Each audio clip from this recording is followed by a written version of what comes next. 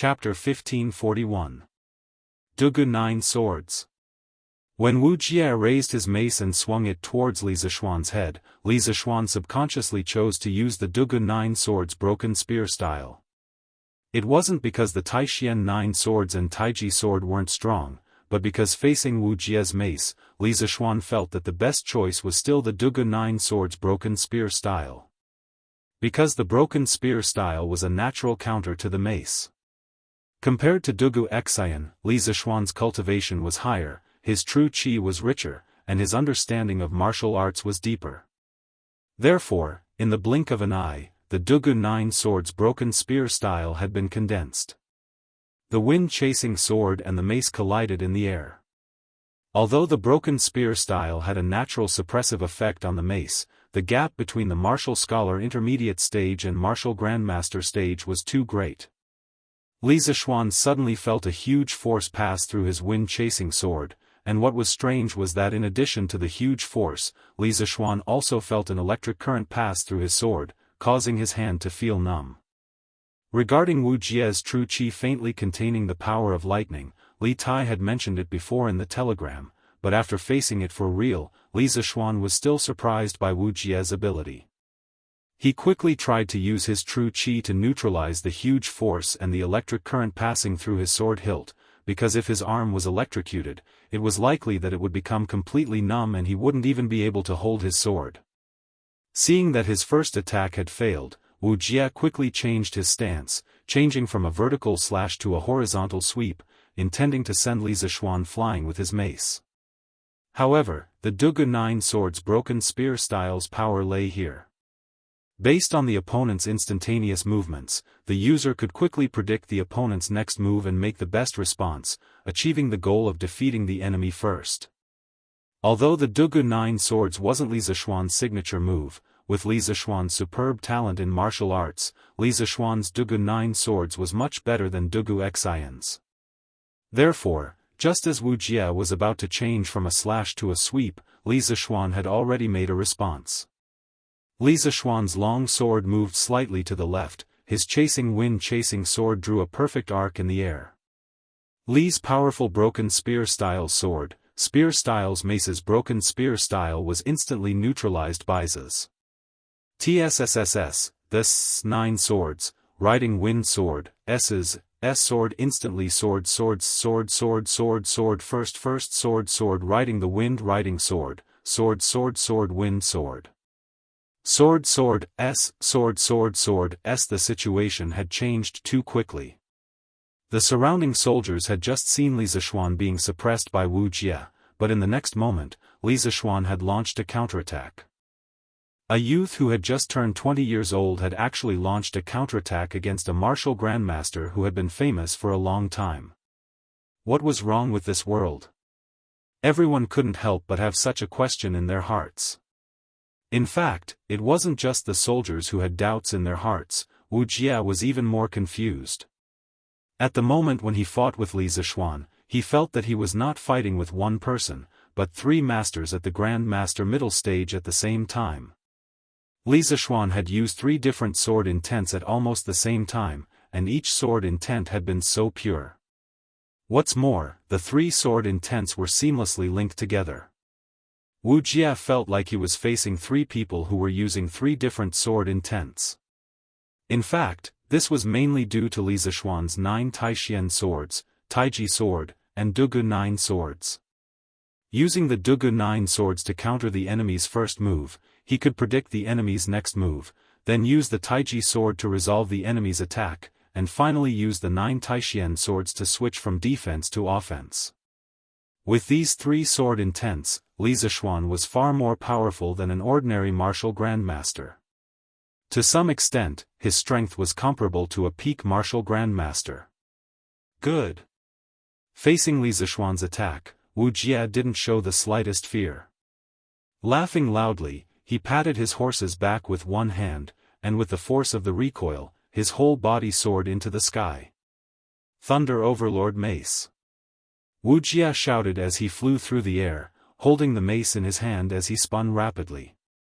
Lightning flashed across the mace's surface, and from a distance, it looked like a spinning wheel as it flew towards Li Zishuan. Facing such a strange attack from Wuxia, the surrounding 10,000 soldiers were scared out of their wits, because in their eyes, how could a mortal control lightning? At this moment, Wuxia was like a god of war descending from the heavens, insufferably arrogant and invincible. Although their hearts were all on Li Zishuan's side, none of them believed that Li Zishuan could block Wuxia's strange attack. Kung! Pung! The wind-chasing sword and the wolf-tooth mace clashed. The wind-chasing sword let out an extremely loud sword cry, which cut through the entire night sky. Immediately after, the two collided with a loud bang. The violent zhenqi that scattered in all directions not only swept up the sand and stones on the ground, but also shook all the nearby soldiers back by more than 10 steps. Qi. Wuxia's reaction was very fast, and his true qi was extremely vigorous. Li Zishuan was sent flying by Wuxia's attack, and in order to stabilize his body, he quickly stabbed the wind-chasing sword into the ground. After sliding back 3 steps, Li Zishuan finally stabilized his body. At the same time, the lightning energy several times stronger than before entered his meridians through his palms, causing his breathing to become unstable and causing him to suffer a cultivation deviation on the spot. Gap. This was the gap between a martial scholar middle stage and a martial grandmaster. Not just a little bit, but a huge chasm. Old monster. In Li Zishuan's mind, these 3 words couldn't help but appear. The Wuxia in front of him was indeed worthy of the title Old Monster, because he was stronger than all the masters Li Zishuan had encountered before. Worthy of being the disciple of spiritual master Ling Su. With this talent, in another 10 years, the whole world will be under your control. Wuxia didn't pursue the victory. Instead, he stood in place in his black robe, looking at Li Zishuan and using his hoarse voice to praise him. Humph. Don't pretend to be so righteous here. The dignified Tujue imperial teacher actually took advantage of this marquee absence to sneak into the academy and commit theft. Even if you win today, you will be despised by the world. Li Zishuan clenched his teeth, forcibly calming the chaotic true qi in his body, then stood up and looked at Wuxia, mocking him without fear. When Li Zishuan left Lantian County and brought the Sky Pheasant Brigade north to help the disaster-stricken areas clear out the locusts, he thought that when he wasn't in Lantian County, there would be Jianghu thieves who would take advantage of the academy's weak defense to cause trouble, so he left all his guards behind. But he never imagined that the dignified Tujue imperial teacher, a martial grandmaster-level super expert, would personally sneak into Yanhuang College, effortlessly destroy all the academy's defenses, and steal most of the academy's confidential information. This made Li Zishuan's heart burn with a nameless fire, and now that he finally had the chance to scold Wuxia, how could he let it go? Hearing this, Wuxia couldn't help but fall silent, because in this matter, he was indeed opportunistic, taking advantage of other people's difficulties, and in any case, couldn't be considered honorable. After a moment of silence, Wuxia finally opened his mouth. "You're right. This time, this imperial teacher sneaked into Yanhuang College because Yunshan, which originally had 3 martial grandmasters, only has 1 martial grandmaster left. But this imperial teacher isn't afraid of you 3, he just doesn't want any trouble." Taking advantage of other people's difficulties was taking advantage of other people's difficulties, and Wuxia didn't try to hide it for the sake of face, instead openly admitting it. From this point alone, this old man could be seen as a straightforward person. Hearing this, Li Zishuan couldn't help but look at Wuxia in surprise. He hadn't expected Wuxia to admit it so easily, making him unable to say the words he had prepared just now. Humph. It's not that this marquis looks down on you Turks, but the Academy's confidential books, even if you brought them back to the Turks, no one would be able to understand them. Moreover, your actions are tantamount to starting a war between the Great Tang and the Turks. Is Xieli ready to start a war with the Great Tang? Hand over the books you're carrying today, and this marquis can spare your life. Inadvertently, Li Zishuan saw the bag on Wuxia's back, and his face couldn't help but turn cold as he spoke in a deep voice. "Ha! Little baby, you've got some big words. If this imperial teacher wants to leave today, you can't stop him." Hearing Li Zishuan's words, Wu Jie couldn't help but laugh loudly. Li Zishuan snorted and said, "This marquis's cultivation is indeed lower than yours, but today, there are tens of thousands of troops lying in ambush at Longmen Pass. Do you think you can still escape? Tens of thousands of troops? Ha! Little baby, you're too confident. Once this imperial teacher finishes you off, what can these tens of thousands of troops do to me?" Wu Jie sneered, a look of arrogance on his face. Although his tone was arrogant, he wasn't wrong in the slightest. Li Zishuan was the strongest in this army, and if he was defeated, no one would be able to pin down Wu Jie, and the main force wouldn't have the time to effectively encircle and suppress Wu Jie. He could rely on his lightness skills to escape from the army at any time. Saying so, Wu Jie raised his mace and leapt into the air again.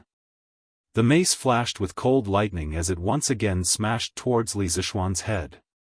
Last night, when he was dealing with Dugu Xian, Dugu Feiying, and Mo Huai, Wu Jie's favorite move was this. 9 Taishian swords, second form, graceful grace.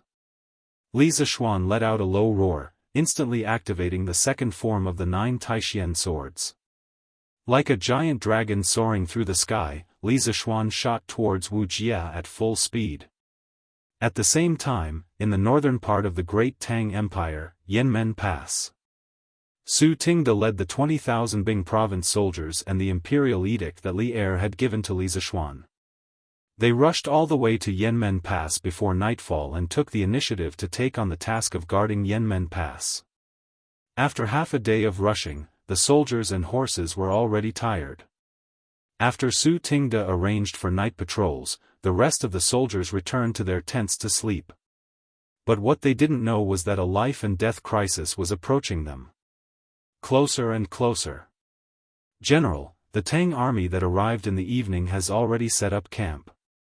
Now is the time when their men and horses are tired. Should we send out the army now and directly take down the Tang army at Yanmen Pass?"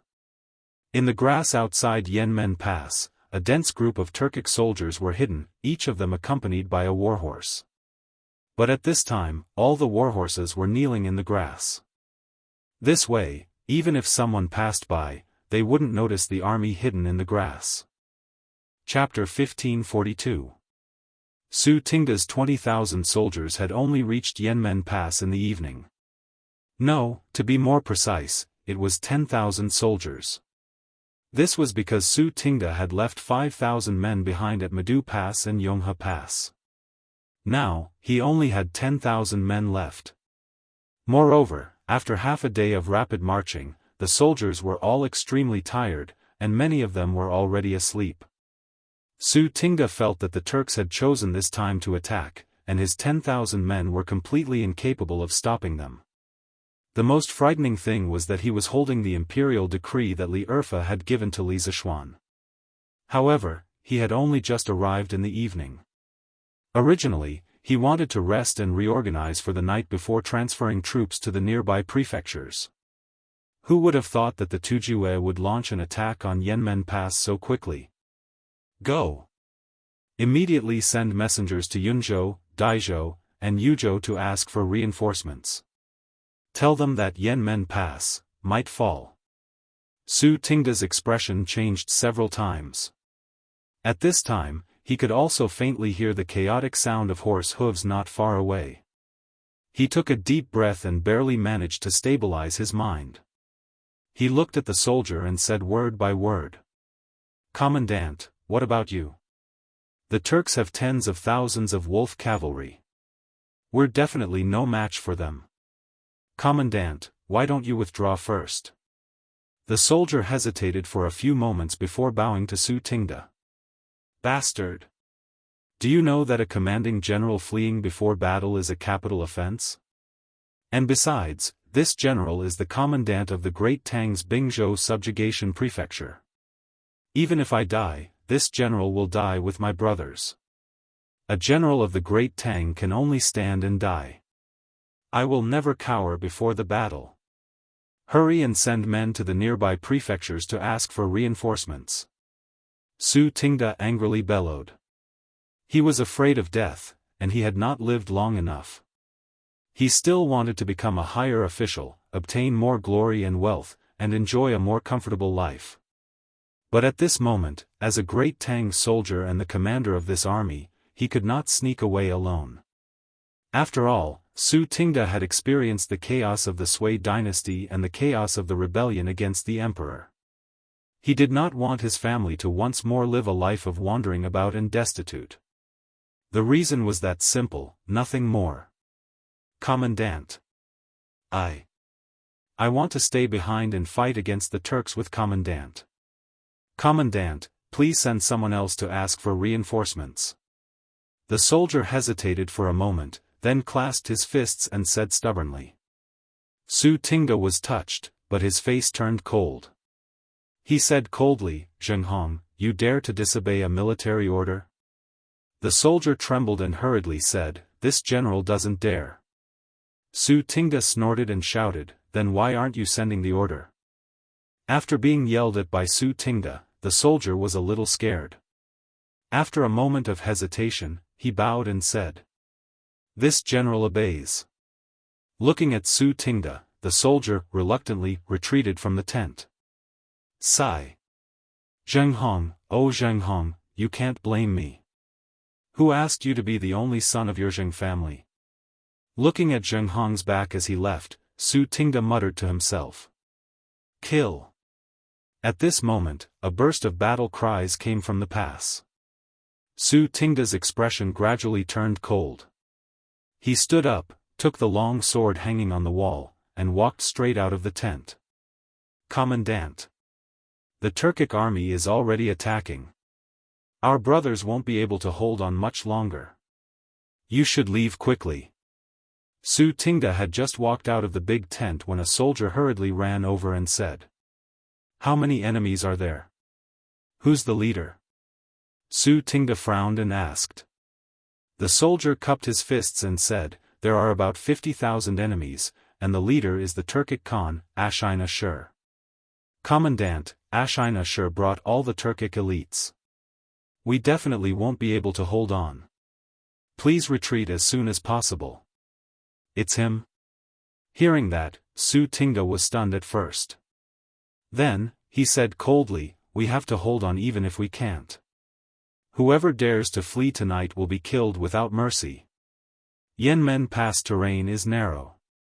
Even if we use a pile of orders, we have to completely block the pass. Quickly beat the drum and summon all the soldiers to kill the enemy with me. I've already sent people to the nearby prefectures to ask for help. We only need to hold on for 2 hours, and there will definitely be reinforcements coming to save us. Yes. Commandant. Seeing that Su Tingda was so confident, a fighting spirit rose in the soldier's heart. He swallowed his saliva and cupped his fists. Dong, dong, dong. A moment later, a series of drumbeats sounded from the south of Yanmen Pass. As time passed, the drumbeats became louder and more frequent. At this time, Su Tingda had already climbed up the tower of Yanmen Pass. Although the Turkic people were not good at sieges, Yanmen Pass was far from being a city. This was because Yanmen Pass was situated on the official road in the middle. The horizontal width of the city walls was only a few hundred feet. As such, the number of soldiers that could be accommodated on the city walls was extremely limited. When the Turkic soldiers got close to the city gates, they abandoned their horses and directly carried a thick tree trunk and slammed it into the city gates of Yanmen Pass. Naturally, Su Tingda would not let the Turkic people crash into the city gates of Yanmen Pass just like that. He quickly shouted, "Release the arrows! Release the arrows!" Whoosh, whoosh, whoosh. Hundreds of arrows were released in an instant, shooting at the Turkic soldiers charging at the city gates. After a round of arrows, dozens of Turkic soldiers fell to the ground in an instant. However, while the Tang soldiers on the city walls were reloading their arrows, the Turkic soldiers behind began to charge forward fearlessly again. Hurry and release the arrows. Seeing this, Su Tingda hurriedly urged. Whoosh, whoosh, whoosh.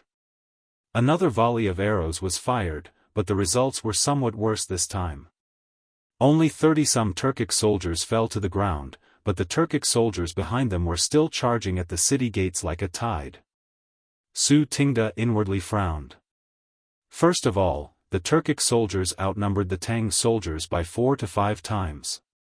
At this rate, they probably wouldn't be able to kill all the Turks even if they spent the entire night.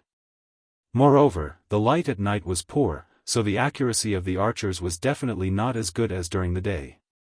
Many of the arrows would miss.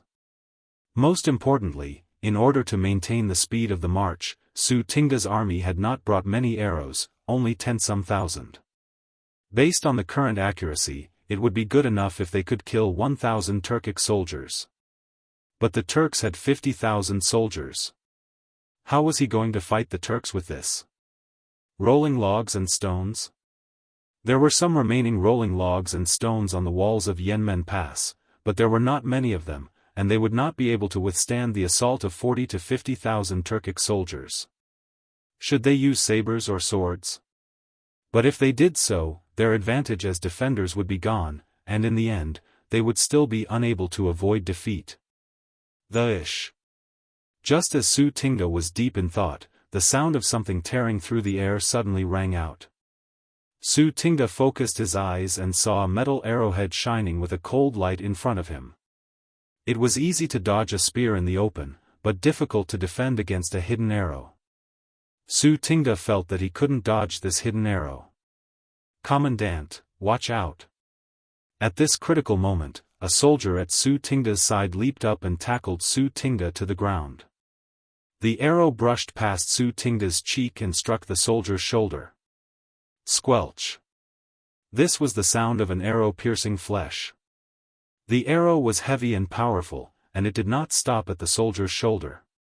More than half of the arrow had pierced through the soldier's body. "Protect the commandant." Someone shouted, and 4 or 5 soldiers immediately surrounded Su Tingda. "Ha! What a pity. If we could kill the Tang commander directly, we might be able to take down Yanmen Pass effortlessly." In the Turkic army, Ashina Sheikh put away his longbow and lamented regretfully. Clearly, that arrow just now was shot by him. "General, there's no need to be regretful. The fact that the Tang army could reach Yanmen Pass so quickly shows that they didn't bring many arrows. These arrows can at most be shot 10 more times. When they run out of arrows, we can break through the gate and enter." A soldier beside Ashina Sheikh could not help but laugh. "Ha! That's right. When the Tang army runs out of arrows, we will enter the pass directly. Then, we will welcome the state preceptor." Ashina Sheikh laughed heartily. Taiji sword techniques 38th style, Phoenix wing spread. Taiji sword techniques 28th style, shooting stars chase the moon. 9 strategies beyond the swords, broken spear style. Taiji sword techniques 18th style, black dragon swings its tail. Taiji sword techniques 20th style, lotus leaves whirlwind. 9 Taishian swords 3rd style, snow treading, leaving no trace in the snow. Taiji sword techniques 34th style, moon in the ocean. Taiji sword techniques 50th style, Immortal guides the way. Over at Longmen Pass, the battle between Li Zishuan and Wuxia had already reached its climax. After exchanging blows with Wuxia, Li Zishuan was very clear about the huge gap between himself and a martial grandmaster. This gap was not something that could be made up with exquisite moves. Therefore, Li Zishuan wisely gave up on attacking, and began to fight a defensive battle from the start. With the 9 solitary swords advantage, the unparalleled defense of the Taiji sword technique, and the extreme speed of the 9 Taishian swords, Li Zishuan's figure flashed through the battlefield, not letting Wuxia even touch the corner of his clothes. After a dozen exchanges, he actually did not suffer any external injuries. Although there were no external injuries, of course there were internal injuries. In addition to Wuxia's powerful true qi, What annoyed Li Zixuan the most was the strange power of lightning that Wu Jie sent out with his mace. If Yang Kai were to use his true qi to resist and neutralize this thing, it would be a huge waste of his true qi. In this situation, his true qi was his life, and his true qi was definitely not as vigorous as Wu Jie's, so he had to use it sparingly. However, if he completely ignored it, his arm would soon become numb from the electricity, affecting his reaction speed, and if he wasn't careful, he might even be seriously injured by Wu Jie. Therefore, although Li Zixuan had withstood Wu Jie's attacks for a dozen exchanges, this impressive achievement was not something he could be proud of, because his situation was not good. Facing Wu Jie's seemingly endless true qi, Li Zixuan's true qi was running out.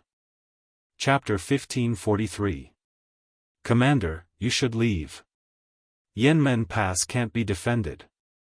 On Yanmen Pass, the Tang army was about to run out of arrows. Seeing this, a soldier came to Su Tingda's side and urged him anxiously. Su Tingda was unmoved and said coldly, "I would rather die than retreat." After saying that, he turned to the soldiers on the city gate tower and shouted, "Generals, listen to my order. Follow me to open the gates and fight to the death with the Turkic army. Behind us are our parents, wives, and children. Tonight, we would rather die than retreat." Su Tingda had been forced to give up the advantage of terrain and open the gates to meet the Turks. Their arrows were about to run out, and without any long-range attacks, the Turkic soldiers would be able to easily break through the gates. Rather than hastily engaging in battle, it was better to open the gates now and gather all the soldiers to engage the Turks in a battle of life and death. Rather die than retreat. Rather die than retreat. Su Tingda's words influenced the Tang army near Yanmen Pass, and they all shouted. A solemn and stirring atmosphere suddenly pervaded the air. Reporting. General, the Tang army has taken the initiative to open the gates and want to fight us outside Yanmen Pass. At the center of the Turkic army, a Turkic soldier ran over and bowed to Ashina Shirchu. Oh! The Tang army actually dares to come out? Ashina Shirchu raised his eyebrows in surprise. Then, his face turned cold as he said, "Pass down my order. The left, middle, and right armies move out together and take down Yanmen Pass as quickly as possible." Yes.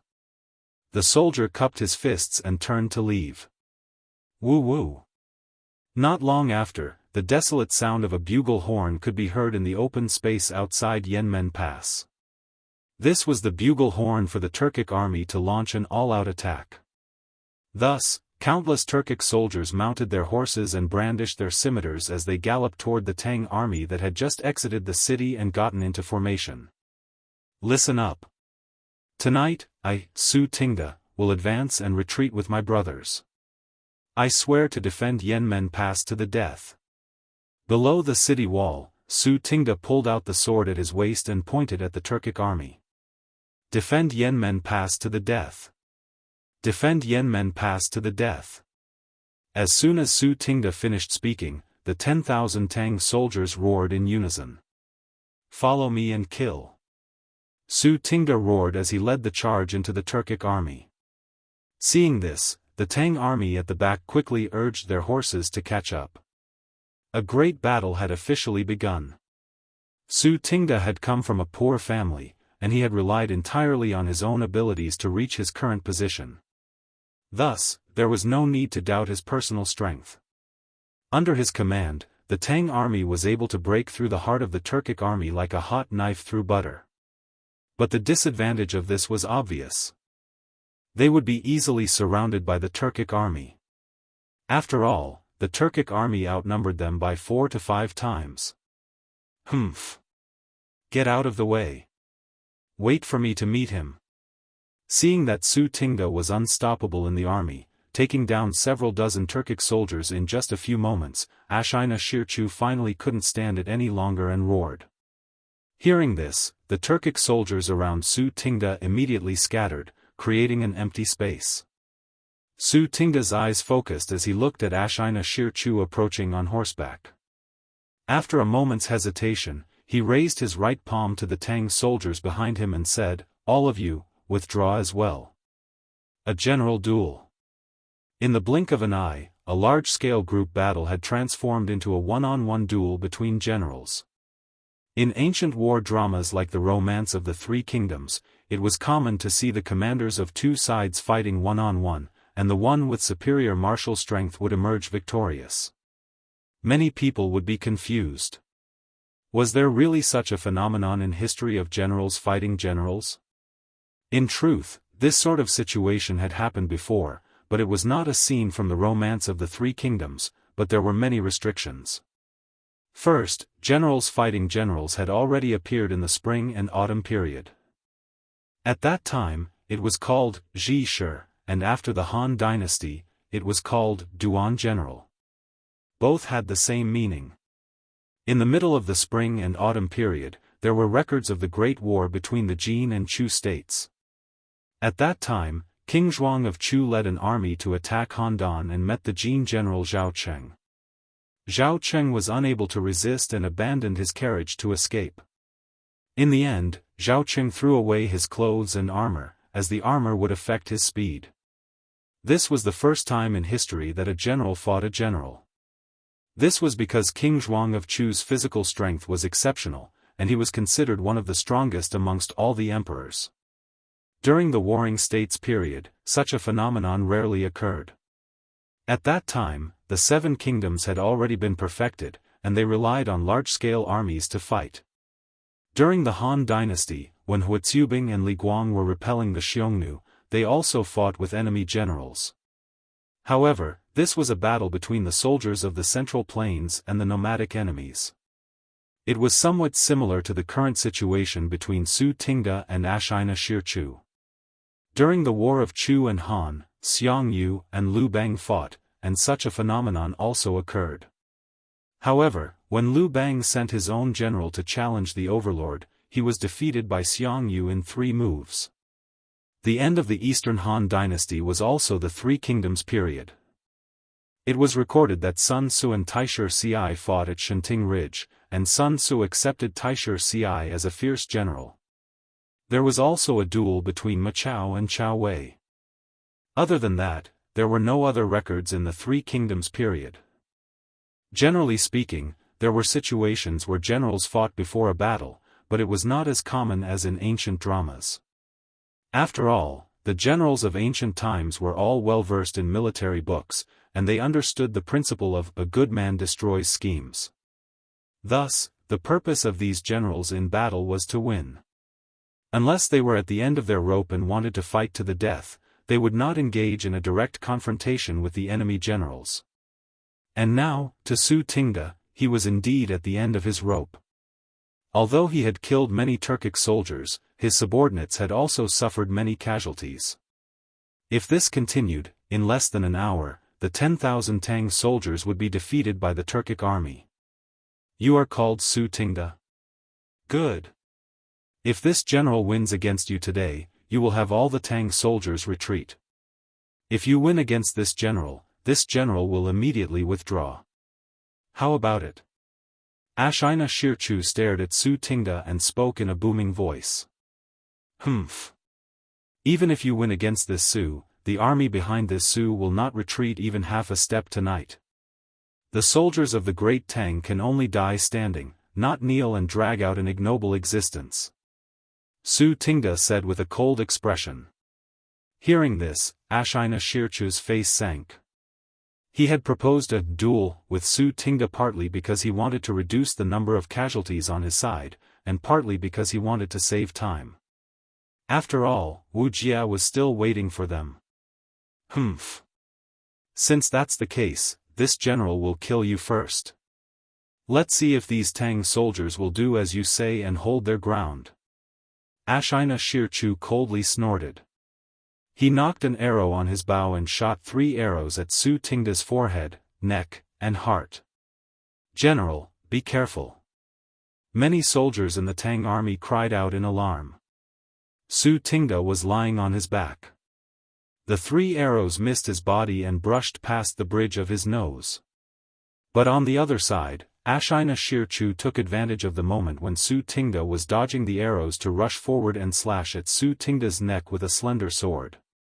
This person was actually proficient in both long-range and close combat. Moreover, the speed of these two attacks was as fast as lightning, making it impossible to guard against. For a moment, Su Tingda was caught off guard. He hurriedly brandished his sword to block Ashina Shirchu's killing blow.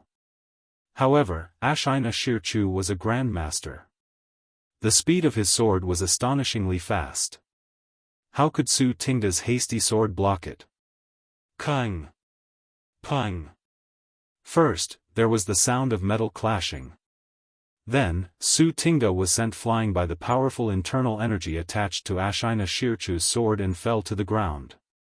In just one round, the chief general of the Tang army was knocked off his horse. The surrounding soldiers were shocked and rushed to Su Tingda like a swarm of bees, trying to protect him. But someone was faster than them. After Ashina Shirchu knocked Su Tingda back, he dashed forward and stabbed his sword at Su Tingda's throat. Su Tingda was alarmed as he hurriedly raised his sword to block in front of him. Ashina Shi's sword stabbed into Su Tingda's sword. Su Tingda took advantage of the situation to retreat. With this force, he finally stood up from the ground. Under the illumination of the torches, the sword flashed and the two of them fought again. However, although Su Tingda was not weak, he was still not a grandmaster. Ashina Shirchu was not only at a higher level than him, but he also fought in close combat, took 3 steps back, and drew his bow in one breath. With such a combination of long-range and close-range attacks, Su Tingda could not withstand it. After a few rounds, it was obvious that he was going to lose. Charge! Protect Commandant Su! When the surrounding soldiers saw this, they understood that Su Tingda wouldn't be able to hold on for much longer. Someone shouted, and immediately, more than 10,000 soldiers rushed up to protect Su Tingda. Humph! It's time to end this. When Ashina Shirchu saw that the Tang army was rushing towards him, he raised his sword and slashed at Su Tingda. Su Tingda swung his sword to block, and then Ashina Shirchu used his left palm to hit Su Tingda's chest. Bam! Su Tingda was like a kite with a broken string after receiving Ashina Shirchu's palm strike that was filled with true qi. He fell heavily to the ground. Commandant! Commandant! The 10,000 soldiers were shocked. They hurried forward to help Su Tingda up. Kill! Flatten Yanmen Pass! Ashina Shirchu guessed that Su Tingda was not going to live. He waved his hand and ordered the Turkic soldiers beside him. Charge! Bam! Bam! Bam! Hearing the order, the 50,000 Turkic soldiers immediately charged at the Tang army. What was worse was that the Tang army's commander-in-chief had been severely injured by Ashina Shirchu, and the 10,000 soldiers were in a desperate situation without their commander-in-chief. Chapter 1544. Pooh! Li Zishuan was heavily injured by Wu Jie and fell to the ground. Just now, Wu Jie's berserk true qi had been transmitted into his body through his sword, crazily wreaking havoc in his meridians, causing Li Zishuan, who was already in a weakened state, to the point where he couldn't help but spit out a mouthful of blood. The blood was also mixed with blood, clearly showing that Li Zishuan's internal organs had also been injured. But this wasn't the worst part. The worst part was that when Li Zishuan's sword had struck Wu Jie's chaotic thunder body had transmitted a considerable amount of lightning energy to Li Zishuan, causing Li Zishuan to feel as if he had been struck by lightning. His entire body was numb, and he couldn't even move a finger. This was because he didn't have any true qi in his body to neutralize this lightning. Pang pang pang. On the battlefield, seeing Li Zishuan heavily injured by Wu Jie, the 10,000 soldiers from Bing province charged towards Wu Jie without fear of death. But at this moment, Wu Jie was abnormally strong. None of the Tang army soldiers who got close to him could withstand a single blow from him, all of them were sent flying by his mace. In an instant, the Tang army's formation was in chaos. Seeing this, Wuxia very wisely chose to fight while retreating.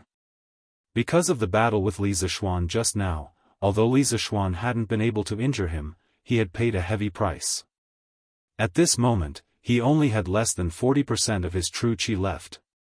If he continued to fight with the Tang army, Wuxia believed that there would only be one end for him, and that was death from exhaustion. As for the heavily injured Li Zishuan, Wuxia didn't think of taking advantage of the situation to kill him, because he was very clear on his goal, which was to escape back to the Turks with the confidential information of Yanhuang College. As a result, under his brute force, the surrounding Tang army was quickly torn apart. Wuxia resisted the attacks of the Tang army while relying on his lightness kung fu to gradually close in on the northern opening. It was worth mentioning that Wuxia's lightness kung fu was also quite good. Without a master like Li Zishuan holding him back, he was like a bolt of lightning in the night, able to go wherever he wanted. Seeing Wuxia trying to escape the encirclement, the soldiers became even crazier, rushing towards Wuxia without any regard for their own lives. But now that they had lost their formation, and with no one to command them, they were like a swarm of bees, running around randomly, unable to pose the slightest threat to Wuxia, who was constantly dodging left and right. Quick! Formation! Stop Wuxia! Jianghu Provincial Governor Hong Wenxing saw Li Zhan sitting motionless on the ground healing wounds, completely unable to pay attention to the battle situation, so he quickly stood and shouted to the soldiers. Formation, formation, formation. Quickly, formation, formation. The nearby soldiers quickly followed Hong Wenxing's orders, but the soldiers further away couldn't hear Hong Wenxing's orders, so the effect of Hong Wenxing's shout was extremely limited. At most, it would only be able to delay Wuxia for a short while. At this time, Li Zishuan, who was meditating and healing, suddenly experienced a mysterious change in his body. The spirit qi in his body suddenly came to life. Last year, when the bearded man wreaked havoc in Cloud Mountain, Li Zishuan and Mo Huai had fought together. In that battle, Li Zishuan had relied on his understanding of another mysterious gas between heaven and earth, spirit qi, to directly advance to the middle stage of the martial scholar realm. Since then, Li Zishuan had felt that his body had changed, especially the true qi in his body, which seemed to have been mixed with something else. At that time, Li Zishuan had called this spirit qi. Heaven and earth had spirits, and all living things were born. Li Zishuan didn't know what spirit qi was, or what kind of elements it was made of, but he was sure that it wasn't oxygen, but he was very sure that his meridians could directly absorb a special kind of qi from the natural world. Without any experience in this area, he could only attribute it to spirit qi. But strangely, since the last time when he had broken through to the middle stage of the martial scholar realm and crazily absorbed the spirit qi, the special spirit qi in his body had completely quieted down. Usually, not only could he not feel its existence, he basically couldn't use it. Just like just now, when his true qi was exhausted, the spirit qi didn't move at all. At this moment, Li Zishuan, who was numb from the powerful electric current, suddenly felt the spirit qi in his body begin to stir. Li Zishuan could clearly feel the spirit qi in the air around him crazily rushing into his body, and the remaining electric current in his body began to quickly converge towards his dantian. Gradually, the numbness in his limbs was lifted and he could move again. The electric current that Wuxia had transmitted to him was actually completely swallowed up by the spirit qi in his dantian. Not only that, at this moment, Li Zishuan's true qi, which had originally dried up, was rapidly recovering at a speed visible to the naked eye. It was like a small dried-up pond. Originally, it could only rely on manpower to pour buckets of water into it, but now, with the addition of more than a dozen water pumps, the dried-up pond instantly became dry and the water level began to rise. Half a quarter of an hour. In just half a quarter of an hour, Li Zishuan's true qi had been restored to 60%. Although he hadn't recovered to his peak state, for the current situation, 60% was just barely enough, because Wuxia was about to escape from the encirclement. 9 Taishian swords, 7th style, phantom, all that the heart sees is an illusion. Li Zishuan raised his wind-chasing sword and directly soared into the sky. In the sky, 8 more Li Zishuan appeared and rushed towards Wuxia from different directions. Marquis is fine. Great. Marquis's strength has been restored. Let's see how the Turkic imperial teacher can act arrogantly now. Seeing Li Zishuan soar into the air and once again join the battle, the great Tang soldiers cheered loudly, greatly encouraged. What? Impossible. Feeling the familiar murderous intent behind him, Wuxia hurriedly turned around, and when he saw that it really was Li Zishuan, his eyes widened in disbelief. In the last exchange, Wuxia clearly felt that Li Zishuan's true qi had been exhausted, but now that Li Zishuan was flying towards him with his sword, how could he explain this? Could it be that in this short period of time, Li Zishuan had not only dissolved his thunder and lightning, but had also recovered most of the real qi that he had consumed in his body? How was that possible? In Wuxia's view, this obviously didn't conform to common sense, even subverting his understanding of the world of martial arts. But now that Li Zishuan was coming at him with his wind-chasing sword, Wuxia had to find a way to block him. Li Zishuan was using the 7th style of the 9 Taishian swords alone, not all 7 like before, so the power was naturally much lower. However, the current Wuxia was far weaker than before. Therefore, Li Zishuan's 1 sword, no, 8 sword strikes, because there were 8 phantoms, Wuxia had to use all his strength to deal with it. Thunder Overlord Mace. Wuxia shouted, and in the air, he spun rapidly with his mace in hand. Lightning flashed on the mace, and from a distance, it looked like a spinning wheel as it collided with the Li Zishuan, coming from all directions. He wanted to break through them one by one, and not directly block them with his body like before. Ding ding ding. Every time Wuxia's mace collided with the wind-chasing sword held by one of the phantoms, a metallic clanging sound rang out. Relying on his movement speed's secret art, Wuxia quickly broke through the phantoms one by one, and the number of Li Zishuan's phantoms in the sky gradually decreased. Everything looked the same as before, but when there was only one Li Zishuan left, a sudden change occurred. 9 Taishian swords, 8th style, returned to origin. 10,000 swords returned to origin. When Li Zishuan's sword strikes were about to be broken by Wuxia, his momentum suddenly changed. First, he changed direction in the air and retreated 2 meters, then he waved his hands, and all the swords in the hands of the nearby soldiers were sucked towards him. The 8th style of the 9 Taishian swords quickly flashed through his mind, and he gathered all the true qi in his body, finally managing to display the 8th style of the 9 Taishian swords. In fact, it was completely impossible to perform the 8th move of the 9 Taishian swords in the Supreme Power middle stage, but Li Zishuan had already stepped into the threshold of the Supreme Power late stage, so he could finally perform the 8th move. More than 20 swords floated in front of Li Zishuan, and Li Zishuan's long hair fluttered without any wind. Drawing a circle with his hands, he used all the true qi in his body to shake off the 20 swords, and quickly sent them flying towards Wuxia. Seeing this, Wuxia was shocked and hurriedly waved his mace to defend himself. With a series of ding-ding-ding sounds, almost all of the swords were deflected by Wuxia's mace, but this was only almost, there was still a fish that slipped through the net. Qi. One of the swords very luckily dodged Wuxia's all-around attack, and with a qi sound, cut open the black package on Wuxia's back. Suddenly, the white papers and books scattered all over the ground, and all the confidential information in the package fell to the ground. Wuxia wanted to pick up the papers and books on the ground, but Li Zishuan didn't give him the chance. With a loud shout, Li Zishuan used the Tai Chi sword's Azure Dragon out at sea on Wuxia's face. When the rest of the soldiers saw this, they knew that now was their best chance to kill Wuxia, so without waiting for Li Zishuan's orders, they formed the Mo sword formation and rushed towards Wuxia's position. Wuxia dodged Li Zishuan's Azure Dragon out at sea, and then looked at the Yanhuang College's confidential information that was scattered all over the ground. He gritted his teeth, knowing that it was impossible for him to take all these things away today, because the Tang army had already formed the formation and was about to surround him again.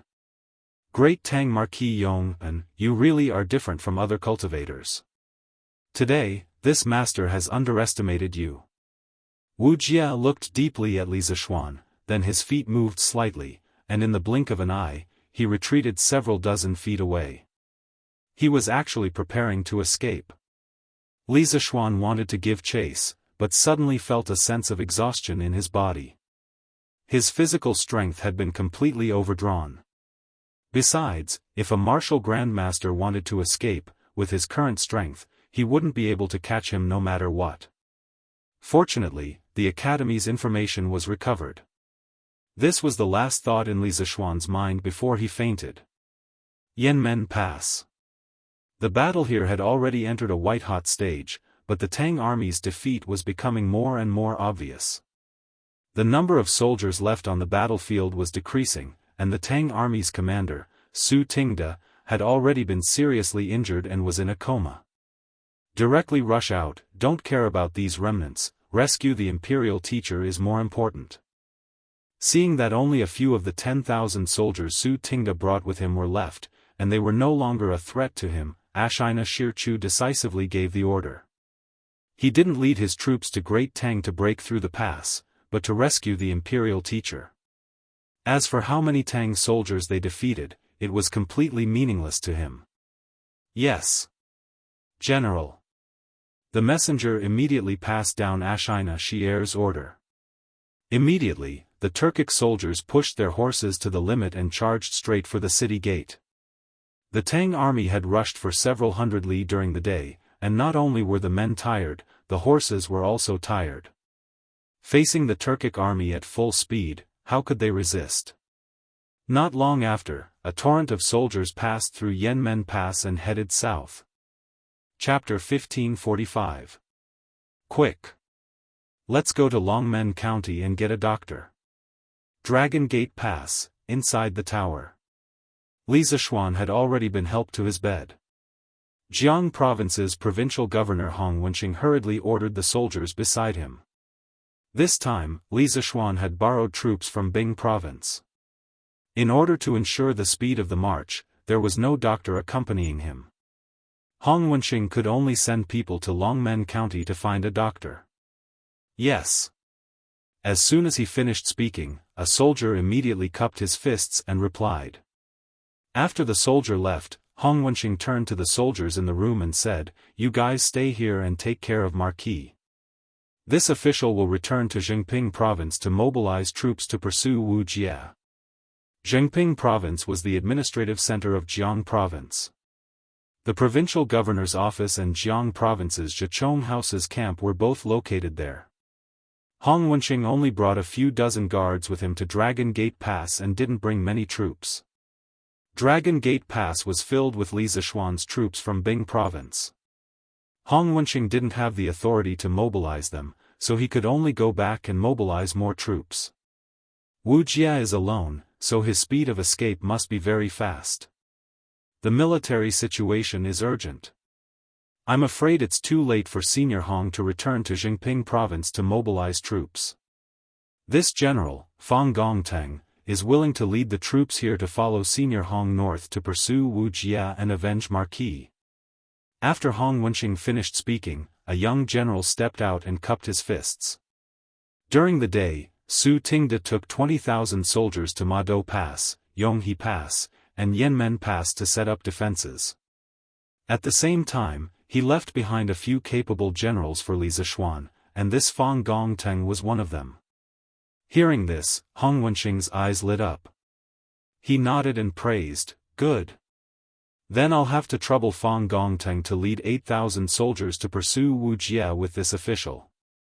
Just now, during the battle between Li Zishuan and Wuxia, because Hong Wenqing wasn't good at martial arts, he couldn't help much from the sidelines, which made him feel quite apologetic. What's more, Li Zishuan had been seriously injured by Wuxia at the Dragon Gate, so if Hong Wenqing, as the Jianghu Province's provincial governor, didn't do anything, he would definitely be punished by Lier. Therefore, whether it was for public or private reasons, Hong Wenqing had no choice but to lead troops to pursue Wuxia. Not long after, Hong Wenxing and Fang Gongting led the 8,000 prefecture soldiers out of the Longmen Pass and headed north. The rest of them stayed at Longmen Pass to protect Li Zishuan. At the same time, the news that Yanmen Pass had been broken quickly began to spread. The governors of Yunzhou, Shuo, Yuzhou, and Daizhou, the 4 prefectures of the Hedong circuit near the northern border, began to move. Overnight, they mobilized soldiers from their local prefectures to Madu Pass and Yonghe Pass, hoping to stop the Turkic army from advancing further south. After all, 2 years ago, Shili Khan had taken advantage of the change in power in the Great Tang Empire to send an army of 100,000 soldiers to attack the Great Tang from Yunzhou. They had been unstoppable, first attacking Jing province, and then advancing all the way to the capital of the Great Tang, Chang'an. Many people could still vividly remember that scene. Who could guarantee that the 50,000 Turkic soldiers wouldn't run to the gates of Chang'an and show off their might to Li Er? If that really happened, all the officials of the 4 prefectures of the Hedong circuit would probably be demoted by Li Er. Thus, when they learned that Ashina Shi had led 50,000 Turkic wolf cavalry into the pass, the governors of these prefectures instantly lost their composure. They hastily dispatched soldiers to pursue and trap the Turkic army in the Hedong circuit. The soldiers of these 4 prefectures added together numbered at least 70 to 80,000, but they had come from different directions. If they really did run into the Turkic army, they would still suffer a significant loss. Hiya. On the official road north of Longmen Pass, 2 men in black were madly galloping. In this era, there were no headlights or street lamps, so traveling at night was very dangerous. Fortunately, there was still some moonlight tonight, and the official road was relatively wide. Thus, even though these 2 were running so fast, they didn't fall into the ditches on either side of the road. State teacher, we'll reach Horse Do Pass soon. Since that Li Zishuan was able to set up an ambush at Longmen Pass, there might also be a large number of Tang soldiers at Horse Do Pass. Are we still going to force our way through? The man who was following behind said. There's no need. Our men should be arriving soon. The black-robed man riding at the front said in a hoarse voice. This man was Wuxia, who had escaped from Longmen Pass. The other man was an experimental subject that Wuxia had released at the beginning to see if there was an ambush at Longmen Pass. Wuxia hadn't expected that the experimental subject would successfully escape while the other 3 Turkic warriors were left behind in the Tang army camp at Longmen Pass. The warrior in black couldn't help but be alarmed by these words. He couldn't help but whisper, "Our men? Did the Khan send people to the Tang Empire to pick us up?" Wu Jie didn't respond. It wasn't that he didn't hear it, but that he wasn't in the mood to answer this question. Right now, his mind was full of Li Zishuan. To be more precise, he was thinking about Li Zishuan's last counterattack. During the time he escaped from Longmen Pass, Wu Jie had already deduced countless times in his mind, but the result of each deduction indicated that after Li Zishuan was knocked down by him, it was impossible for Li Zishuan to prepare a second round of attacks in such a short time.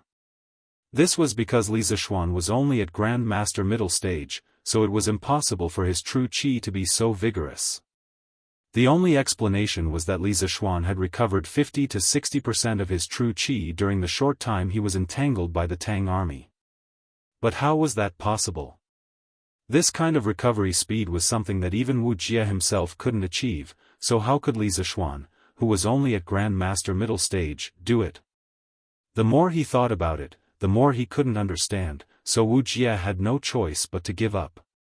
But what made him feel regretful was that the books and confidential information he had stolen from Yanhuang College with great difficulty had been cut open by Li Zishuan's returning to origin. This meant that his mission to infiltrate the Tang Empire had completely failed. This made Wu Jie very unwilling to accept. 10 days ago, Han Lizheng had seen several Turkic warriors sneaking into the Tang Empire on Mount Baishan, and Wu Jie was among them. At the end of June, a locust plague had broken out in the Guangzhong region of the Tang Empire. Shili Khan saw this as an opportunity, so he sent Wu Jie to infiltrate the Tang Empire to see if there were any good opportunities. After entering the Tang Empire, Wuxia had originally planned to go straight to Chang'an City, but along the way, he had heard many people talking about how Li Zishuan had led the Sky Rooster Brigade to eliminate locusts in the northern provinces. In fact, the Turks had many spies in the Tang Empire, so Wuxia naturally knew about Li Zishuan, a rising star in the Tang Empire. So when he heard that Li Zishuan had gone north to eliminate locusts, he immediately had an idea to weaken the Tang Empire's strength and strengthen the Turks' national strength. That was to sneak into Yanhuang College, steal all the engineering books and information, and bring them back to the Turks to slowly study. Wuxia had been patiently waiting for a good opportunity to sneak into the college, and he hadn't expected that it would really happen. On the third day after he arrived at Yunshan, the bearded man bid farewell to Li Gang, Wang Ji, and the other Yanhuang College teachers and left Yunshan, saying that he was going out to sea. In just a few days, Yunshan, which had originally been guarded by 3 grandmasters, only had Mo Huai as its sole grandmaster. Wuxia believed that it was time to sneak into Yanhuang College. But in order to ensure that nothing went wrong, he had patiently observed the surroundings of Yunshan for several days, and after confirming that there was no danger, he had chosen to sneak into the college last night to steal the books. But he hadn't expected that after stealing the books, on the way back to the Turks, he would encounter Li Zishuan's ambush. It had to be known that he and the 4 Turkic warriors he had brought with him were all riding 2 horses, and they had been rushing through the night. It wouldn't be an exaggeration to say that their speed was much faster than the speed of the messengers from Chang'an to the northern provinces and counties. Looking at it this way, at first, he had schemed against Li Zishuan, but later on, Li Zishuan had schemed against him, and in the end, the 2 of them had fought to a draw. Thinking of this, Wuxia's eyes couldn't help but become dignified. In his heart, he thought that Li Zishuan would definitely become the greatest enemy of the Turks in the future. Kill. Sure enough, by the time Wuxia arrived at Horse Dipper Pass, the 2 sides had already engaged in a fierce battle. Ashina Shi-er was truly worthy of being a Turkic general. After breaking through Yanmen Pass, he had broken through Yonghe Pass as quickly as possible, and now he had arrived at Horse Dipper Pass before Wuxia. Hiya!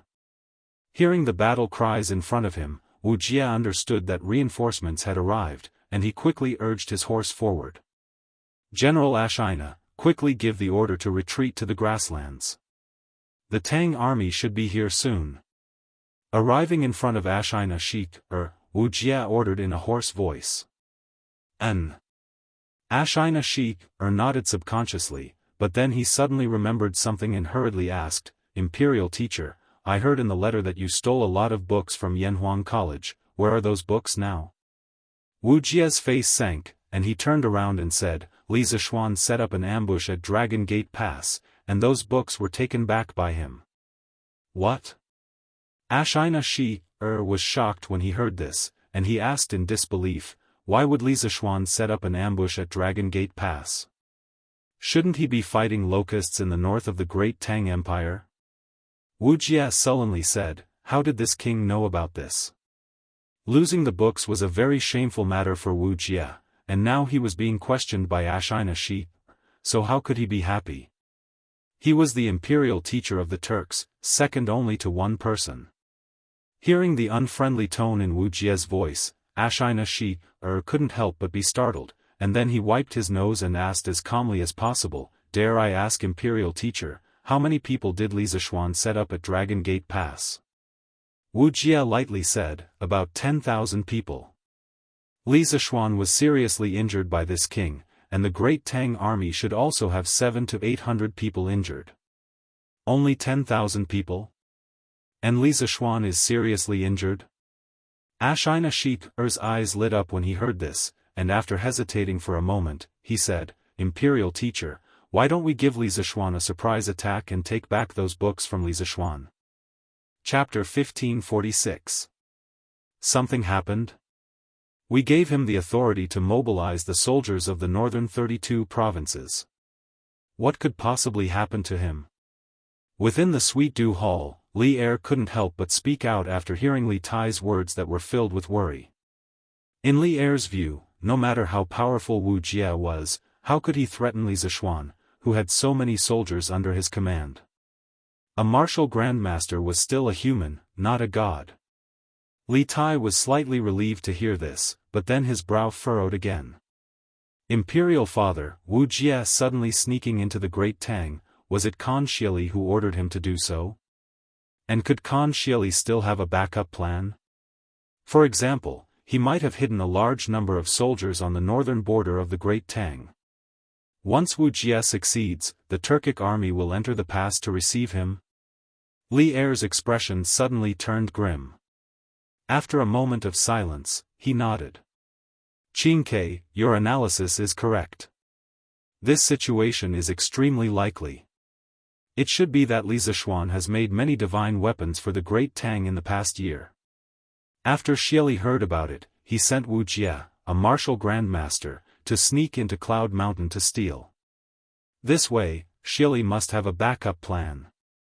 Humph. I really didn't expect that Shieli, a fierce and ruthless character, would send someone to do such a shady business. Li Er couldn't help but slam the table and stand up. Li Tai stood up and clasped his hands. Imperial Father, if this is really the case, then Yamacho's situation is not good. This afternoon, Your Eminence and the other generals calculated that Wu Jie would most likely arrive at Longmen Pass in the evening. Mountain Chieftain is an intelligent man and should have been able to guess Wu Jie's route, but time is tight. Even if he can transfer soldiers from Bing Province, it would be impossible for him to gather more than 50,000 soldiers in such a short amount of time. If Wu Jie and the Turkic soldiers lying in ambush in the Great Tang's territory work together, Mountain Chieftain leading a lone army at Longmen Pass will not be able to stop Wu Jie from fleeing north. The little fatty who had wanted to compete with Li Zishuan back then was now racking his brains and thinking about Li Zishuan's safety. It had to be said that Li Zishuan had a special kind of charisma. Charisma. How could Li Er not understand what Li Tai was talking about? Li Zishuan was the most promising talent of the Great Tang's younger generation. He didn't want anything to happen to Li Zishuan, but what else could he do? At this moment, Li Zishuan was several hundred li away from the capital. If something were to happen, it would have already happened. Thinking of this, Li Er couldn't help but walk back and forth in front of the hall with his hands behind his back. Beep beep beep. At this moment, the telegraph on the small square table beside Li Tai suddenly beeped. Swish. Swish. Both father and son turned their gazes to the telegraph at the same time. Soon, Li Tai came back to his senses. He quickly picked up a pen and paper and began to record. A moment later, the telegraph stopped beeping. Li Er quickly asked, "How is it? Is it from Li Zishuan?" "Father, it's not a telegram from Yamacho." Unexpectedly, Li Tai shook his head. Seeing the doubt in Li Er's eyes, he quickly explained, "It's from Meng Wenhao." As he spoke, Li Tai had already sent out a string of codes to indicate that he was beside the telegraph. "Oh? Is it news about Shu Bao, Jijia, and the others?" Li Er's eyes narrowed as he asked in a deep voice. Li Tai nodded and said, "It should be." Beep beep beep beep. As soon as he finished speaking, the telegraph beeped again. This time, the telegraph beeped for a long time. Li Er looked on anxiously from the side. The main reason was that he couldn't understand this non-human language, so he felt that time passed very slowly. After some time, the telegraph finally stopped beeping. Li Er knew that Li Tai was going to start translating the codes, so he didn't say anything to disturb him. However, as Li Tai compared the translated codes to the codebook, his expression gradually became serious. Seeing this, Li Er's heart sank. He quickly asked, "Qingke, is there a change in the situation at the front line?" Li Tai took the paper with the translated report and stood up. With a solemn expression, he said, "Imperial Father, General Qin's army has already arrived at Puzhou. Just a moment ago, the scouts at the front sent news that the Turkic army of 50,000 is attacking Yanmen Pass. Yanmen Pass has been broken, and the armies of Yunzhou, Daizhou, Yuzhou, and Shuozhou have all moved to stop the Turkic army from continuing south. What? The Turkic army of 50,000 broke through Yanmen Pass. Li Er's expression changed. He rushed in front of Li Tai and asked, then what about Li Zishuan? Did he stop Wuxia and take back the information about Yanhuang College? Li Tai handed over the paper with both hands and said, replying to Father, Wenhao said that the situation at Yanmen Pass is still unknown.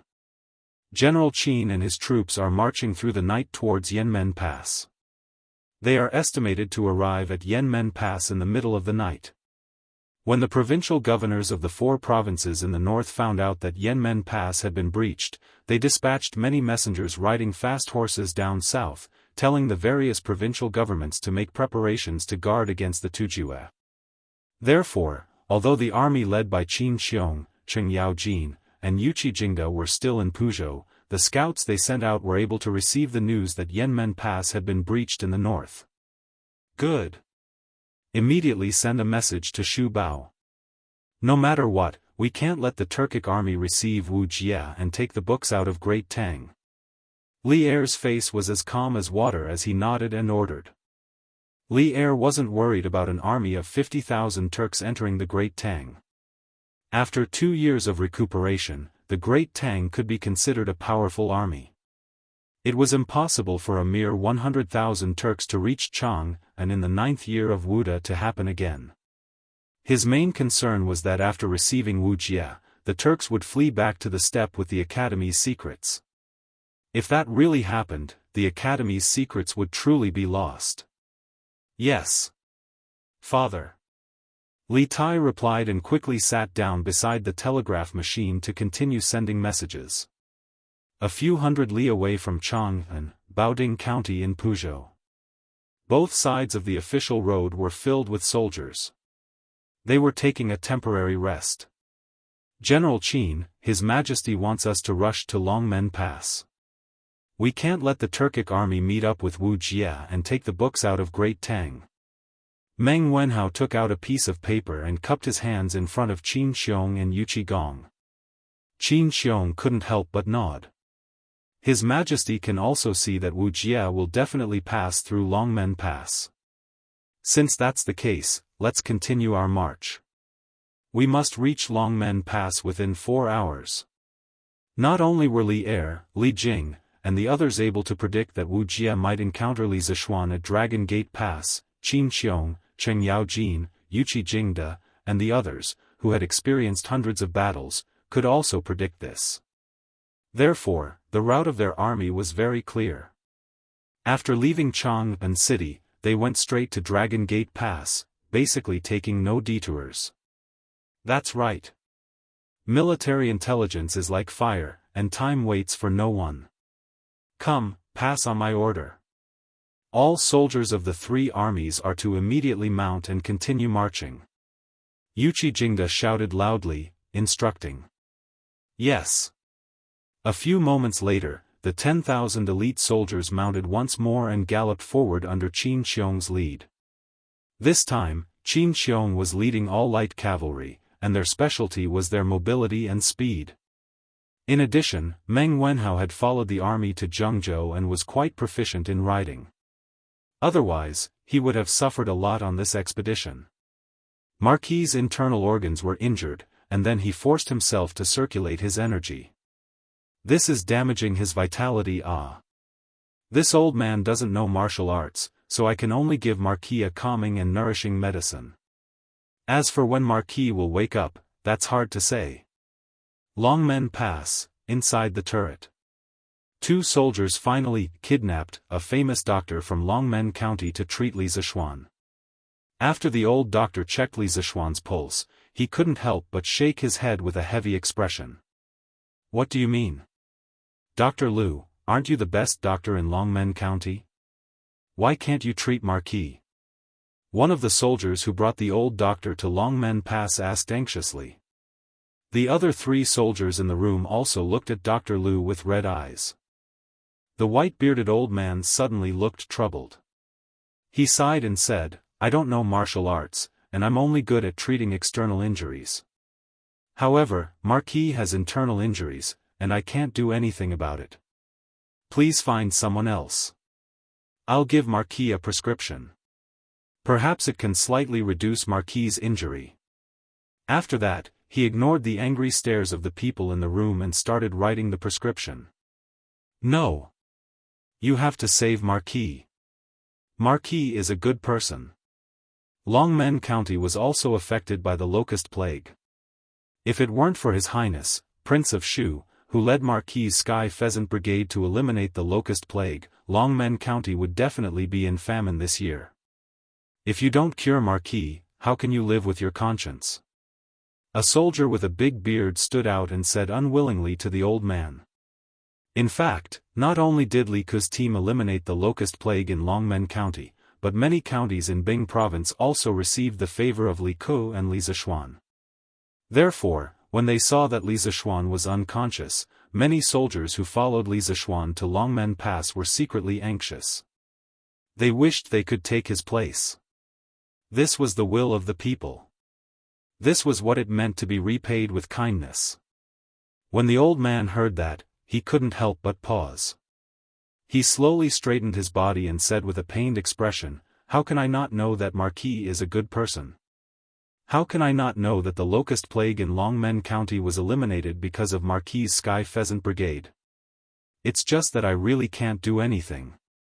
If possible, I'm willing to exchange my life for Marquis. But I can't.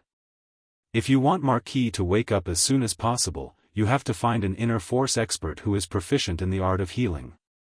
According to what I know, I'm afraid only Dr. Sun is qualified to do it." Dr. Sun? Dr. Sun should still be in Chang'an. How can he make it in time? The soldier with the big beard couldn't help but ask. "Lieutenant Liu, this is bad. A large number of cavalrymen with torches have been spotted 20 miles to the north. They are rushing towards Longmen Pass." At this moment, a soldier ran in quickly and bowed to the bearded soldier with cupped fists. It turned out that this guy was a lieutenant of the Bing Province barracks. "What? A large number of cavalrymen are approaching Longmen Pass? Are they soldiers from other places?" The bearded lieutenant's eyes widened. His heart skipped a beat, and he suddenly changed his expression. "I can't see clearly which place they are from. But their marching speed is very fast. It won't be long before they reach Longmen Pass." The soldier cupped his fists and replied. The bearded lieutenant's face darkened. He said, "Let's go. Follow me to the city tower to take a look." Then, he remembered the white-haired old man beside him. He said, "Dr. Liu, you don't have to worry.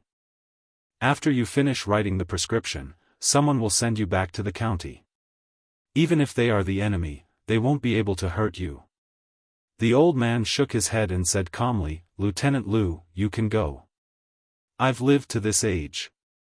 What's there to be afraid of?" The bearded lieutenant couldn't help but nod.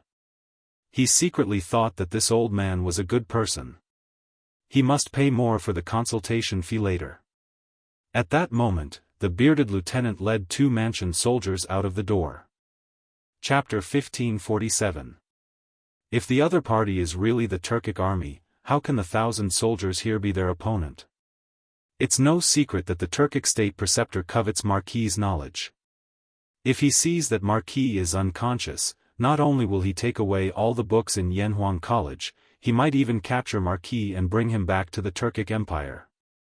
At that time, Marquis will still not be able to escape death. After listening to Dr. Liu's words, the bearded lieutenant's eyes widened and he said anxiously.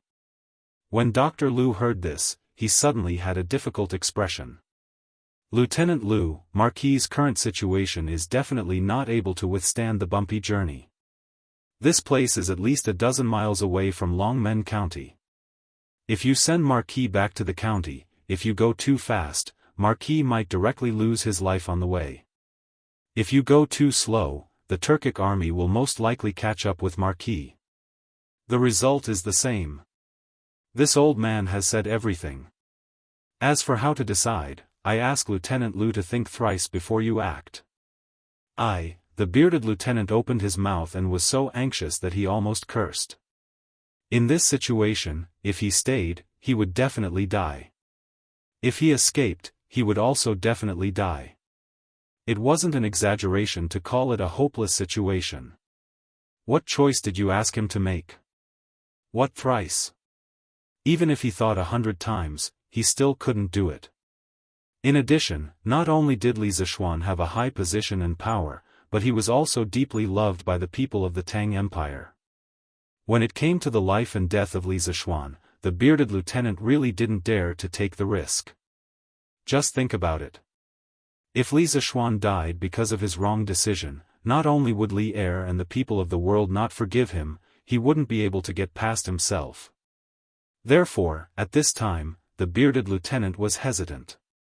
Speaking of which, if he had to risk his own life, he wouldn't hesitate to do it.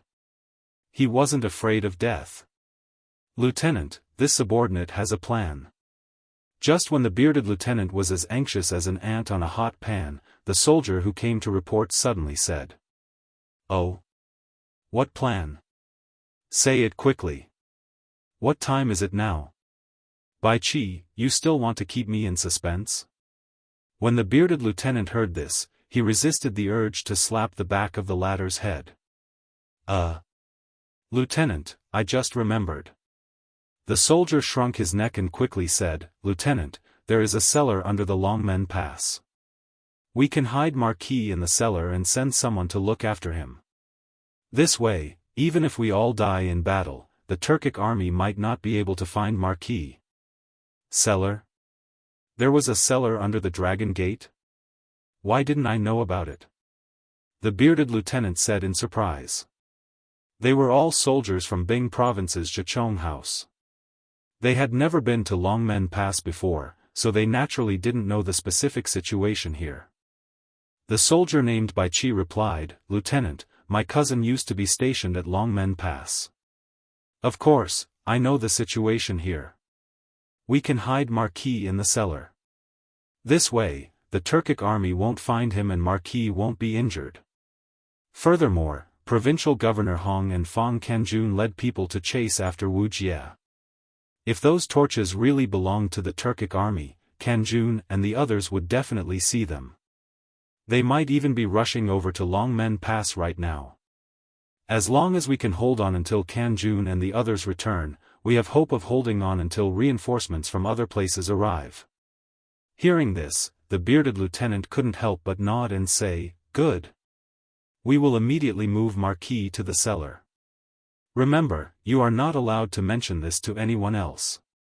Violators will be punished according to military law." This matter concerned Li Zishuan's life, so the bearded lieutenant had to be careful. He felt that the fewer people who knew about Li Zishuan's hiding place, the better. It wasn't that he didn't trust the other soldiers outside, but he was worried that some people would be threatened by the Turkic army and be forced to reveal Li Zishuan's whereabouts. Hiding Marquis in the cellar isn't a bad idea. This old man is willing to stay in the cellar and take care of Marquis. At this time, Dr. Liu said. Previously, he had planned to write 2 prescriptions for Li Zishuan to ease his injuries, but with the army at the border, even if he wrote the prescriptions, he wouldn't have time to get the medicine. Instead, he might as well stay by Li Zishuan's side. If anything happened, he would be able to treat him immediately. The bearded lieutenant couldn't help but look at Dr. Liu in surprise. After hesitating for a moment, he said, "Dr. Liu, Liu Xianda, won't hide it from you. Tonight, Longmen Pass is likely to be flooded with blood. Are you sure you want to stay?" Dr. Liu waved his hand and said, "How could this old man not know this? But Marquis' life is in danger. If this old man abandons him, not only will I be a doctor in vain, I will also be a human. Anyway, this old man is already so old. If the Turkic army wants to kill me, then kill me. If this old man can save Marquis' life, this old man will have no regrets." When Lieutenant Liu Xianda heard this, he couldn't help but be slightly moved. He solemnly bowed to Dr. Liu and said, "Dr. Liu is benevolent and righteous. If this old man is lucky enough to survive this battle, he will definitely repay today's kindness in the future. Dr. Lu saved Li Zishuan, which was a disguised redemption for him. Of course, he was grateful from the bottom of his heart. Lieutenant Lu is too polite. This is what I should do, Dr. Lu said as he cupped his hands in return. Lu Xianda nodded and no longer talked nonsense. Several people carefully helped Li Zishuan up from the bed and prepared to send him to the cellar. Lieutenant, these books from Yanhuang College, should we also move them to the cellar? Sergeant Li Zishuan followed behind them. At this time, he glanced at the pile of books on the square table in the room. They were the books that Li Zishuan had taken from Wuxia. He quickly asked. Lu Xianda's figure paused and said with a serious expression, "Move." Of course we have to move them. These precious books from Yanhuang College must not be taken away by the Turks. In fact, Lu Xianda wanted to burn all these books because burning them was the safest way. However, without Li Zishuan's permission, he didn't have the courage to burn these books. Yes. Lieutenant. Lieutenant, the Turks are here. After about 15 minutes, Lu Xianda stood on the tower again. The torches in the north were less than 3 miles away from Longmen Pass. Lu Xianda's eyes narrowed. He turned around and looked at the more than 1,000 soldiers behind him and shouted, "Everyone, listen to me. Tonight, we will defend Longmen Pass with our lives.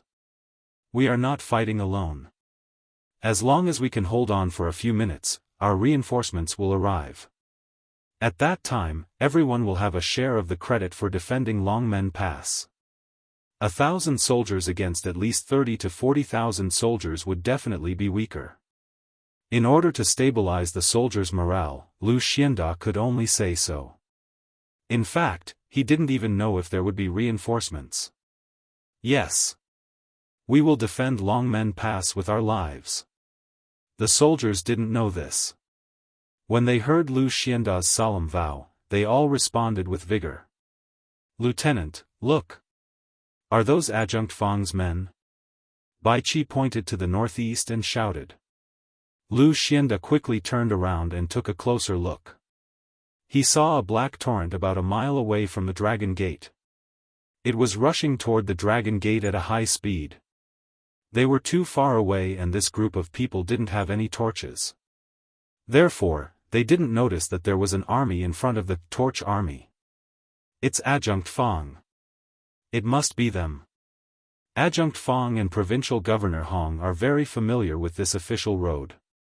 They can march with a little moonlight, but the Turks are definitely not like them. Therefore, this group of people must be Adjunct Fang and his men. Lu Xianda said excitedly. Bang, bang, bang. As the army continued to approach, it didn't take long for some sharp-eyed soldiers to see the appearances of some of the people in the army under the faint moonlight. Someone cheered, "Adjunct Fang. It's Adjunct Fang. Adjunct Fang is back. Longmen Pass is saved. Open the city gate." Lu Xianda also saw it clearly at this time and ordered decisively. Yes. Soon, 2 soldiers bowed and ran down the city tower to open the city gate. Bang, bang, bang.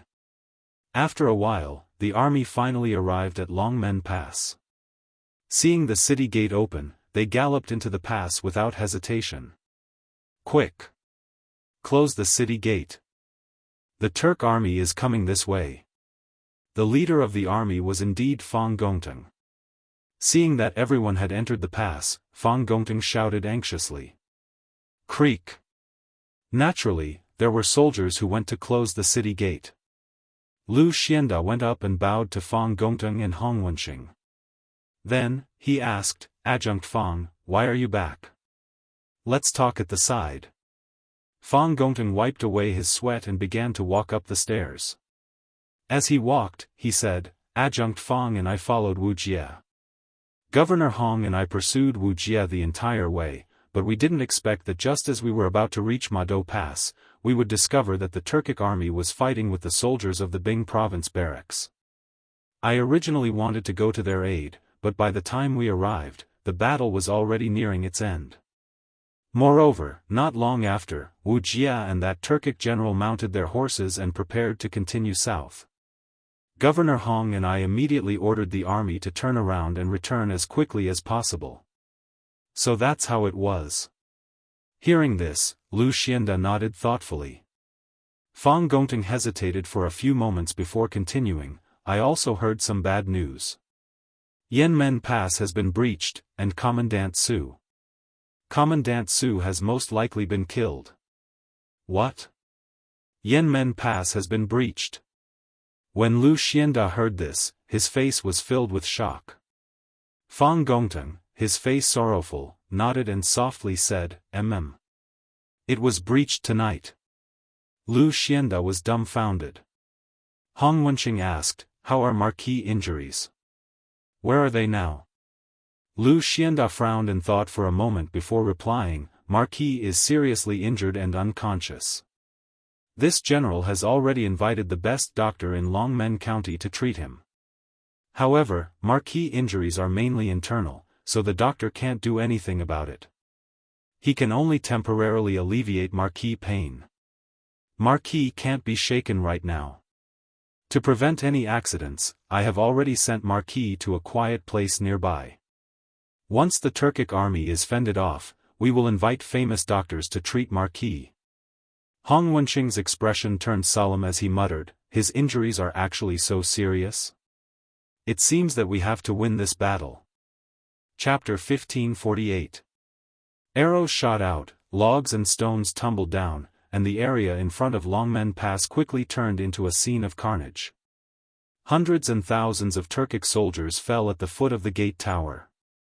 The sounds of charging and miserable howls mixed together, and the originally quiet night sky was no longer peaceful. In a village near Longmen Pass, the villagers who were sleeping soundly were woken up by the loud battle cries. They went out and saw flames in the direction of Longmen Pass. They panicked. There's a battle. There's a battle at Longmen Pass. Are the Turks here? Quick! Mother of the children, quickly take the children out and escape to the county. Master, are you crazy? Longmen County's gate is already closed. What's the point of us escaping there? Then let's escape to the mountains. Otherwise, when the Turks enter the village, they'll definitely capture us and send us to the grassland to work as laborers. You Dazhuang, what are you waiting for? There's a battle at Longmen Pass. Grab your weapons and go help out at Longmen Pass. Li Zheng, you want to go to Longmen Pass? What if the Turks are attacking Longmen Pass? Turks? If they're Turks, we have to go. Do you know who the general guarding Longmen Pass is?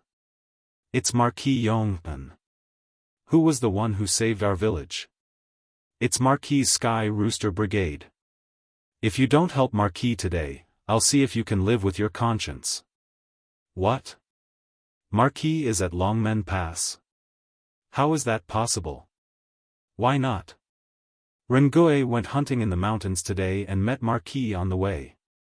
Marquis was leading an army to enter Longmen Pass. Now that someone is attacking Longmen Pass, Marquis must be in danger. If you're a man, grab your weapons and follow me to help Marquis. As for the women and children, run to Yamacho to hide. Sigh. Isn't that Rengui? Rengui, where are you going? Wait for us to go together. Xiu Village. This was Shui Rengui's hometown, Longmen County Xiu Village in Jianghu Province. Shui Rengui had long heard the battle cries from afar. At this moment, he had already carried his bow, feather arrows, and Modeo on his back and walked quickly towards the village entrance. Hearing someone calling him, he stopped in his tracks and turned to look at the burly man. He replied, Gao Lizheng, I'm going to Longmen Pass to take a look. Tell the villagers to bring along hunting bows if they have one. It's the best thing to use to defend the city. Besides, Uncle Yu, with Marquis around, the Longmen Pass won't be breached. The army from the county will be here soon. You don't have to rush Aunt Yu and the rest into the mountains. It's not safe in the mountains at this time of the night. After saying that, Xuerengui did not care about what the two of them thought. He immediately turned around and rushed towards the dragon gate. Sigh. Rengui. Just you wait, be careful. The big man surnamed Gao stood on his tiptoes and looked at Xuerengui's back anxiously. Seeing that Xuerengui had run far away, he helplessly turned around and said, "Did you hear that, Yu Dazhuang? Quickly grab your weapons and call the rest of the villagers. Follow me to save Marquis. Let the women and children in the village hide at home. Don't go to the mountains. What if they encounter a pack of wolves? Quick!" Yu Dazhuang had already woken up. He quickly replied, "Okay. Li Zheng. I'll go inform the rest of the villagers. The children's mother, take the children and hide at home. Don't come out. I'll be back soon with Li Zheng." After saying that, Yu Dazhuang quickly walked towards a small courtyard of a farmer's house in the east. If Li Zishuan was not at Longmen Pass, Yu Dazhuang would never have the guts to fight with the Turkic army. Now, no matter how brave the Turkic people were, he had to go because Li Zishuan was the benefactor of the entire Longmen County. He had to repay him for saving his life. Moreover, if they could block the Turkic army outside Longmen Pass, they would have saved his family. The woman behind him shouted worriedly, "Husband, you have to be careful." Because many villagers had already been awakened by the battle cries in the direction of Longmen Pass, it didn't take long for 40 to 50 youths with wooden bows, sickles, and shovels to gather at the entrance of Xiu village. Under the leadership of Gao Lizheng, this small group quickly headed towards Longmen Pass. Moreover, the other villagers of Xiu village were also informing the other villages. It wouldn't be long before the other villages also sent a group of youths to support Longmen Pass. I didn't expect the Tang army to prepare rolling stones and logs in advance. We can't go on like this. The Tang army behind us is about to arrive. I wonder if the state teacher has a good idea. In front of Longmen Pass, under the Turkic army's flag, Ashina Xier turned his head and asked Wuxia. At this moment, Wuxia was sitting cross-legged on his horse with his eyes closed, seizing the time to recover his internal strength. After all, a great grandmaster was also a human. From last night until now, not only did he not sleep for a moment, he also fought with several experts and thousands of Tang soldiers. Whether it was internal strength or mental strength, he had consumed a lot. If it was any other person, they definitely wouldn't be able to last until now. Hearing Ashina Xier's question, Wuxia opened his eyes and said, "The Tang army has been guarding the gate for so long, but Li Zishuan hasn't come out. This means that Li Zishuan has completely lost his ability to fight.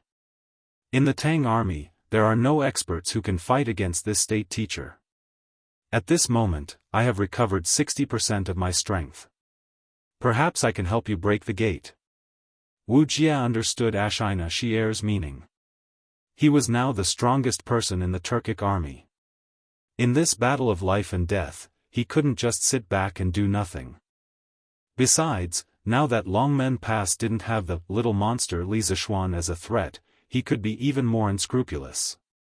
Hearing this, Ashina Xier's face lit up with excitement. He laughed heartily and said, "With state teacher's words, this general can rest assured. After we take back the books of Yanhuang College and kidnap the Marquis of Yong, and Ashina Xier will definitely ask the Khan for a reward for state teacher." Wuxia didn't respond. He changed from sitting cross-legged on his horse to riding. No one could see his face under the black robe, and no one could tell whether he was happy or angry at this moment. A moment later, he stretched out his hand and said in a hoarse voice, "Bring this state teacher's mace over." Previously, he had been sitting cross-legged on his horse to heal, so he naturally didn't carry the heavy mace on his back. Although he didn't care about the weight, it would inevitably affect his healing. Yes. The two Turkic soldiers carried Wuxia's mace over, and from their expressions, it was clear that this mace was extremely heavy, at least 100 or 200 jin. But Wuxia stretched out his arm and easily grabbed the mace. Then, he lightly said, "This state teacher will go and break the gate. You take the elite wolf cavalry and follow behind." His tone didn't allow anyone to object. Clearly, he was the one who had the final say here. Ashina Xier's face didn't show any displeasure. Instead, he respectfully cupped his fists and said, "State teacher can rest assured. This general will definitely not fall behind." Wuxia imperceptibly nodded. Then, he stroked the mane of his warhorse and muttered meaningfully, "What a pity for such a good horse." Saying so, he no longer hesitated. He kicked the horse's belly and shouted, "Hiya!" Pang pang pang. Soon, Wuxia's warhorse began to crazily accelerate, becoming faster and faster until it couldn't distinguish between friend and foe. The Turkic soldiers in front of Wuxia who were attacking the gate were all sent flying by his warhorse. Wuxia rode alone, wielding his mace, like an unparalleled war god, rapidly charging towards the gate. It's Wuxia.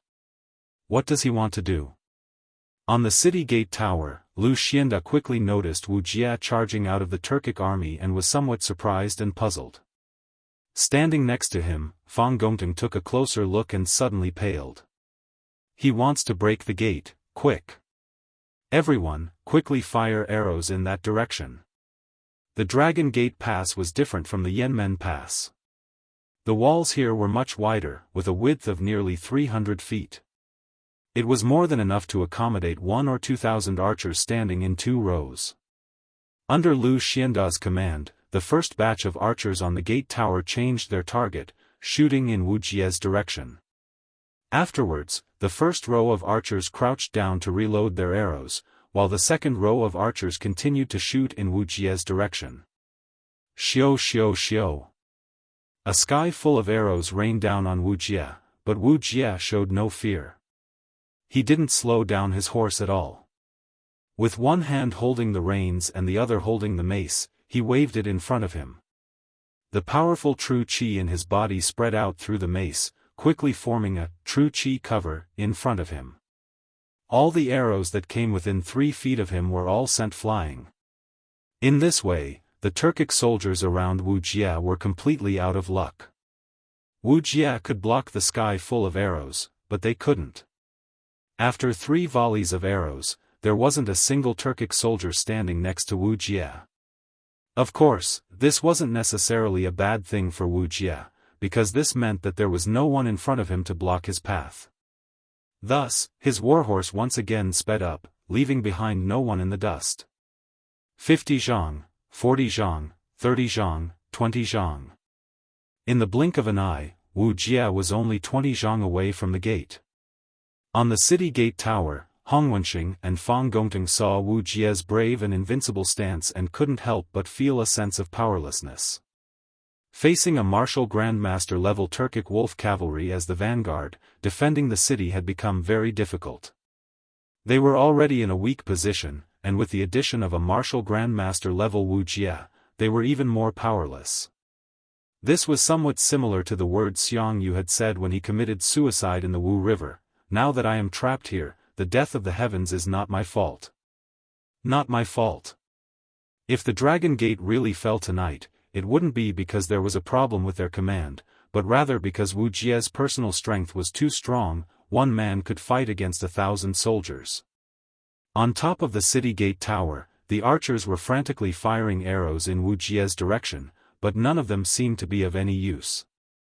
The rain of arrows didn't seem to be able to harm Wuxia in the slightest. When he was about 15 meters away from the city gate, Wuxia slapped his horse's back and leapt off. Taking advantage of the super speed he had gained from riding his horse, Wuxia kicked his horse's head with all his might, gaining another burst of speed.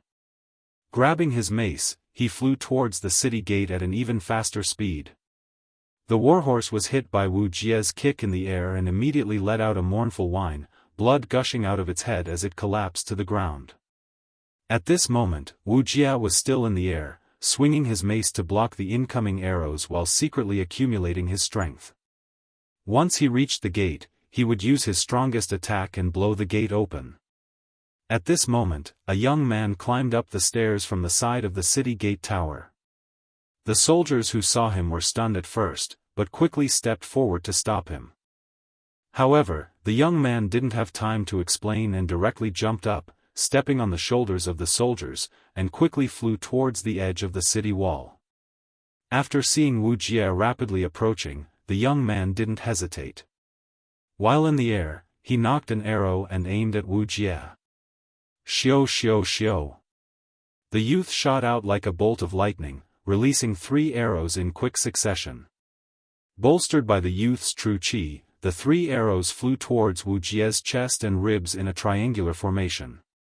The speed of the arrows was so fast that they actually created 3 sonic booms as they flew through the air. Wuxia, who was flying towards the gate, suddenly felt a sense of crisis.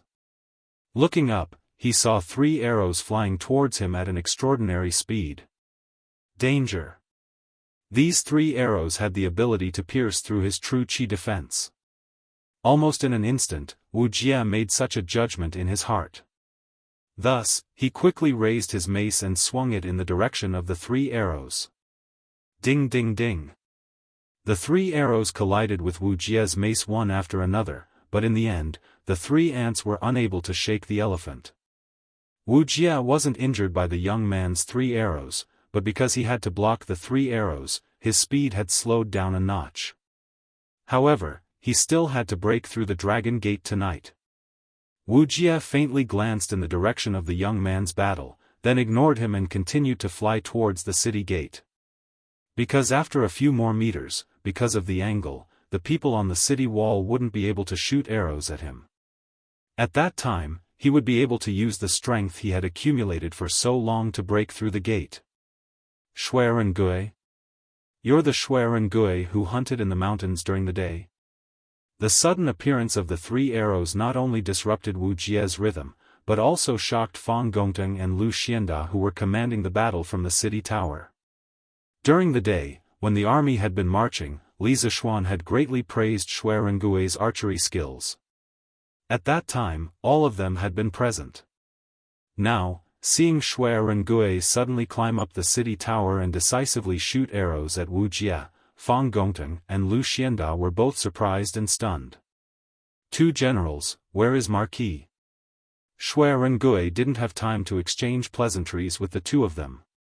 Once again, he nocked another arrow and aimed at Wuxia, instantly releasing another 3 arrows. After that, he let out a sigh of relief, not bothering to look at the results. He directly asked Fang Gongteng and Lu Xianda. Chapter 1549. Swearing Gui was only at the peak of Qi transforming stage, so he knew that even if he was skilled in archery, he wouldn't be able to withstand the attacks of the black-robed, mace-wielding Turkic master. According to his estimation, this person was at least at the peak of martial scholar realm, and only Li Zishuan had a chance of stopping him, which was why he asked. Marquis is seriously injured and unconscious, he is currently recuperating in a quiet place. Lu Xianda replied in a low voice. Swearing Gui's heart sank. On one hand, he was worried about Li Zishuan's injuries, but on the other hand, he was worried about the city's defense. Obviously, he didn't think that this seemingly tall and heavy city gate could withstand Wuxia's full-force attack. Below the city gate tower, Wuxia once again deflected Swearing Gui's 3 arrows, and although his speed was a bit slower, he was already within 5 zhang of the city gate. From this position, it would be very difficult for the archers on the city gate tower to hit him. 5 zhang, 4 zhang, 3 zhang, 2 zhang, 1 zhang. In just a few breaths of time, Wuxia finally arrived in front of the city gate. The majestic true qi that had been accumulating in his arms suddenly erupted, and the mace once again flashed with lightning. Wuxia gripped the end of the mace with both hands, raised it above his head, and with his previous speed, swung it down at the city gate. Pang! The mace collided with the thick iron gate, creating a deafening sound that seemed to pierce through the night sky. At the same time, a powerful recoil was transmitted through the mace to Wuxia, sending him flying backwards. On the city gate tower, Swearing Gui, Hong Wenxing, Fang Gongteng, Lu Xianda, and the others only felt the tower shake under their feet, and the sound of the collision almost pierced their eardrums. Those with weaker cultivation couldn't help but cover their ears, but many of them were bleeding from the corners of their mouths. From this, it could be seen how terrifying Wuxia's full-force attack was. However, this wasn't important. The most important thing right now was the situation of the city gate. If the city gate was broken, then the Tang army on the city wall would face the merciless slaughter of the Turkic wolf cavalry. On the other hand, if the city gate wasn't broken, Fang Gongteng, Hong Wenxing, and the others could hold on until reinforcements arrived. Damn it! Which little brat dares to ruin this imperial teacher's plans? The first person to see the situation of the city gate was none other than Wuxia. Wuxia was sent flying back over 200 meters by the powerful rebound force from the city gate, barely managing to stabilize himself. After all, the effect of force was reciprocal. No matter how much force his mace exerted on the city gate would reflect the same amount of force back to him. After Wuxia stabilized himself, he saw that the dragon gate was on the verge of collapsing, but it hadn't completely collapsed. Wuxia couldn't help glancing over at Shuarengui with an ugly expression as he muttered under his breath. According to Wuxia's previous charging speed, this mace infused with all his true qi should have been able to break open the dragon gate without a problem. However, Shuarengui's consecutive 3 arrows had slowed down his speed by 20%, so the impact of the mace was naturally weakened by 20%. Therefore, although the dragon gate was on the verge of collapse, it hadn't collapsed yet. If it weren't for Shuarengui's sudden appearance, the dragon gate really might have been blown open by Wuxia's mace. It's not broken. Join the army, the gate hasn't been broken. In the Tang army camp, a soldier quickly went down to check the situation of the city gate. When he found that the gate hadn't been broken, he quickly went up the tower to report to Fang Gongteng and Hong Wenxing. It hasn't been broken, that's good. Fang Gongteng nodded happily. Wuxia's mace had left a lingering fear in his heart. At that time, he could feel the city wall under his feet shaking. Now that he knew the gate hadn't been broken, he couldn't help but breathe a sigh of relief. But the next words of the messenger soldier made Fang Gongteng unhappy. Join the army, the gate is shaking. I don't think it can withstand Wuxia's second attack. What? Fang Gongteng almost vomited blood. After a moment of depression, he quickly ordered, quick! Send people to reinforce the gate. Pile up all the heavy objects behind the gate. We can't let Wuxia break it. Yes. Join the army. The messenger soldier cupped his fists and turned to leave. Marquis, if you're fine, how could those Turks be so arrogant in my Tang Empire? Please get better quickly, nothing must happen to you. On the other side, in the cellar below the Longmen Pass. Dr. Liu also heard the deafening sound of Wuxia's mace breaking the gate. He got up and looked at Li Zishuan, who was lying on the straw couch with his eyes closed, and anxiously muttered to himself. He wasn't afraid of death, but he was worried that after the Turks broke the gate, not only would they kill and loot the nearby villages, causing great suffering, he was also worried that the Turks would carry out a carpet search to find this place and capture Li Zishuan. At this time, Li Zishuan could be said to be powerless. If he was found by the Turks, he wouldn't have the slightest ability to resist. Thus, Dr. Liu was secretly worried. As for Li Zishuan, at this time, his situation wasn't very good. During the battle with Wuxia, his body had undergone a strange change, and in a very short time, he had recovered 60% of his true qi. However, this was only the recovery of his true qi, and the injuries caused by Wuxia's powerful lightning energy had not healed. Moreover, when he used the origin-returning sword on Wuxia, not only had he exhausted the little bit of true qi he had just recovered, he had also aggravated his internal injuries. Because of Wuxia's powerful true qi, Yang Kai's internal organs had been displaced, and the residual lightning energy in his meridians had taken advantage of the opportunity to wreak havoc in his meridians, causing his current situation to become even worse. The strand of spiritual qi of heaven and earth in his body was no longer able to create a miracle. Instead, it had completely quieted down and did not move at all. However, Li Zishuan wasn't completely unconscious. He could hear the situation outside, but he couldn't open his eyes or mouth. He was like a living dead with only a little bit of consciousness left. Li Zishuan knew that the Turks were attacking the Dragon Gate, and he also knew that the Dragon Gate wouldn't be able to hold on for much longer. He knew all of this, and he was very anxious in his heart, but he couldn't do anything. He used all of his strength, but he couldn't even move a finger, let alone open his eyes or get out of bed to fight.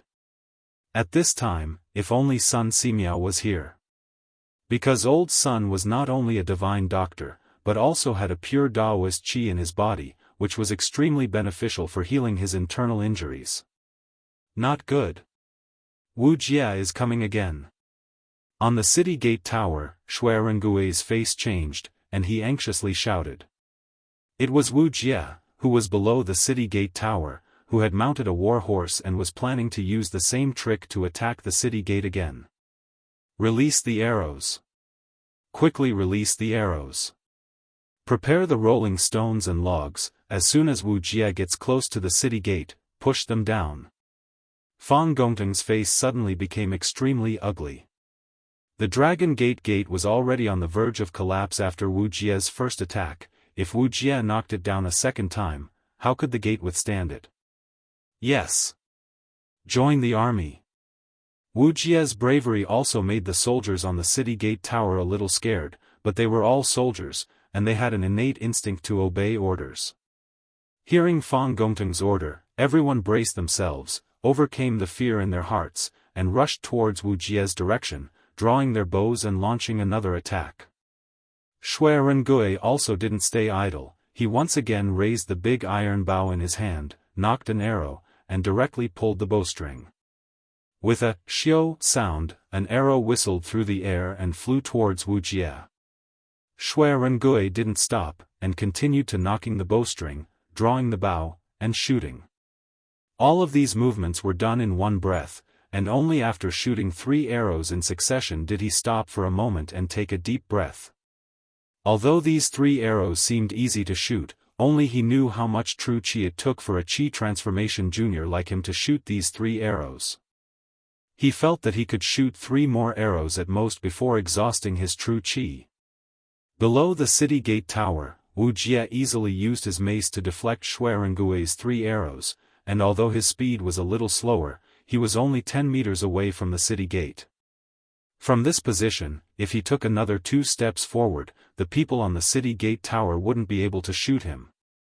Shui Rengui took a deep breath and leaped onto the wall of the city gate tower. His body was slightly tilted towards the outside of the city and it looked like he would fall off the city gate tower at any moment. Fang Gongteng and the prefecture soldiers on the city gate tower saw this and their hearts were in their throats.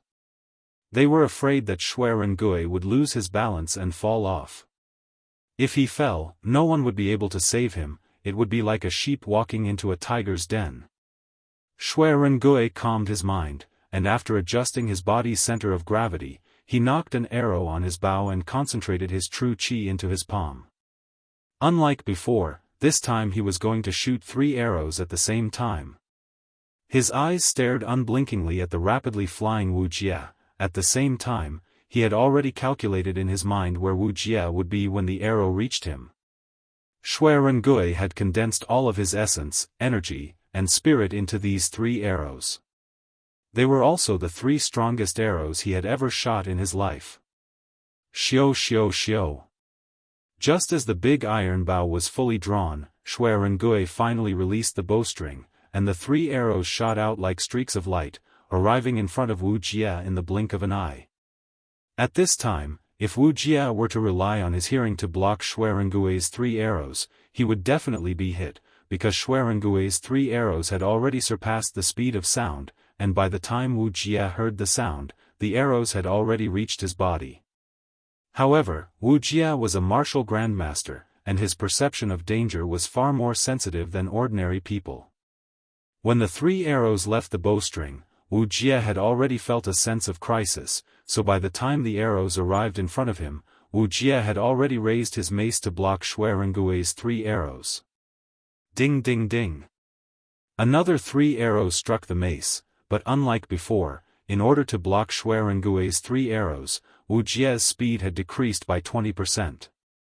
However, for the city gate that was on the verge of collapse, this speed was more than enough.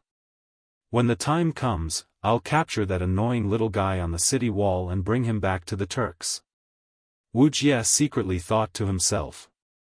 Sneaking into Great Tang this time had given him a big shock.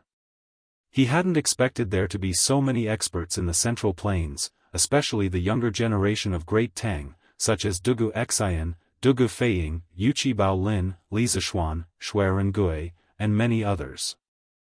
The dynasties of the Central Plains were full of talents, and the Turks were far from being able to compare.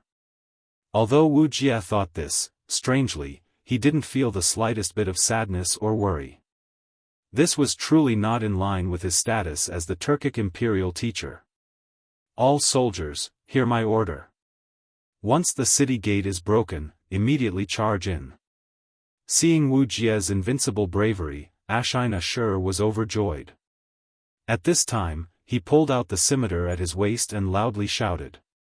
Yes! The morale of the Turkic army soared, and they all shouted in response. On the other hand, the Tang army, generals, please order all soldiers to go down and meet the enemy. This Xue has done his best. Xuerengui's face was pale as he retreated from the city wall and spoke to Fang Gongteng and Hong Wenxing with a heavy expression. Everyone understood what he meant, and they all knew that Longmen Pass would not be able to withstand Wu Jie's second attack. Fang Gongteng's expression was grave as he loudly shouted, all soldiers, hear my order. Go down the city wall and fight to the death with the Turks. Tonight, we swear to defend Longmen Pass to the death. Fight to the death. Defend Longmen Pass to the death. Fight to the death. Defend Longmen Pass to the death. The Tang army on the city wall began to move, and a solemn atmosphere quickly filled the entire Longmen Pass. The Tang people loved to fight, and they were not afraid of battle. In order to protect their home, they were willing to give up everything. On the other side, Wu Jie's mace was already within 5 zhang of the city gate. In the blink of an eye, he would be able to hit the city gate again. Humph. Dogs really can't change their habits. Have you all forgotten the boulder at the edge of the Yin Mountain? But at this moment, an unusually loud and angry roar suddenly came from the night sky. Immediately after, a long sword with a cold gleam rapidly spiraled down from the sky, heading straight for Wu Jie's next position. Ho ho ho. The cold gleam of the long sword whistled through the air, and in the blink of an eye, it arrived in front of Wu Jie. The bone-chilling cold and powerful true qi coming from the long sword caused Wu Jie's expression to change. He didn't dare to recklessly receive this sword. Retreat. Wu Jie quickly fell down, using his mace to stop himself from moving forward, and then directly retreated. That long sword, on the other hand, had directly sunk 1 foot into the ground. The surrounding corpses, grass, and rocks were all blown away. The area within a radius of 3 feet around the longsword had turned into an empty space that couldn't be any cleaner. Subsequently, a young man with long hair, dressed in a white robe, and carrying a sword case on his back lightly descended from the sky, and he just so happened to land within a radius of 1 meter. His posture was elegant, but his aura was extremely cold and arrogant. Chapter 1550. The bright moon of the Qin and Han dynasties had yet to return from their long march.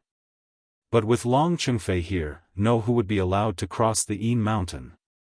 Ever since the Qin and Han dynasties, the Yin Mountain had never stopped fighting. There had always been disputes between the Han and Hu people, as well as grudges and grudges.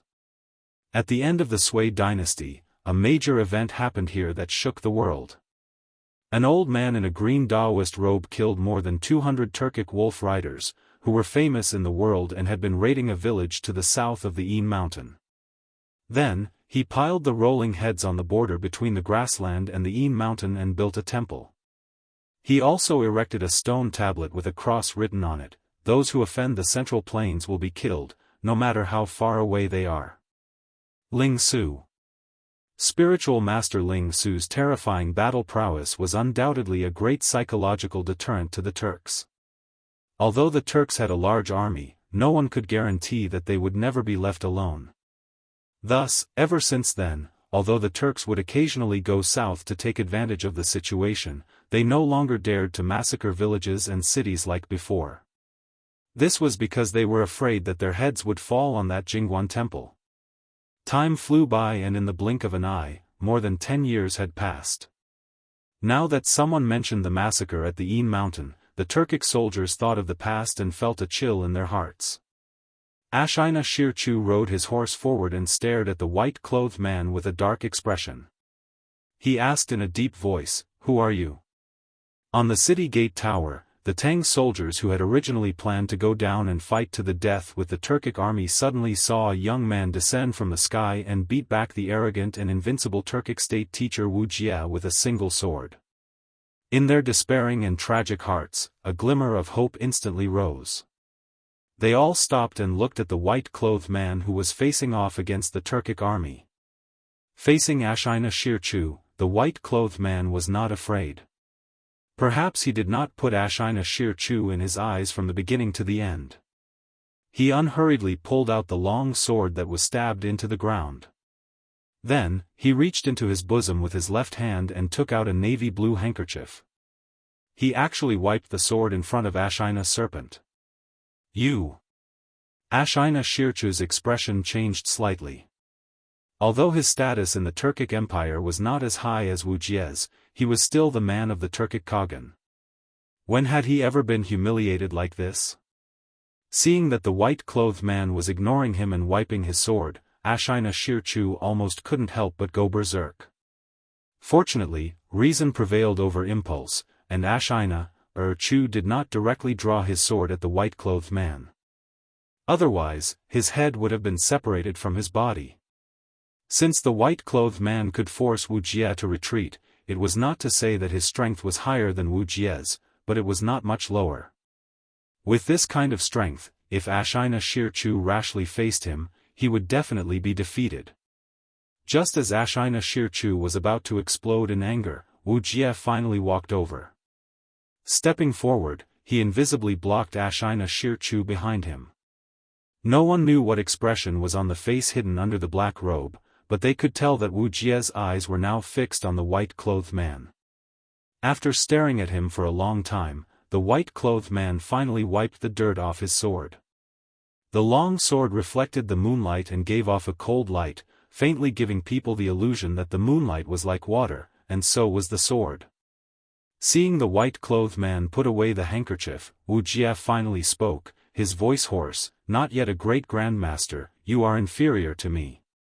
Having his cultivation seen through by Wuxia at a glance, the white-clothed man did not show the slightest surprise on his face, instead a meaningful smile appeared on his face. "So what? Who is strong and who is weak, who wins and who loses, we will know once we fight." His voice carried a trace of coldness and arrogance, but it was also full of magnetism. If any of the modern star-chasing girls were here at this moment, they would probably be screaming madly. "Let's fight and we will know." Even if he knew that his cultivation was not as good as Wuxia's, the white-clothed man was not afraid to fight, and from his words, one could even hear a faint trace of excitement, as if he couldn't wait to fight Wuxia. His tone was relaxed and indifferent, his posture confident and relaxed. The white-clothed man was like a celestial being from the heavens, confident and proud, able to block soldiers, block water, whatever the world threw at him, he feared nothing. "This imperial tutor has never fought with nameless people, who are you?" Being provoked by the white-clothed man like this, Wuxia was a little annoyed. He was also a very proud person, how could he allow others to act so wildly above his head?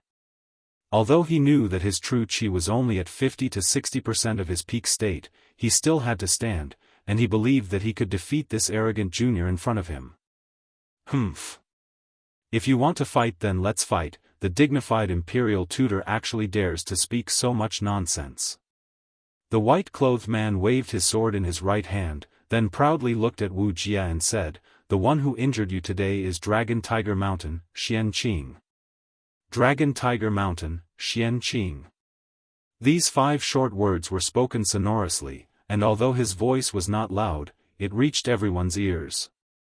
Xianqing. It's Dragon Tiger Mountain's Daoist Xianqing. On the city gate tower, Shui Rengui, Fang Gongteng, Hong Wenxing, and the others all stared in shock, their faces filled with disbelief, but this was quickly followed by ecstasy. Hearing this, Wuxia remained silent, not showing any exaggerated reaction. On the other hand, Ashina Shi's heir Chu couldn't help taking 2 steps back after hearing the white-clothed man's identity. You're from Longhu Mountain? What is your relationship with Ling Su? When the white-clothed man appeared, he said, have you all forgotten the stone tablet at the foot of Yin Mountain? Now that he said he came from Mount Longhu, Ashina Shi's heir Chu subconsciously thought of spiritual master Ling Su, who had already passed away. Ha! You still remember my senior brother. Since that is the case, why did you invade the Central Plains again today? Do you want to be buried here?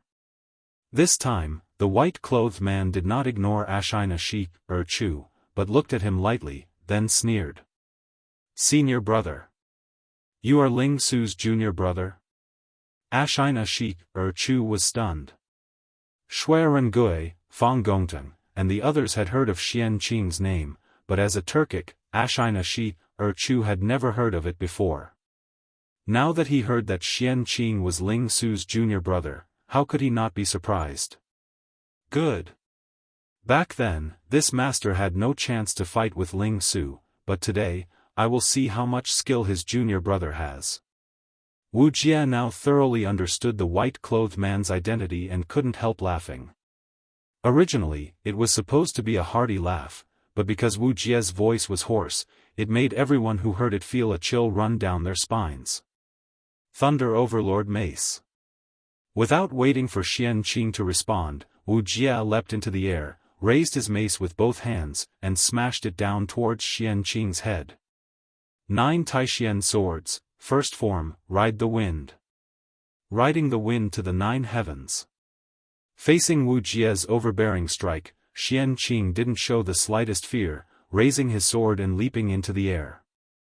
At the same time, an extremely pure sword intent burst out from his body, causing the soldiers closest to Xianqing to feel like their minds were filled with images of blades and swords. Both were 9 Taishian swords, and both were the first form of the 9 Taishian swords, but Xianqing's Ride the Wind, whether in terms of power or momentum, was far stronger than Li Zishuan's. This was the real 9 Taishian swords.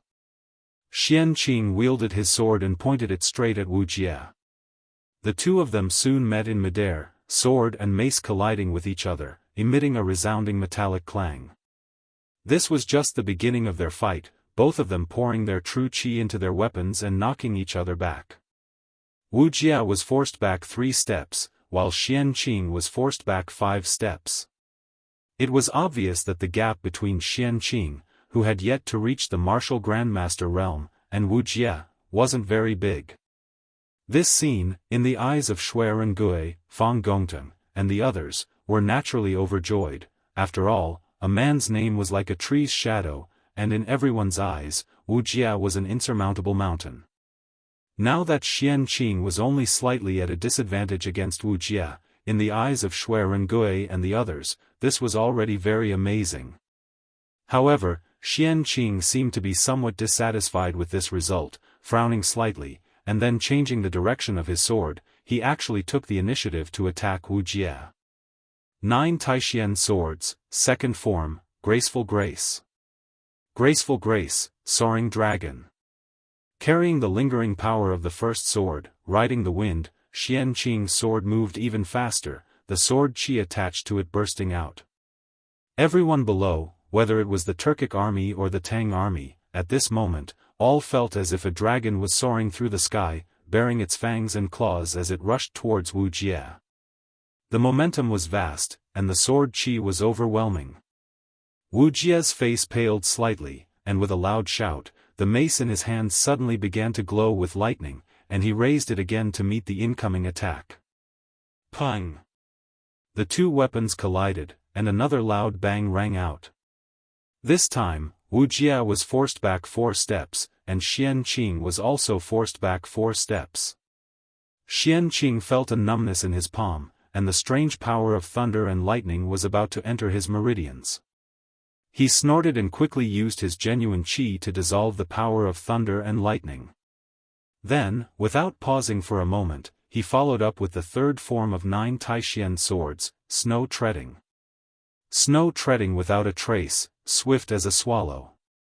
Xianqing was very clear on where the 9 Taishian sword strength lay, so he would not give Wuxia a chance to breathe, nor would he give himself a chance to breathe. He wanted to use the first 8 swords of the 9 Taishian swords in one go, wanting to use the superimposed power of the 9 Taishian swords to completely defeat Wuxia in his weakened state. Wuxia continued to wave his mace to block Xianqing's unexpected sword moves, but Xianqing changed his move again. 9 Taishian swords, 4th form, Wave Breaker. Wave Breaker, Tyrannical Sea, Thunderous Fury. 9 Taishian swords, 5th form, Parting Dust.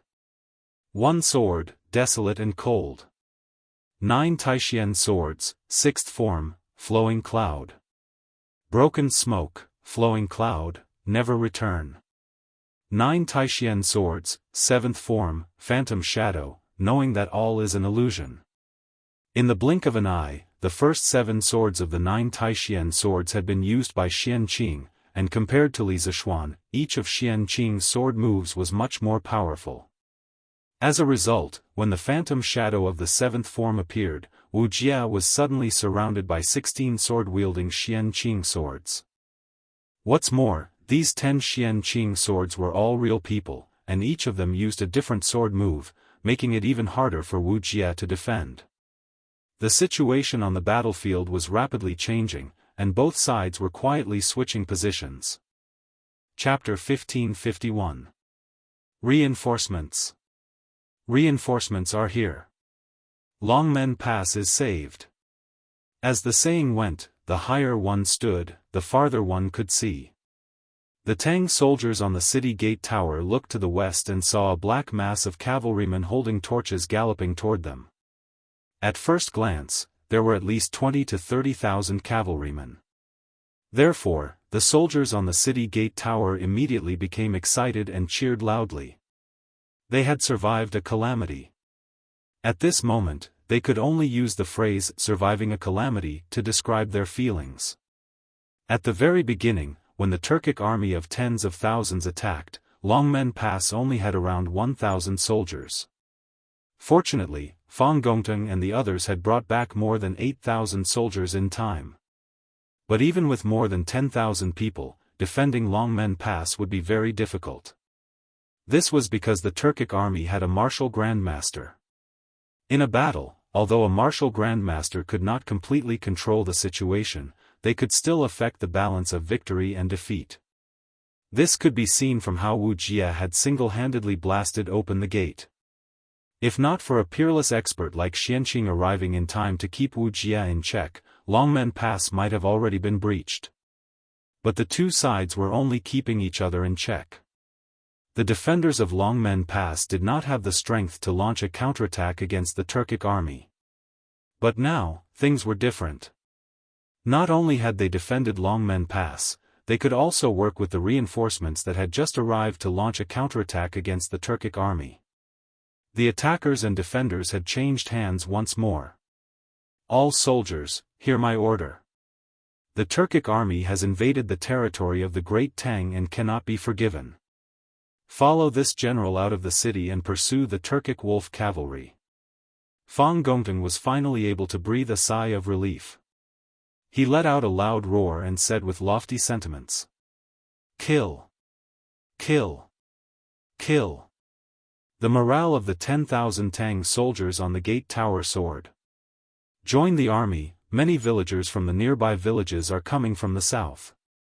They want to help us defend the city and protect Marquis. At this moment, a soldier hurriedly walked over and cupped his fist to Fang Gongteng. Villagers? Fang Gongteng raised an eyebrow in surprise. Hong Wenqing chuckled and said, "Ha! It seems like Marquis is also very popular in Jianghu. But now that reinforcements had arrived, there was no need to let these civilians get involved to avoid unnecessary casualties. Adjunct Fang, you only need to lead the soldiers out of the city to pursue the Turkic army. This official will pacify the common people in your place. Yes. I'll have to trouble Provincial Governor Hong then. Fang Gongteng also understood that Hong Wenqing's words were reasonable. He cupped his fists and replied. With that, he turned around and roared, "Generals, listen to my order. Go out of the city and pursue." Here. The army roared in agreement. Soon after, under the command of Fang Gongteng, the 10,000 soldiers quickly descended from the gate tower. With a creak, the gate that Wu Jie had tried his best to smash open was opened from the inside by the Tang army. However, the Turkic army no longer cared about the gate, because they had already begun to flee. Who is the main general of the Dragon Gate army? The army in the Longmen Pass rushed out. At this moment, a soldier rushed out from the reinforcement team in the west and shouted at them. I am Fang Gongteng from Bing Province, temporarily in charge of the defense of Longmen Pass. May I ask which province you are from? This Fang is very grateful. Fang Gongteng commanded the army to pursue the Turkic army as he reined in his warhorse and cupped his fists politely to the soldier. The soldier quickly cupped his fists and replied, Adjunct Fang, we are from Qizhou. Please come forward. Our provincial governor has something to ask you. Qizhou, these reinforcements are from Qizhou. Fang Gongteng could not help but be shocked. However, when he thought about it again, he was somewhat relieved. Qizhou was located in the west of Jianghu province, while Longmen Pass was located on the west side of Jianghu province. The two were only separated by Pu province, which was very close. If Qizhou could receive the news this morning and send troops as soon as possible, it was entirely possible for them to arrive at Longmen County within a few hours. However, Fang Gongteng could not help but wonder why the provincial governor of Qizhou was in such a hurry to rescue Longmen Pass. This was not him being cheap, nor was he being pretentious. Under normal circumstances, the provincial governor of a province absolutely could not easily bring the troops of his own province to other provinces. If he brought them out without permission, then he would be taking a huge risk. If he was accused of leading the troops to rebel, then he would be completely done for. Therefore, there was a process of weighing the pros and cons. The Qizhou troops had rushed over so quickly, even faster than Pu province, which was closer to Longmen Pass. This meant that after the provincial governor of Qizhou received the news that Yanmen Pass was breached and Longmen Pass was besieged, he did not hesitate and directly led the army all the way here. This made Fang Gongteng very confused. As they were talking, a handsome young man wearing a scholarly robe rode over from the reinforcements. This must be the provincial governor of Qizhou. Fang Gongteng was secretly shocked. This person looked very young, but he did not show it on his face. He quickly went forward and cupped his fists. This General Fang Gongteng greets the provincial governor. Wang Renbiao's face was a little pale. He covered his mouth with his right hand and coughed softly. Leng Yuyao, who was beside him, quickly said worriedly, Young master, your body, I'm fine. Wang Renbiao waved his hand and welcomed Fang Gongteng. Adjunct Fang, you don't have to be so polite. All of you have defended Longmen Pass and prevented the people from being plunged into misery and suffering. All of you are the heroes of Great Tang. Fang Gongteng cupped his fists and said, Provincial governor is too polite. Guarding Longmen Pass is my duty. I dare not be greedy. Wang Renbiao nodded and asked, I heard that the Marquis of Yong'an is also at Longmen Pass. Where is he now? That's right. The reason why Wang Renbiao personally led the army to reinforce Li Zishuan was mainly because of Li Zishuan. Li Zishuan treated him as a close friend and he had always treated Li Zishuan as a brother. How could he stand by and do nothing when his brother was in trouble? Compared to this, everything else was secondary. Even if Li Er removed him from his position because he led the army out of Qizhou without permission, Wang Renbiao had no regrets. Fang Gongteng's face darkened. Marquis was heavily injured when he fought with the Turkic state preceptor. He is currently recuperating in Longmen Pass. What? Xiao Xian is heavily injured? Hearing this, Wang Renbiao couldn't help but exclaim. He couldn't care less about hiding his emotions as he hurriedly asked, "Is his injury serious? Did any doctor treat him?" Hearing Wang Renbiao call Li Zishuan by his name, Fang Gongteng was a little confused. Logically speaking, the provincial governor of a province was lower in rank than the marquis. Even if they were of the same rank, there were very few people who would call each other by their names. In addition, although Fang Gongteng might have heard of Wang Renbiao, the eldest son of the Wang family, he didn't know that Wang Renbiao was the provincial governor of Qizhou. After all, Wang Renbiao hadn't been in office for long and Fang Gongteng had always been in Bing province. He didn't know much about the situation in Qizhou. Although he had hundreds of questions in his heart, Fang Gongteng still replied, "Marquis is heavily injured and is currently unconscious. We have already invited the best doctor in Longmen County to treat Marquis. However, Marquis is suffering from internal injuries, so the doctor can't do anything about Xiaoshuan's injury?" At this moment, a magnetic and cold voice suddenly sounded behind Fang Gongteng. He turned around and hurriedly said respectfully, "Reporting to Daoist Master Xian Qing, the famous doctor in Longmen County can't do anything about Marquis' internal injuries." Xian Qing was Daoist Master Spirit Void's junior brother and Li Zishuan's junior martial uncle. With this relationship, Fang Gongteng believed that Xian Qing would definitely not stand by and do nothing. Thinking of this, a glimmer of hope rose in Fang Gongteng's eyes. Perhaps Xian Qing could really cure Li Zishuan's injury? Daoist Master Xian Qing? Wang Renbiao exclaimed in surprise. Then he seemed to remember something and couldn't help but change his expression. He looked at Fang Gongteng and ordered, "Adjutant Fang, this official came with 30,000 light cavalry. Now, this official will hand them all over to you. You will lead them to chase the Turkic army. It's best if they all stay in Tang. This official will go visit Marquis Yongpan."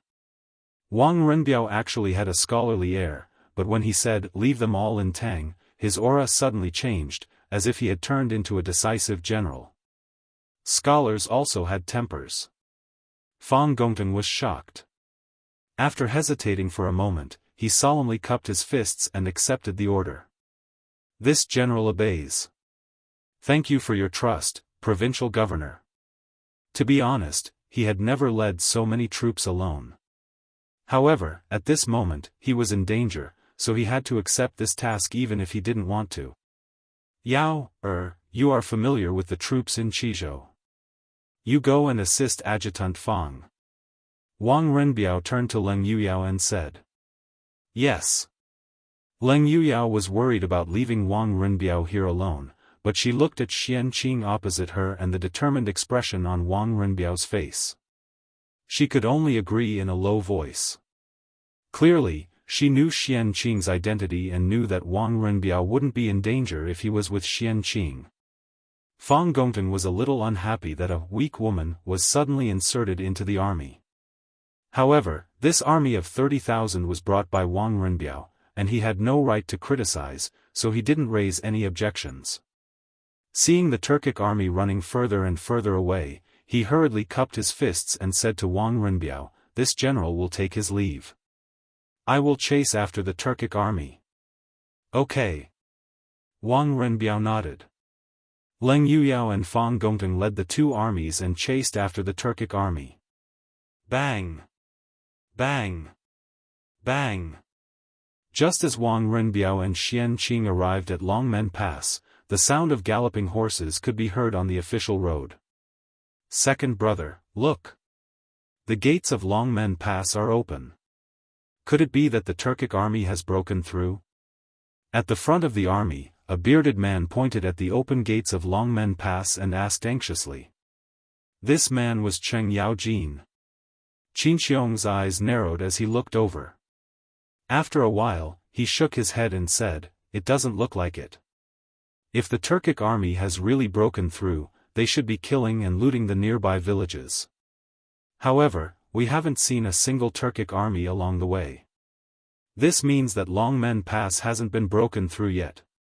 Then why is the city gate open?" Cheng Yaojin's mind was filled with question marks as he couldn't understand. Maybe the Turkic army has been chased away, and the defending army of Longmen Pass went out of the city to chase after them? Yuchi Jingda said without any reason, but no one would believe him at this moment. The army quickly arrived at the city gate. Wang Renbiao was already waiting at the gate. Standing beside him was Xianqing and Jianghu province's provincial governor, Hong Wenxing, who had just sent all the enthusiastic villagers home. It's the kid from the Wang family of Taiyuan. Cheng Yaojin rode his horse to the city gate. After seeing Wang Renbiao, he said with a surprised expression, "Renbiao, why are you here?" "Oh, I remember now. You are now the provincial governor of Qizhou. Are you here to rescue Longmen Pass as well?" Qinqiong and Yuchi Jingda also looked at Wang Renbiao suspiciously. After all, he was the only familiar person here. Wang Renbiao stepped forward and cupped his hands. "Greetings to the three high dukes. I am indeed here to rescue Longmen Pass. The Turkic army has just left, and the army of Bing province and Qizhou is desperately chasing after them. If the three high dukes want to chase after them, you should be able to catch up." Wang Renbiao knew the purpose of Qinqiong and the rest leading the army to Longmen Pass, so he spoke concisely. Hearing this, Qinqiong, Cheng Yaojin, and Yuchi Jingda were all shocked. Cheng Yaojin couldn't help but say, "Damn it, the Turkic army is so cowardly. I just brought people to chase after them, and they ran away. No. We have to chase after them." Qinqiong nodded and didn't bother to chat with Wang Renbiao and the rest. He waved his hand and said, "Generals, listen up. Chase after them." Chapter 1552.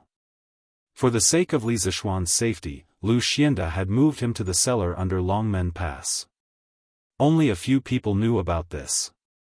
When Hong Wenxing and Fang Gongting returned and heard Lu Xianda say that Li Zishuan had been moved to a quiet place to recuperate, they did not ask further. At that time, the soldiers were already at the gates and the situation was extremely critical. How could they have the time to get to the bottom of the matter? At this moment, Lu Xianda had already followed Fang Gongting to chase after the Turkic army. Fortunately, Lu Xianda's subordinate, Bai Qi, stayed behind. Under his lead, Xianqing, Wang Renbiao, and Hong Wenxing came to a cellar on the west side of Longmen Pass. At the entrance, they could see a faint light. When they walked in, they saw Li Zishuan lying motionlessly on a straw couch with his eyes closed. Next to the straw couch was a white-bearded old man who was anxiously taking Li Zishuan's pulse. Xiao Xian. Since they'd known each other, Li Zishuan had always had an appearance of having everything under his control. When had he ever been so dispirited and in such a sorry state? At this moment, seeing Li Zishuan like this, Wang Renbiao's heart sank. He hurriedly walked towards the straw couch and called out worriedly. Xianqing frowned and followed him. Seeing that someone had come in and that the other party was not a Turkic, Dr. Lu finally heaved a sigh of relief. However, these people had noble temperaments and he did not recognize them, other than Bai Qi. He did not dare to be rude and quickly stood to the side. Bai Qi stepped forward and introduced softly, "Physician Lu, this is the provincial governor of Qizhou. This is the Marquis Junior Marshal Uncle, Daoist Xianqing. This is the provincial governor of Hong province. Now that the Turkic army has escaped, Longmen Pass is saved." Good. Hearing this, Dr. Lu could not help but be excited. He then bowed and said, "This old man, Lu Mingfeng, greets the two provincial governors and Daoist Xianqing." Hong Wenxing personally stepped forward and helped Lu Mingfeng up before saying, "Dr. Lu, there's no need to be so courteous. This official has already heard from Bai Qi that you ignored the danger and insisted on staying behind to take care of the Marquis of Yongpan. This official thanks you on behalf of Marquis Yongpan. Lu Mingfeng was flattered and said, I don't dare. I don't deserve your thanks. I'm ashamed to say that I'm not skilled enough to wake up the Marquis. I'm ashamed. Xiaoshuan's injuries are internal.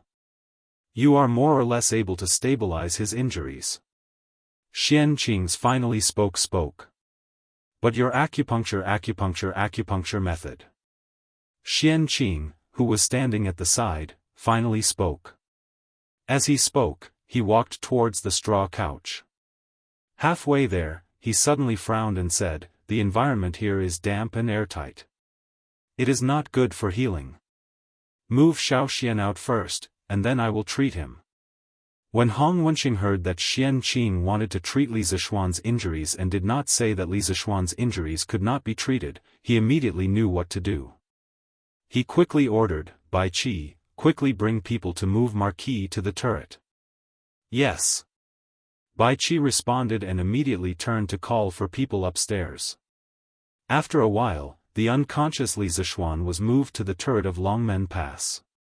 This was originally the temporary resting place for some of the guarding officials of Longmen Pass. The environment was not bad. At least it did not have the damp and moldy smell of the cellar. Xianqing finally nodded and said, Provincial governors, both of you can go out first. I hope no one will disturb me while I am treating Xiaoxian. Hong Wenqing nodded repeatedly and said, Good. Don't worry, Daoist Xianqing. I will send people to seal off the turret. No one is allowed to come near. You can rest assured and treat Marquis Yongpan. If something happened to Li Zishuan in Jianghu province, it was definitely not good news for Hong Wenqing. Although Li Er would not remove him because of this, it would be difficult for him to be promoted in the future. Although Xianqing was not as famous as Immortal Lingxiu, he was also a leading figure of the Celestial Master Taoism in Longhu Mountain. Since he was confident that he could treat Li Zishuan, Hong Wenqing would certainly be willing to cooperate. Daoist Xianqing, can Xiaoshuan's injuries be cured? Wang Renbiao could not help but ask worriedly. As the saying goes, concern leads to confusion. Hong Wenqing could see that Xianqing was confident in curing Li Zishuan's injuries, but Wang Renbiao could not. Or rather, Wang Renbiao could only be completely relieved after hearing Xianqing's personal guarantee. Xianqing turned his head to look at Wang Renbiao, then said indifferently, I will do my best. It should be fine. Wang Renbiao heard this and could not help but heave a sigh of relief. Then, he cupped his hands and said solemnly, Then I will leave it to you, Daoist Xianqing. I'll be waiting outside the house. If you need anything, just call me. Xianqing nodded and said lightly, Seeing this, Wang Renbiao, Hong Wenqing, and the others cupped their hands and retreated outside the house. Kid, you haven't returned to Longhu Mountain for a year after leaving the mountain. Even if you don't visit your martial uncle, you can't not sweep your master's grave. If it weren't for the fact that you were busy running a school in Lantian County and couldn't leave, your sect leader would have come to you personally. After Wang Renbiao and the others left, only Li Zishuan and Xianqing were left in the house. Xianqing's cold face suddenly became a little soft. The high and mighty immortal in the heavens had now become a gentle and elegant elder. He looked at Li Zishuan who was lying on the bed and could not help but sigh with emotion. It's martial uncle? Why did he leave the mountain? Although Li Zishuan couldn't move, his consciousness had always been clear. At this moment, he finally remembered the true identity of Daoist Xianqing. Wasn't he the martial uncle of his predecessor? Soon, the memories of Xianqing flashed quickly in his mind like a movie.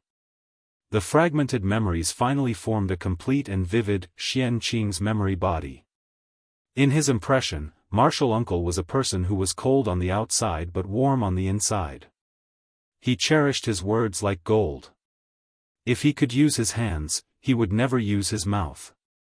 In addition, martial uncle was also a martial arts fanatic. He was obsessed with swordsmanship all his life.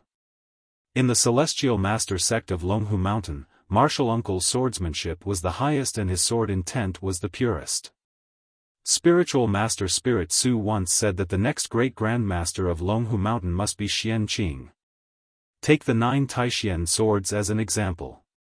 When Li Zishuan's predecessor left Longhu Mountain last year, Xian Qing could already master the first 8 swords of the 9 Taishian swords.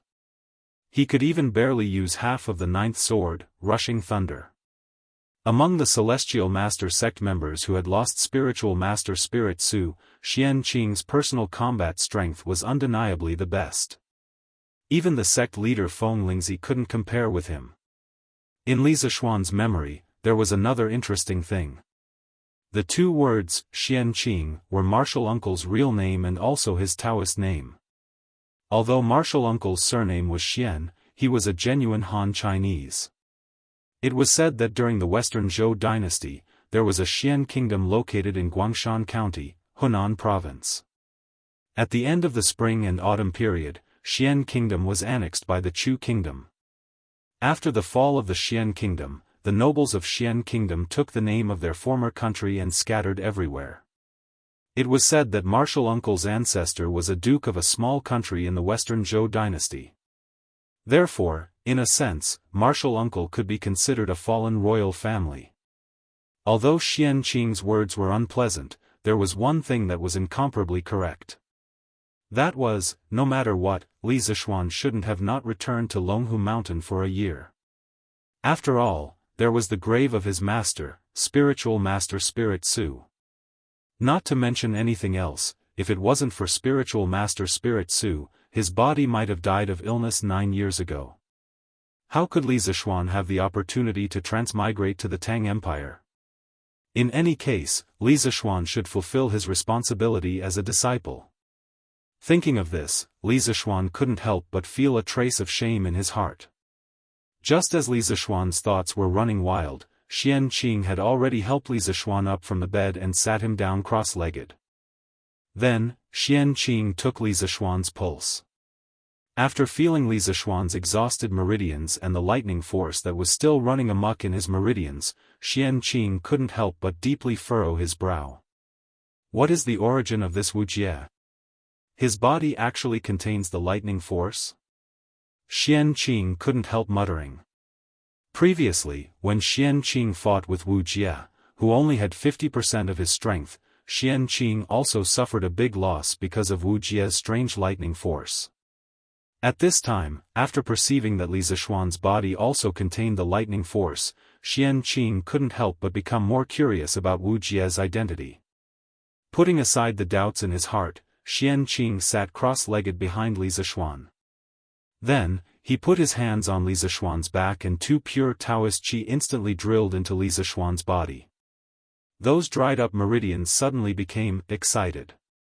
What was even more bizarre was that the spiritual qi of heaven and earth, in Li Zishuan's dantian that had been silent for a long time suddenly became alive. So, the Taoist qi in Li Zishuan's body involuntarily began to absorb. The Taoist qi in Xian Qing's body involuntarily began to transfer into Li Zishuan's body. Xian Qing instantly realized that something was wrong. He opened his eyes in surprise and looked at Li Zishuan with eyes full of surprise. Generally speaking, people who were injured and unconscious were unconscious, let alone take the initiative to absorb other people's internal qi. Now, Li Zishuan was not only seriously injured and unconscious, but his true qi was also close to exhaustion. He didn't have any spare energy to absorb Xian Qing's internal qi. Although there were hundreds of doubts and puzzles in his heart, Xian Qing didn't move his palms away and just let Li Zishuan absorb his true qi. He wanted to see how much water Li Zishuan's reservoir could hold. Outside the turret, Wang Renbiao had been anxiously pacing back and forth. From time to time, he would look at the door. Obviously, he was very worried about the situation inside. If possible, Wang Renbiao hoped that the person lying inside was himself and not his brother. Provincial Governor Wang, there is a young man who claims to be a student of Yanhuang College and wants to see Marquis. At this moment, a soldier came to Wang Renbiao and bowed with his fists cupped. Wang Renbiao narrowed his eyes and quickly said, "Oh. Bring him here quickly." "Yes, sir." The soldier received the order and left. Soon, he returned with a young man carrying a large wooden box on his back. It was Meng Wenhao. Student Meng Wenhao greets Provincial Governor Wang. Meng Wenhao, who was travel-worn, walked to Wang Renbiao and quickly cupped his fists. Previously, when they were about 10 miles away from Longmen Pass, Cheng Yaojin suggested that they speed up with 8,000 people and head to Longmen Pass while the 2,000 people at the back brought some dry rations and entered the city. Meng Wenhao rushed all the way until the skin on his thigh was scraped. He also followed at the back, which was why he didn't arrive at Longmen Pass until now. "Wenhao, you don't have to be so polite." Wang Renbiao waved his hand and said. Meng Wenhao straightened up. After hesitating for a moment, he asked directly, "I heard from the soldiers that Yamacho is seriously injured and unconscious. May I ask Provincial Governor Wang where is Yamacho now and how is his condition?" Wang Renbiao looked back at the turret and said softly, "Little Xian is indeed seriously injured. However, Daoist Xian Qing from Mount Longhu is currently treating him. I think he should be fine." Chapter 1553. At around 2:45 in the morning, it was already late at night. The moon had already risen to the western sky, and while everyone was still asleep, it was still silently watching everything that was happening, including the massive battle taking place outside Yonghe Pass. The three armies from Longmen Pass had been madly pursuing the Turkic army, but none of them had been able to catch up. This was because Ashina Shirkum had not only led his most elite cavalry in this invasion of the Great Tang, but each of them had been equipped with 2 warhorses. Thus, even though they were deserters, they had been able to escape faster than anyone else. In contrast, the soldiers brought by Qin Xiong, Fang Gongteng, and Leng Yuyao had either just finished a long journey or had just participated in a bitter battle to defend the city. At this time, their men and horses were exhausted, so it wasn't surprising that they couldn't catch up to the Turkic army. But even so, the Turks could not so easily escape from the Great Tang, because there were still soldiers from 4 provinces waiting for them. After passing through Madu Pass and Yonghe Pass, the fleeing Turkic army finally encountered the soldiers of Yunzhou, Yuzhou, Daizhou, and Shuo province, who were preparing to reinforce Longmen Pass. Ashina Shirkum and Wu Jie only wanted to bring their army back to the steppe, so when the 2 armies met, they didn't even exchange a single harsh word before immediately fighting. Ashina Shirkum's goal was very simple. He wanted to gather his most elite forces and use the shortest amount of time to tear open a hole in the defensive line of the 4 northern provinces of the Great Tang. He and Wu Jie would then be able to escape through this hole and return to the steppe. Even if he had to sacrifice half of his army, Ashina Shirkum felt that it would be worth it. If he ran out of soldiers, he could go back and replenish them. The Turks had plenty of soldiers, and losing 10 to 20,000 soldiers would not hurt them much. But if he and Wu Jie were left behind in the Great Tang, the losses would be far too great for the Turks. This was especially true for Wu Jie. A Grandmaster expert was a treasure to any country, and the Turks with Wu Jie were completely different from the Turks without him. This could be seen from the fact that Wu Jie had single-handedly stolen a large number of books from the academy. Although he had failed in the end, it was an indisputable fact that Wu Jie had single-handedly pinned down thousands, if not tens of thousands, of Great Tang soldiers. On the plains outside Yonghe Pass, an extremely gruesome battle quickly took place. Under Ashina Shirchu's orders, the Turkic soldiers fearlessly launched their most ferocious attacks on the soldiers of the 4 provinces. The Turks of the steppe were naturally tougher than the people of the Central Plains, and all of them knew that they were being pursued. If they couldn't break out of the encirclement as quickly as possible, all of them would die here. In this desperate situation, the Turkic soldiers did not despair. On the contrary, their fighting spirit was stimulated. Kill. If you kill 1 Tang soldier, you will be rewarded with 50 cows and sheep. If you kill 10 soldiers, you will be promoted by 1 rank. Kill 100 people and you'll be rewarded with a tribe. Seeing that there was hope for breaking out, Ashina Shirchu hurriedly roared. His method of boosting morale was extremely effective. The Turkic soldiers were all excited by these words, especially the last reward that Ashina Shirchu had promised. It was simply too tempting. The majority of them were ordinary people of the steppe. The people of the Central Plains liked to study and obtain scholarly honors, while the Turkic people liked to become more courageous and fierce, becoming the warriors of their tribes. If they could become the leader of their tribes, that would naturally be even better. Thus, Ashina Shirchu's words thoroughly stimulated the ferocity in the bones of the Turkic soldiers. Kill! Kill! Kill! Many of the Turkic soldiers, despite being stabbed several times, still raised their scimitars and shouted, wanting to fight to the death with the Tang army. In the face of such a fierce and fearless army, the Tang army from the 4 northern provinces was unable to hold on for a moment, and their formation began to fall apart. Even worse was that the Turkic army had a grandmaster expert leading the charge. That invincible stance of slaying gods and Buddhas was extremely effective in boosting morale. For a moment, the Turkic army was filled with war cries, and it seemed like they were on the verge of breaking through the encirclement. Although Wuxia only had 30 to 40% of his strength left, he was still not someone that the ordinary soldiers of the Tang army could contend against.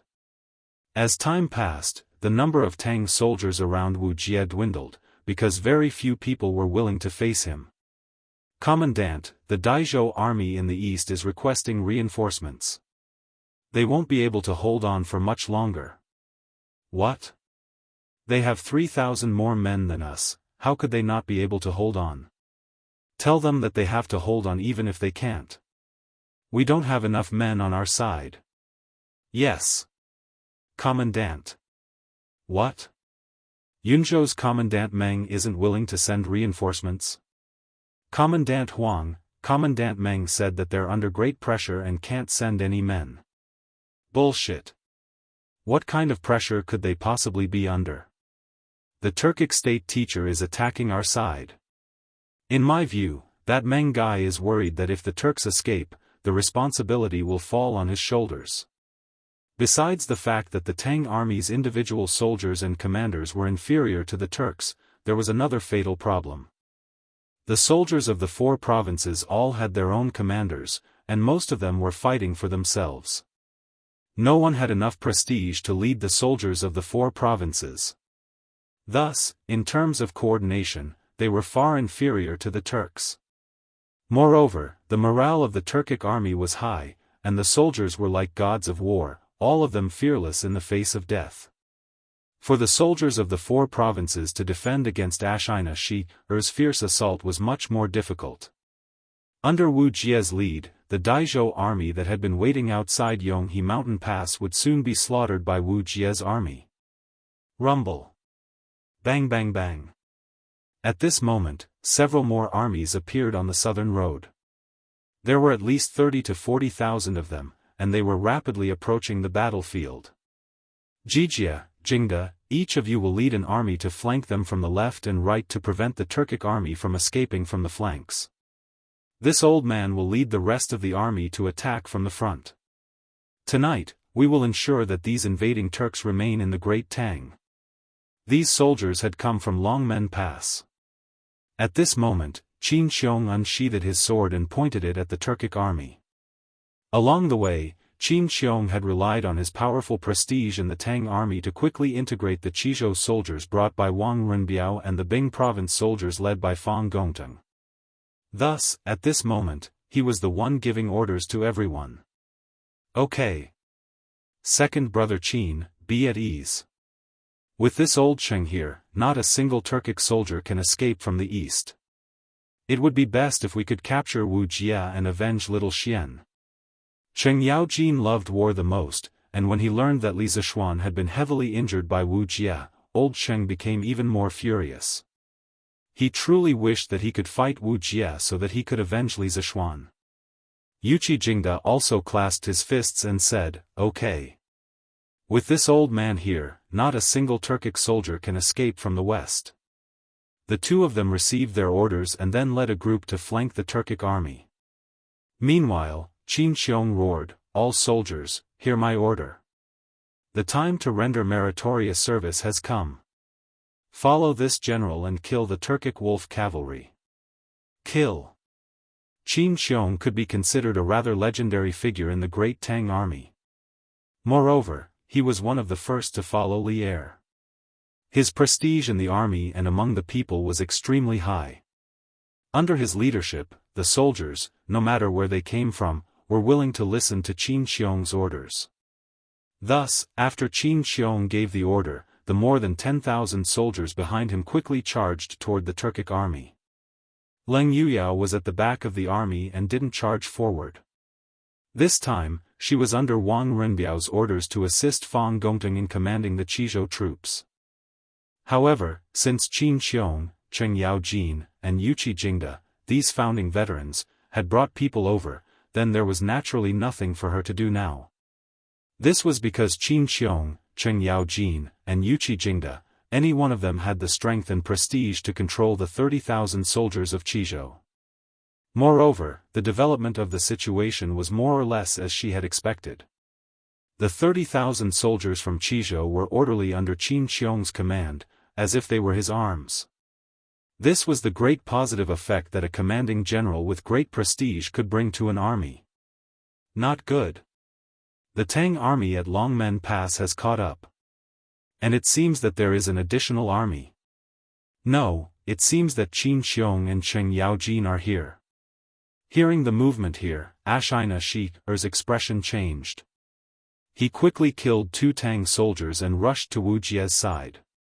He shouted, "Imperial teacher, we must rush out as soon as possible." Qin Xiong and Cheng Yaojin seem to have brought people over. Wu Jie's mace couldn't help but pause. After a moment, he said in a hoarse voice, "Immediately gather all the troops and attack this place. Tear open an opening as soon as possible. Take as many as you can." "Yes, Imperial teacher." Ashina Shi-er replied and then shouted, "All soldiers listen to my order. Attack this place and follow this general to open a bloody path. Provincial Governor Wang, a young man wants to pass. Our brothers won't let him, so he is making a ruckus below Longmen Pass, on top of the city gate tower." Wang Renbiao and Meng Wenhao were anxiously waiting for the results of the treatment inside. At this time, another soldier ran over and bowed with his fists cupped. "A young man wants to pass. Why is there still someone trying to pass so late at night?" Hearing this, Wang Renbiao frowned deeply. Then he thought for a moment and said, "This official will go down and take a look." It was already the middle of the night. If there was someone who wanted to pass at this time, it must be unusual. Wang Renbiao expected that Li Zishuan would not have a result for a while, so he decided to go down and take a look. "Provincial Governor Wang, this student will also go with you." Meng Wenhao was also a little curious, so he took the initiative to volunteer. Wang Renbiao nodded and said, "Good. Then let's go together." After that, the two of them looked back at the candlelight on the turret, then turned and walked down the stairs. I really have something urgent to do. Quickly call your general out and let me pass." Just as they walked down the tower, the two of them heard a clear voice anxiously urging them. "Little you, Meng Wenhao felt that this voice was a little familiar. He looked at the city gate and saw a handsome young man in a scholar's robe arguing with the gatekeeper. The more he looked at this figure, the more familiar it was. After being stunned for a moment, he exclaimed in disbelief. Hearing Meng Wenhao's shout, the young man in a scholar's robe at the city gate couldn't help but be stunned. Then she turned around and looked at the west side of the city wall. Under the light of the torch, she instantly saw Meng Wenhao and Wang Renbiao. His delicate face, which was dirty because he didn't take care of it, instantly revealed an extremely surprised expression. "Wenhao? Why are you here?" Chapter 1554. After hearing that Wuxia had already left the Dragon Gate Pass, little Fishy subconsciously felt a little disappointed. Along the way, it could be said that she, weak woman, had to travel day and night, going through untold hardships just to ask Wuxia about her parents' whereabouts, but when she finally arrived at the Dragon Gate Pass, she learned that the person she wanted to see had already left. How could she not be disappointed? But when she heard that Li Zishuan was seriously injured, she immediately panicked. Compared to the whereabouts of her parents, Li Zishuan's safety was more important to little Yu. Yamacho's youngest uncle is still treating Yamacho's injuries indoors. Provincial Governor Wang and I have been waiting outside for a while. I think there will be a result soon. Seeing Li Yu's anxious face, Meng Wenhao comforted her softly. Only then did Li Yu notice Wang Renbiao, who was standing silently on the side. She quickly went forward and saluted. Li Yu greets Provincial Governor Wang. Unlike Meng Wenhao, Li Yu had never seen Wang Renbiao before. Naturally, she wouldn't recognize him. Now that Meng Wenhao mentioned Provincial Governor Wang, Li Yu didn't know which Provincial Governor Wang Renbiao was. However, no matter where he was, she still had to greet him out of courtesy. Wang Renbiao did not blame her for being rude. Instead, he said softly, "You don't have to be so polite. Xiao Xian and I are old friends. Since you are concerned about his injuries, you can wait here with us." Hearing this, Li Yu was relieved. She thought that the provincial governor was quite easy to talk to. Yes. Thank you, Provincial Governor Wang. Oh. Strange. Why are Xiaoshuan's meridians so broad and tough? They are far stronger than those of ordinary martial artists at the Grand Master middle stage. 60% of my internal force was absorbed by him. It's really strange. In the turret on the west side of Longmen Pass, after injecting a large amount of Taoist genuine qi into Li Zishuan's body to help him heal his internal injuries, Xian Qing finally removed his hands from Li Zishuan's back and stopped completely. But when he looked at Li Zishuan, who had his eyes closed, he could not help but frown and murmur to himself. No.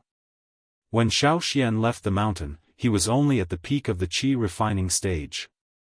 How could he jump 2 realms and directly become a master at the Grand Master middle stage in just 1 year? This kind of aptitude might not even be found in the Dao sect in 100 years. If I remember correctly, although this child's martial arts aptitude is not bad, it is far from the level of being found once in 100 years. What has he been through in the past year? The more Xian Qing thought about it, the more he felt that something was wrong. Especially when he thought about Li Zishuan's current realm, he felt even more incredulous.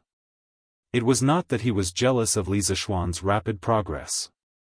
He had never been jealous of anyone in his life because he firmly believed that he could become the strongest person in the world. This belief could not be shaken by anyone and nothing. He was just curious as to how Li Zishuan managed to advance so quickly. Of course, Xian Qing did not know that Li Zishuan, who was sitting cross-legged on the bed, although his body had not changed, his soul had been replaced by a 21st-century engineering master with the same name. At this moment, after Li Zishuan absorbed the pure Taoist genuine qi from Xian Qing, his body had undergone earth-shaking changes. The originally dry meridians and dantian were now being nourished by the endless river water, and the huge amount of genuine qi quickly began to repair the injuries of the 5 viscera and 6 bowels. Even the farmland spiritual qi in his body began to become active at this time, acting as the leader of the recovery army. The power of thunder and lightning that Wuxia had left in his body all became a meal for the spiritual qi of heaven and earth. In the end, Li Zishuan seemed to hear the spiritual qi of heaven and earth burp. Damn it, did I travel to the world of immortal cultivation? Li Zishuan cursed in his heart. He wondered if he had transmigrated again. The scene in his mind was 2F** King fantastical. It was not much different from the fantasy novels he had read in his previous life. However, after using his spiritual power to sense that he was still in the Tang Empire's Longmen Pass, Li Zishuan was relieved, knowing that he had not traveled to another world. Speaking of which, Li Zishuan had his family, friends, and a group of cute officials and generals who wanted to make Tang Empire stronger. Even if he had the opportunity to travel to another world, he would not be willing to leave. For Li Zishuan, this was the best time. He had met the best monarch, the best friends, and the best family here. He would not exchange them even if he was given an immortal. After sitting cross-legged for a while, Li Zishuan's internal injuries were basically healed under the spiritual qi of heaven and earth in his body, and the genuine qi in his body had been completely restored. Just as he was about to open his eyes and see his talented youngest uncle, Li Zishuan suddenly felt a wave of enlightenment.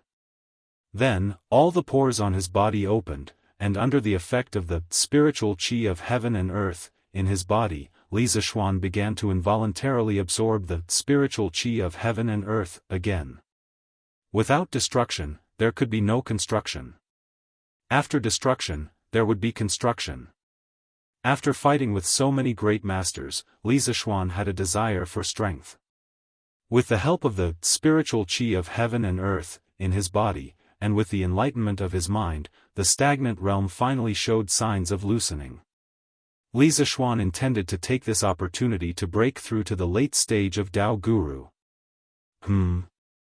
Standing aside, Xianqing, who was thinking hard and waiting for Li Zishuan to wake up, immediately sensed something unusual. His expression changed, and he hurriedly turned his eyes to Li Zishuan. Forget everything, oneness of heaven and man. Is he going to make a breakthrough again? Although Xianqing was very confident in his martial arts attainment, when he saw that Li Zishuan had the opportunity to make a breakthrough again, Xianqing did not know how to express his feelings at this moment. Was he excited? Of course. Was he disappointed? Of course not. No matter what, Li Zishuan belonged to the celestial master Taoism of Longhu Mountain. The higher his achievement was, the happier Xianqing would be. He would not be disappointed. If he really had to describe it, Xianqing was doubting life at this moment. How old was Li Zishuan this year? He was only 15 or 16 years old, but he was about to reach the late stage of Dao Guru. This was absolutely shocking. Actually, what Xianqing did not know was that just 2 months ago in Lantian County, Mo Huai told Li Zishuan that he needed a saint for his engineering. Li Zishuan went through a battle in his heart and overcame the temptation of the title of a saint. He said some open-minded words, "The title of a saint is not something that I want. Everything that I do in my life should be based on my heart, punishing evil and promoting good, upholding justice, benefiting the common people, and living a carefree life. As for what the future generations say, it has nothing to do with me. Whether it is merits or demerits, they can say whatever they want." After saying that, Li Zishuan's thoughts were instantly clear. He directly entered the state of forgetting himself in the woods at the foot of the mountain. At that time, Li Zishuan finally touched the threshold of the late stage of Dao Guru, but in the end, he failed to enter the late stage of Dao Guru. Now, after several months, Li Zishuan finally had a chance to enter the late stage of Dao Guru again. At this moment, Xianqing only felt that a small invisible cyclone storm had formed in the room, but he could not see anything unusual with the naked eye. This cyclone storm was different from the storms in the natural world. It would not blow away anything, nor would it make others feel like they were being blown by the wind. A good rain knows the season, and it will happen when spring comes. Sneaking into the night with the wind, moistening things silently. This invisible cyclone storm was like a spring rain that moistened things silently, leaving no trace behind. Only martial artists with profound realms would be able to truly feel its existence. No. What is Xiao Xian doing? Why is there so much pure and primitive qi madly pouring into his body? Xianqing had already raised his guard and stood guard at the door. He was guarding Li Zishuan to prevent anyone from disturbing Li Zishuan's breakthrough. However, while Xianqing was shocked by the scene in front of him, he also found it difficult to explain. It seemed that Li Zishuan's method of breaking through was different from all other cultivators. If not for worrying about affecting Li Zishuan's breakthrough, Xian Qing really wanted to step forward and grab Li Zishuan's pulse to see how different Li Zishuan's meridian structure was from ordinary cultivators. Kill! Kill! Kill! On the plains outside Yonghe Pass, the Turkic soldiers who were besieged on all sides shouted again and again. Blood dyed the earth red, but not a single Turkic soldier showed any fear. Many of the scimitars in their hands were already curled up, but they still swung their scimitars tirelessly, wanting to open a path for Wuxia and Ashina Shur. This was an extremely fierce and brave Turkic wolf cavalry. They would unconditionally carry out the orders of their commander, even if they had to pay the price with their lives. Encountering such a resolute Turkic army, the reinforcements of the Great Tang's 4 northern provinces were still having a headache. Even with Qin Xiong, Cheng Yaojin, and Yuqi Jingde leading reinforcements, the defensive line they had built in the north was still about to be torn apart by the Turkic army. It was not that the Great Tang's 4 northern provinces were not elite enough, but that the Turkic army was too fearless. As long as they could send Wuxia and Ashina Shur out of the Great Tang, they were willing to sacrifice themselves here. Quick! Quick! Charge! Continue to charge. The Tang army's defensive line is about to be broken. Seeing that the Tang army at the front was about to collapse, Ashina Shirchu hurriedly shouted. This was both an exhilaration and a morale boost. Charge! Kill! Hearing this order, the Turkic soldiers became even more ferocious, even more fearless. At this moment, the Turkic soldiers seemed to have the assistance of the heavens. Everything was going smoothly for them, and the Turkic army was advancing even faster than before. Meanwhile, the Turkic army in the rear was desperately resisting the left, middle, and right armies led by Cheng Yaojin, Qin Xiong, and Yuqi Jingde. They did not seek victory, only delaying the Tang army so that Wuxia and Ashina Shur could escape the encirclement. As long as they could escape the encirclement of the Tang army, Wuxia and Ashina Shur could rely on their advantage in speed to shake off the pursuit of the Tang army. Chapter 1555. Ha! Open for me.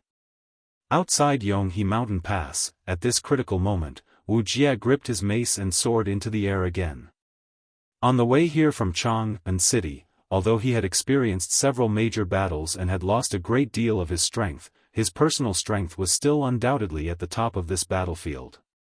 At this moment, the mace in his hand flashed with a faint lightning glow, and with him flying high up in the air, he looked like a god of thunder descending from the heavens, majestic and insufferably arrogant.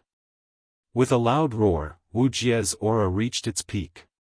Then, Wuxia slammed his mace down, sending a powerful gust of wind towards the Tang army.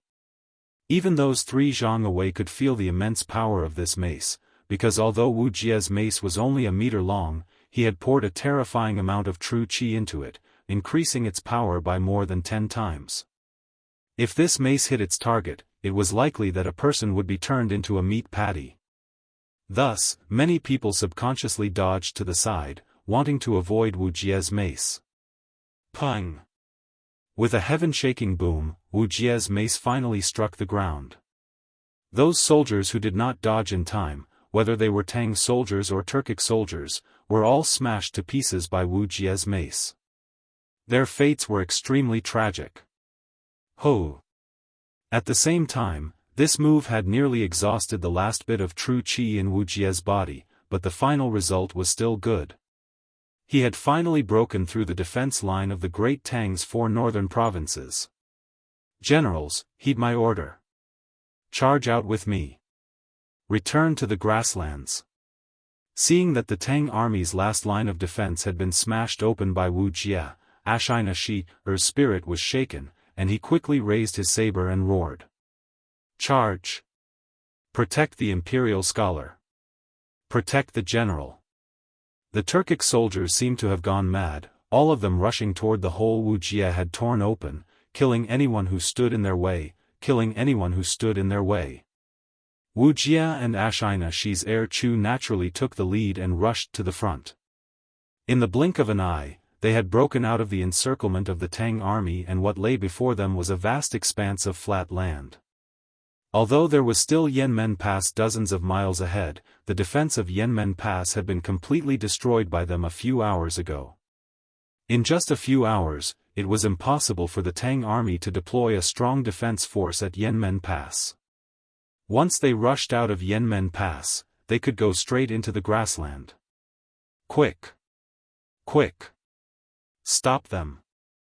The breach Wuxia had found was precisely the defensive line set up by the Daizhou government soldiers. Seeing the Turkic soldiers break through the defensive line and flee to the north, the Daizhou government commandant hurriedly ordered the remaining soldiers to block this breach. Wuxia, for better or worse you are a martial grandmaster, do you dare fight this old Cheng?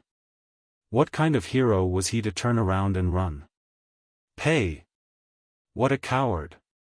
Cheng Yaojin's left army was made up of elites from Chang'an, so he was the first to break through the Turkic army. However, he was still a step too late.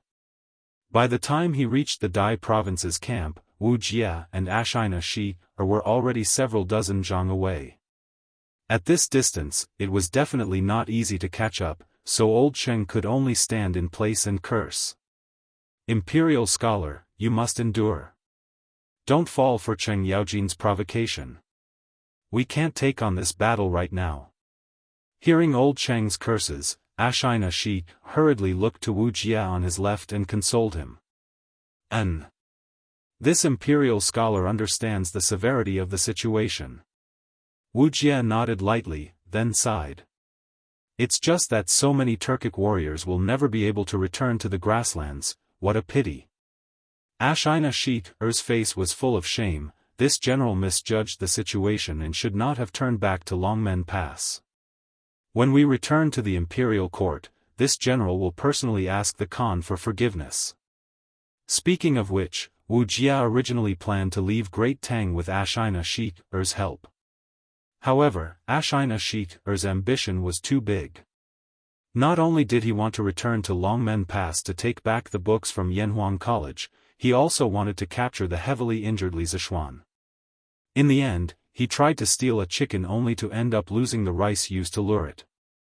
Not only did he not obtain anything, he also caused the tens of thousands of Turkic soldiers to be completely buried outside Yonghe Pass. He neglected the fact that Wuxia's strength at that time was less than 60% of his peak, and he also neglected the fact that Wang Renbiao's reinforcements would arrive so quickly. Of course, there were also the two most important people that he couldn't take into account. They were Shui Rengui and Xian Qing. Therefore, Ashina Shi's responsibility for this defeat was 80%. Wuxia waved his hand and said, "Things have already gotten to this point, so there's no point in saying more. Today, the Tang army has the advantage of time and geography, so we will definitely lose. However, it's not like we didn't gain anything. After this battle, Li Shimin will definitely speed up the offensive against the Turks. At that time, we will have another chance to fight. Imperial teacher has great foresight, this general admires you." Junior Shui Rengui greets Provincial Governor Wang. In front of the turret of Dragon Gate Pass, Wang Renbiao, Meng Wenhao, and Little Yu were still waiting patiently. They had already waited for more than half an hour. At this time, a youth in coarse hemp clothes and carrying a longbow walked over and bowed to Wang Renbiao. Just now, when Wuxia bombarded the gate, Shui Rengui thoroughly displayed his amazing archery skills to the soldiers guarding the gate. It was also because of his obstruction that Wuxia's first attack didn't completely destroy the gate. Therefore, the soldiers in Dragon Gate Pass looked at Shui Rengui as if they were looking at a hero. If Shui Rengui wanted to find Wang Renbiao, no one would rashly stop him. "Oh? You are Shui Rengui?" Hearing this, Wang Renbiao's eyes lit up and he asked with interest. "Yes." Shui Rengui nodded and replied. "Good. Good. Good. You are the same as Little Xian, heroes come from the youth." This official has already heard about the situation just now from Provincial Governor Hong and the others. Rengui, you blocked Wu Jia's attack with 9 arrows and prevented Dragon Gate Pass from being destroyed by Wu Jia alone. Your contribution cannot be ignored. After this matter, little Xian will definitely ask for your merit in front of His Majesty. Seeing Shui Rengui nod, Wang Renbiao's face revealed a kind smile as he praised. Shui Rengui cupped his fists and said, Provincial Governor Wang is too kind. Marquis was conferred the title of Marquis at a young age and was able to fight the imperial teacher of the Turkic Empire head-on without falling into a disadvantageous position. He is the true young hero. Rengui is just a mountain villager, how can I be compared to Marquis? As for the merit, what Rengui did tonight was only in self-defense. If the Turkic Empire had breached Dragon Gate Pass, the hundreds of people in Xiu village would have died under the scimitars of the Turkic wolf cavalry. Therefore, Rengui is not here for the merit, and I dare not claim the merit. Hearing this, Wang Renbiao couldn't help but think more highly of Shui Rengui. He didn't cling to the powerful, wasn't greedy for military merit, and was also a promising young man. It would be difficult for such a young man to not be successful in the future. This kind of person was like shining gold. Even if he was buried in the sand, he could still be dug out. Not greedy for merit, not arrogant. In time, Rengui, you will definitely become a pillar of the country. Wang Renbiao shook his head and looked at Shui Rengui with admiration.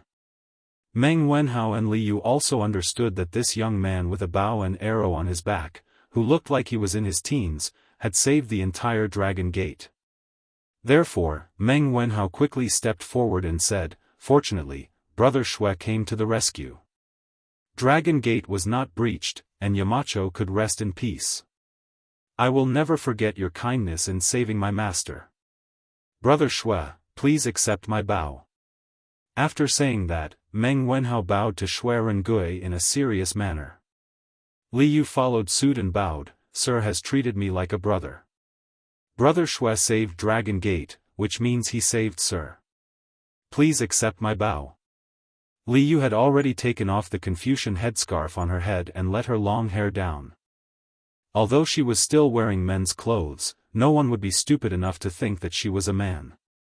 Shui Rengui quickly helped Meng Wenhao up and said to Li Yu, Miss Li Yu, little brother Meng, please get up quickly.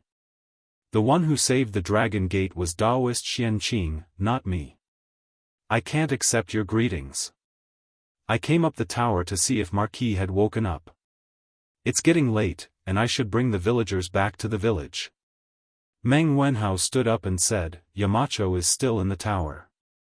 Daoist Xianxia is treating Yamacho's injuries. Shui Rengui turned to look at the candlelit tower and said, Since that's the case, I'll take my leave first. The Marquis of Yong'an is blessed by the heavens. He will be fine. Provincial Governor Wang, Brother Meng, Miss Li Yu, you don't have to worry. I believe that a good man like the Marquis of Yong'an will be protected by the heavens. Then, we'll meet again. Wang Renbiao nodded and said. We'll meet again. Li Yu and Meng Wenhao also cupped their hands. Creak. Just as Shui Rengui was about to leave, the door that had been closed for a long time was finally opened from the inside. Daoist Xianxia walked out expressionlessly with his hands behind his back.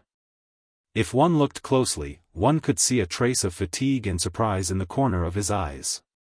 Daoist Xianxia. The corner of Wang Renbiao's eyes never left the turret for a moment. He found that the door was opened at the first moment, so he hurriedly walked forward and asked anxiously, Daoist Xianxia, you're out? How's Xiao Xian? Meng Wenhao, Li Yu, and Shui Rengui also hurried over and looked at Xianxia with hope. Xianxia stopped and looked at Wang Renbiao, Li Yu, Meng Wenhao, and Shui Rengui. He paused for a moment and said lightly, Humph. That kid is fine now. Go in and take a look yourselves. Then, Xianxia swung his sleeves and was about to leave. However, he stopped after 2 steps and turned to Wang Renbiao, who was about to enter the house, and said, I heard that the Turkic state preceptor sneaked into the Tang dynasty to steal some books from Yanhuang College. Where are those books now? Wang Renbiao was stunned and quickly replied, Daoist Xian, I heard that Xiao Xian hid all those books. They should still be in the cellar. All right. I'll go and take a look. Xian Qing nodded and left with his hands behind his back. Although Wang Renbiao felt that Xian Qing's question was a little strange, he was not in the mood to think about it. Once Xian Qing left, he quickly walked into the house. Xiao Xian. Are you okay? Entering the room, he saw Li Zishuan sitting cross-legged on the bed with his eyes slightly closed. His previously pale face had already turned into a healthy rosy color. Wang Renbiao knew that this was a sign that his injuries had recovered, so he couldn't help but exclaim excitedly. Yes. I'm fine. Not only am I fine, but I also benefited from the disaster and improved my martial arts. Hearing Wang Renbiao's question, Li Zishuan opened his eyes and smiled. Phew. That's good. That's good. Wang Renbiao heard and could not help but heave a sigh of relief. Li Zishuan got up from the bed and looked at Wang Renbiao. He was surprised and relieved. Renbiao, shouldn't you be in Qizhou? Why did you come to Dragon Gate? Wang Renbiao replied with a smile, Wuxia snuck into the academy to steal the books, so the emperor issued a notice that Wuxia was wanted throughout the country. By the afternoon, the notice had already reached Qizhou. After dinner, I heard that the Yanmen Pass had been breached. Thinking that little Xian, you should be in the Hedong Road area right now, and should have also heard about the theft of the academy's books, it was very likely that you would be organizing troops in Hedong Road to intercept Wuxia and guard against the invasion of the Turkic army. When I arrived in Puzhou, I heard that you had encountered Wuxia at Dragon Gate and a big battle broke out. At that time, I was worried about your safety, so I ordered the troops to rush to Dragon Gate. I did not expect to encounter Ashina Shi'er Kuei's army besieging Dragon Gate. Li Zishuan heard and could not help but gratefully cup his hands to Wang Renbiao. Today, Ren led the troops to help Dragon Gate. This brother will remember this debt of gratitude. I will do my best to repay this debt in the future. Wang Renbiao said seriously, Xiao Xian, you and I are brothers. We should go through thick and thin together and help each other. At that time, I was troubled by love. If not for your righteous help, I would have been hurt by love. Today, you are in trouble. How can I, as your brother, stand by and watch? You are so polite to me now. Are you treating me as an outsider? As a descendant of a large family like the Wang family of Taiyuan, Wang Renbiao did not have many friends. Even if he did, it was only because of benefits. This kind of friend could only be made with benefits, but not with hearts. Only Li Zishuan had a sincere friendship with him. There were no benefits involved, so Wang Renbiao cherished this friendship. When he sensed that Li Zishuan might be in trouble, he did not hesitate to lead the troops to leave Qizhou. When he made this decision, he did not even consider the consequences. This kind of behavior was absolutely inconceivable for a descendant of a large family who prioritized benefits. Renbiao, that's not what I meant. Hearing this, Li Zishuan hurriedly explained. Then he waved his hand and said, forget it, forget it. Since that's the case, I won't be polite with you. But this time, you led the troops out of the country without permission. It should be considered a violation of the laws of the Great Tang. When I return to His Majesty, this brother will do his best to speak on your behalf.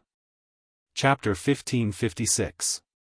Wenhao, little you, why did you two come to Dragon Gate? After talking to Wang Renbiao, Li Zishuan finally looked at Meng Wenhao and Li Yu. To be honest, he was a little surprised to see these two little guys. Meng Wenhao stepped forward and replied, Yamacho, His Majesty was furious when he learned that the books of the academy were stolen. He ordered General Qin, General Cheng, and General Yuqi to lead 10,000 light cavalry to chase after Wuxia. In order to keep in touch with you and Chang and City, His Majesty allowed General Qin and the others to carry a telegraph, but no one in the army knew how to use it. Later, General Cheng chose me, so I came with the army. Li Zishuan nodded, then looked at Li Yu and asked, Little Yu, what about you? You're just a weak girl, you didn't come with the army, right? Sir, Little Yu, opened her mouth and looked embarrassed. In front of so many people, she couldn't say that she came here to look for Wuxia, could she? If she really said that, she didn't know how many strange looks she would receive. Yamacho, Little Yu, didn't come with the army. She came here by herself. She was worried about your safety and wanted to see you in person.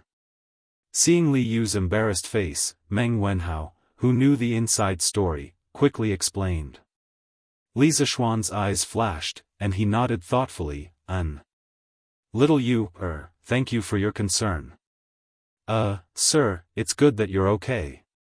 Li Yu's expression was unnatural, and she quickly replied. Li Zishuan then turned his eyes to Shui Rengui, and he said in surprise, Rengui? Why are you here?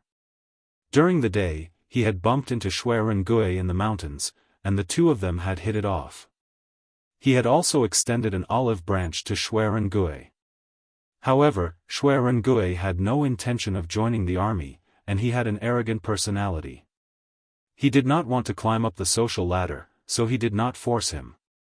But he didn't expect to meet Shui Rengui so soon.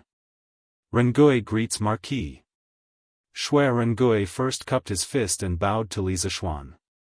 Then, he began to explain. Around midnight, someone in the village saw a fire in the direction of Longmen Pass. They heard from me that you, Marquis, were also at Longmen Pass, so they wanted to come and help. My speed was fast and I was one step ahead. The young men of the village followed behind me. When I arrived at Longmen Pass, I happened to see the Tujue state preceptor bombarding the city gate. Thus, I followed Adjunct Fong to defend the city. At this time, Wang Renbiao couldn't help but interject with a smile, Little Xian, you don't know, but Rengui relied on his superb archery skills to block Wu Jie's first attack on the city wall, and forcibly destroyed 30% of Wu Jie's first attack. If it wasn't for him, I reckon the Longmen Pass wouldn't have lasted until Daoist Master Xian Qing and the Qizhou army arrived. Shui Rengui hurriedly replied, Governor Wang, you flatter me. I just happen to possess brute strength. Li Zishuan smiled knowingly and said, Haha. Rengui, you don't have to be humble. Your archery skills can definitely be ranked in the top 3 among all the people I know. This time, it's all thanks to your help in defending Longmen Pass. When we return to Chang'an, I will ask for a reward for you.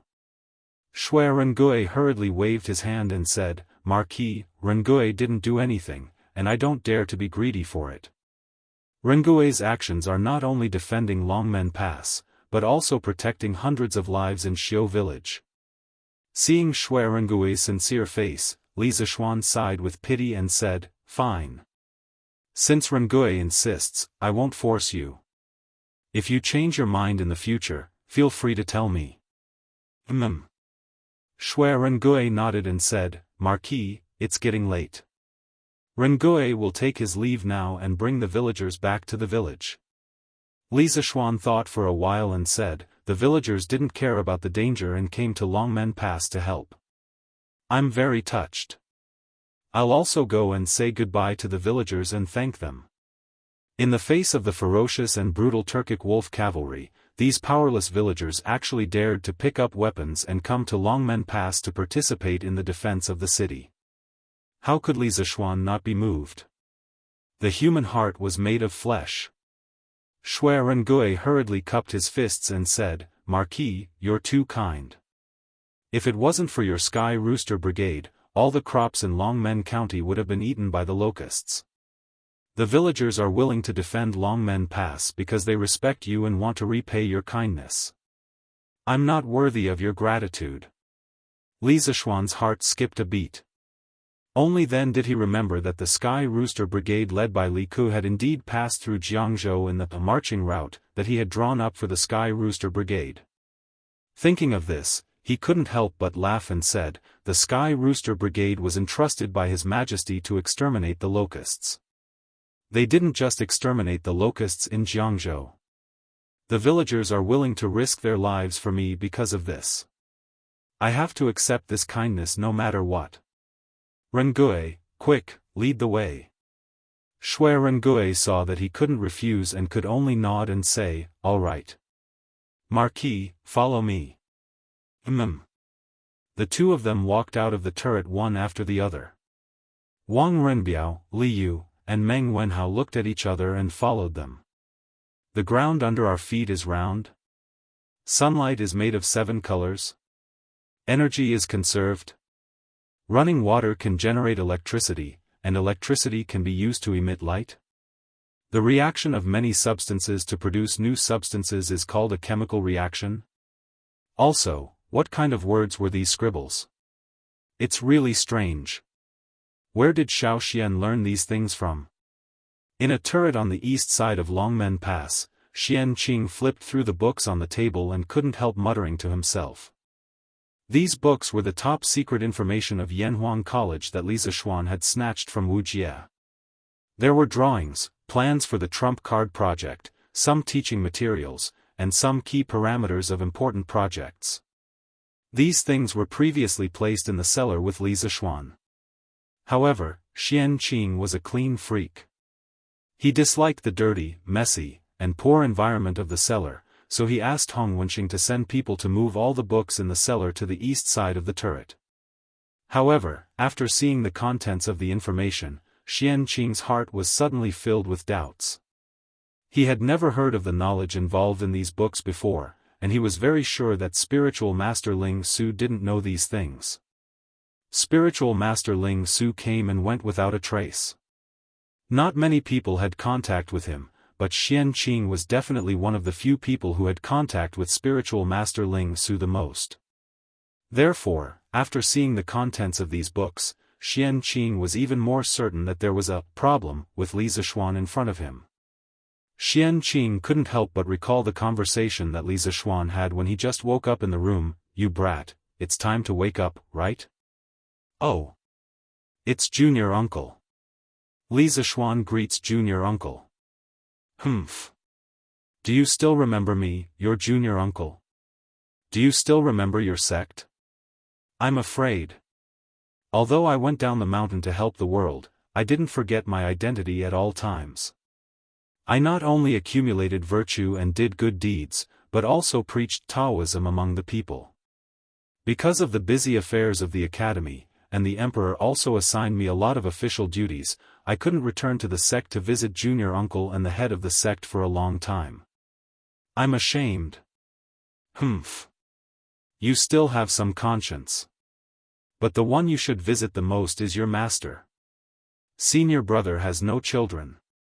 He not only treats you as a disciple, but also as his own child. He gave everything to you. You can't be ungrateful." "Junior Uncle, you're right. When this matter is over, I will personally go to Mount Longhu and kowtow in front of Master's tomb to apologize." Little Xian, let me ask you. When you went down the mountain, you were still at the peak of the qi refining stage, but now you're at the peak of the Zhongshe realm. After my observation, I found that when you broke through the realm, the way you broke through was different from other warriors. Tell me honestly, did you practice some evil skills? Martial Uncle, you've wronged me. Although I'm not a benevolent and virtuous person, I'm still in awe of heaven and earth and all living beings. Everything I've learned comes from Master. After Master passed away, I've encountered several life-or-death situations. In those desperate situations, I've gained some special insights into the martial way. Perhaps it's because of these insights that my way of breaking through realms is different from ordinary people? Well. Are you willing to let me check your meridians? Don't misunderstand. I don't mean any harm. It's just that the Celestial Master Taoism has always been a righteous sect. We can't have evil people. I have to make sure that you don't stray into the evil path. Junior Uncle, you don't have to explain. You saved my life. If you want to check my meridians, go ahead. I have a clear conscience and will never resist. Good. Then I'm being rude. Well, the path of genuine qi is indeed the path of the Taishian Sutra, and the genuine qi is also pure Taoist genuine qi. It seems that you've always been firm in your Taoist heart. I've wronged you. No. Why do you have such pure genuine qi in your body? Genuine qi? Junior uncle, what is genuine qi? You don't know genuine qi? Then why do you have genuine qi in your body? This. I don't know. The capacity of a person's dantian is limited. When one reaches the peak of the Zhongshe realm, true qi will fill the entire dantian. One needs to use a secret method to condense true qi and turn it into true essence. Coupled with one's own martial arts comprehension, only then can one break through to the Zhongshe realm. This genuine qi is unique to the Supreme Power realm. Okay. You've just recovered from your serious injury. Take the time to adjust your qi circulation. There are a few people outside. They should be looking for you. I'll leave first. Thank you, junior uncle. Take care. It makes sense that this child's kung fu has improved by leaps and bounds. But where does this strange knowledge come from? Along the way, I have more or less heard of Yanhuang Academy. The commoners say that they impart knowledge of engineering. Engineering, what kind of knowledge is that? Why haven't I heard senior brother mention it? Recovering from his contemplation, Xianqing's eyes became more and more confused. Clang, clang, clang, clang, clang. At this moment, 5 gongs and drums sounded under the city tower. Xianqing was stunned and murmured, "It's already 5 o'clock. Forget it. As long as this child is on the right path and doesn't do anything harmful, I don't have to worry about it." After that, Xianqing closed the book in his hand and walked to the bed next to him. As Li Zishuan's junior martial uncle and the flag-bearer of Mount Longhu's Celestial Master Sect, Xianqing received some preferential treatment here. He had a separate space to rest, unlike the other ordinary soldiers who could only sleep in tents. On the other side, after Li Zishuan received and persuaded the nearby villagers who came to support Longmen Pass, he urged the people around him to disperse and rest. He returned to the turret and planned to wait quietly for Cheng Yaojin and the others to come back. Previously, with the help of Xianqing's power and some of his own comprehension, he broke through to the Supreme Power late stage. Now he was full of energy and couldn't fall asleep even if he lay on the bed. He simply sat on the bed and began to run the 8th level of Taishian Sutra to feel the new realm. "Sir, have you rested?" After about a quarter of an hour, little Yu's voice came from outside the door. Li Zishuan's heart skipped a beat and quickly stopped. Then he said softly, "Come in." When he just woke up, he saw that Li Yu's expression was a little strange. He always felt that this girl was hiding something. Now that Li Yu took the initiative to come to him, he guessed that she was going to take the initiative to lay her cards on the table. With a creak, Li Yu pushed the door and entered. Then she turned around and closed the door. Then she walked quietly to Li Zishuan and said with a guilty face, "Sir, you have just recovered from a serious injury. Did I disturb your rest?" Li Zishuan smiled and waved his hand, saying, "It's okay. I'm not sleepy now." "Little you are still awake. Is there something on your mind?" "Yes." Li Yu nodded and replied, "Yes." Then she bit her lips and said softly, "Sir, you've met the Tujue state preceptor before. Can you tell me what kind of person he is?" "National Master of the Tujue National Master?" Hearing this, Li Zishuan couldn't help but be surprised. Then he asked with some confusion, "Little Yu, why are you asking about the National Master?" Li Yu's face froze. After hesitating for a moment, she replied, "Sir, the National Master of the Tujue National Master may know the whereabouts of my biological parents, so, what? Wuxia knows the whereabouts of your parents?" Little you, who told you this? Li Zishuan was shocked. His eyes flashed with disbelief. Regarding Li Yu's background, he had always sent people to secretly search for it. According to the jade bracelet on Li Yu's wrist, Li Yu's parents must have been very rich. So Li Zishuan had always sent people to ask around Chang, and if there were any rich families who had lost their children more than 10 years ago. There were quite a few people who met this condition, but when he asked them face to face, none of them met this condition. After searching for so long in Chang, and without finding any useful clues, Li Zishuan never thought that Li Yu's parents would have some kind of connection with Wuxia. How could he not be shocked? Seeing Li Zishuan's disbelief, Li Yu explained seriously. Sir, this is what Wuxia told me personally. 2 nights ago, the academy was attacked. Mr. Mo, the 2 Dugu generals, and Mr. Zhang San, who had gone out to sea but secretly returned, were all defeated by the Turkic imperial preceptor. In the end, the Turkic imperial preceptor even wanted to kill Mr. Zhang San. Chapter 1557. Is there such a strange thing? Inside the west tower of Dragon Gate Pass, after listening to Li Yu's story of that night, Li Zishuan was shocked. He rubbed his chin and pondered for a long time before turning his eyes to Li Yu and asking, "Is that why you came all the way from Chang and to Jianghu?" Sometimes he couldn't help but admire this little girl Li Yu.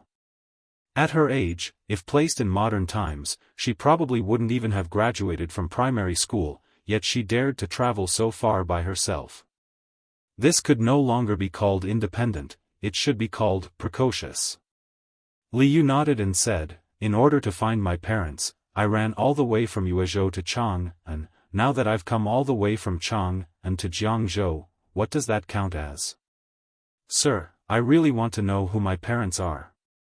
I also want to know why they sent me away that year and didn't take me away. But I was still a step too late, the imperial tutor is now nowhere to be found."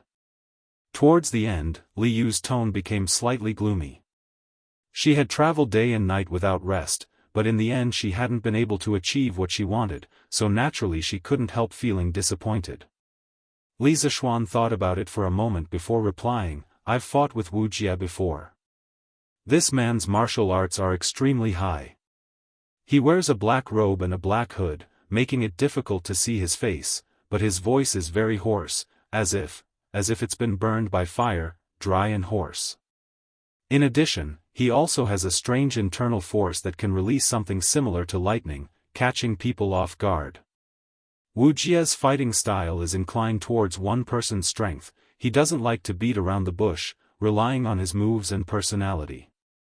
Wuxia may also be the kind of person who doesn't like trouble, decisive and unstoppable, he really has the qualifications to be one of the world's top masters.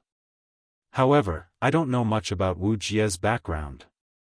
Master rarely mentioned him before his death, perhaps you can ask my little martial uncle tomorrow, he should know." Recalling Xian Qing's previous interrogation, Li Zishuan couldn't help feeling a little scared. So, regarding Wuxia, he didn't intend to ask Xian Qing himself, wouldn't that be walking right into a trap? It was better for little fishy to ask him herself. In the end, Li Zishuan was still worried that Xian Qing would find out that he was a fake. After all, he used to do many things under the banner of Spiritual Spirit Su, and Xian Qing had always had a good relationship with Spiritual Spirit Su. If Xian Qing investigated seriously, he would definitely find clues from many things. Yes. Good. I'll ask Daoist Xian Qing tomorrow. Li Yu didn't think much about it and just nodded, then she suddenly said, "Yamacho, General Qin is leading the army to chase after the imperial teacher, do you think Wuxia?" Although he didn't finish his sentence, the gist of it was obvious. Li Zishuan frowned, paused for a moment, and then said, "I heard from Renbiao that it's not just Uncle Qin and Uncle Cheng who are pursuing us from behind. To the north, there are also soldiers from Yunzhou, Shuozhou, Daizhou, and Yuzhou who are intercepting us. There are at least 60,000 of them, and the Turkic army has already been defeated at Longmen Pass, so their momentum is no longer there. In the face of these 60,000 soldiers, their defeat is certain. However, Wuxia and Ashina Shirchu are both martial experts. If they escape with all their strength and pave the way for them with the lives of the Turkic soldiers, it will be difficult for Uncle Qin to catch them. Hearing this, Li Yu secretly breathed a sigh of relief. Li Zishuan looked at Li Yu's face and asked, "Little fishy, do you want Wuxia to die, or do you want him to live?" Under Li Zishuan's gaze, a trace of panic flashed in Li Yu's eyes. She opened her mouth and said nervously, Of course I want him to die. I am a Tang and he is a Turkic. He killed so many Tang people, of course I want him to die. But before he dies, I want to hear the whereabouts of my father and mother from him." Li Zishuan nodded, then turned around and stood with his hands behind his back. "That's good. Little fishy, no matter the situation, no matter the reason, I hope you remember that you are a Tang. You can never do anything to harm the Tang Empire, or I will never forgive you." The reason why Li Zishuan said this was mainly because he thought of a very frightening possibility. That Li Yu's parents were Turkic, or that Li Yu's father was Wuxia. Although the possibility of this happening was slim, it didn't mean it was impossible. Moreover, even if Li Yu's father wasn't Wuxia, he and Wuxia probably had some sort of relationship. This time, for Li Yu, this was a rather big personal test. To choose between righteousness and personal feelings, to be honest, no matter who it was, this was a difficult choice to make. Li Zishuan's voice fell, and at this time, a loud noise came from outside the house. Li Zishuan's expression changed, and he listened carefully for a moment before saying to Li Yu, "The army chasing Wuxia has returned. Let's go and see." Li Yu's expression changed, but after a moment, she nodded and replied, "N."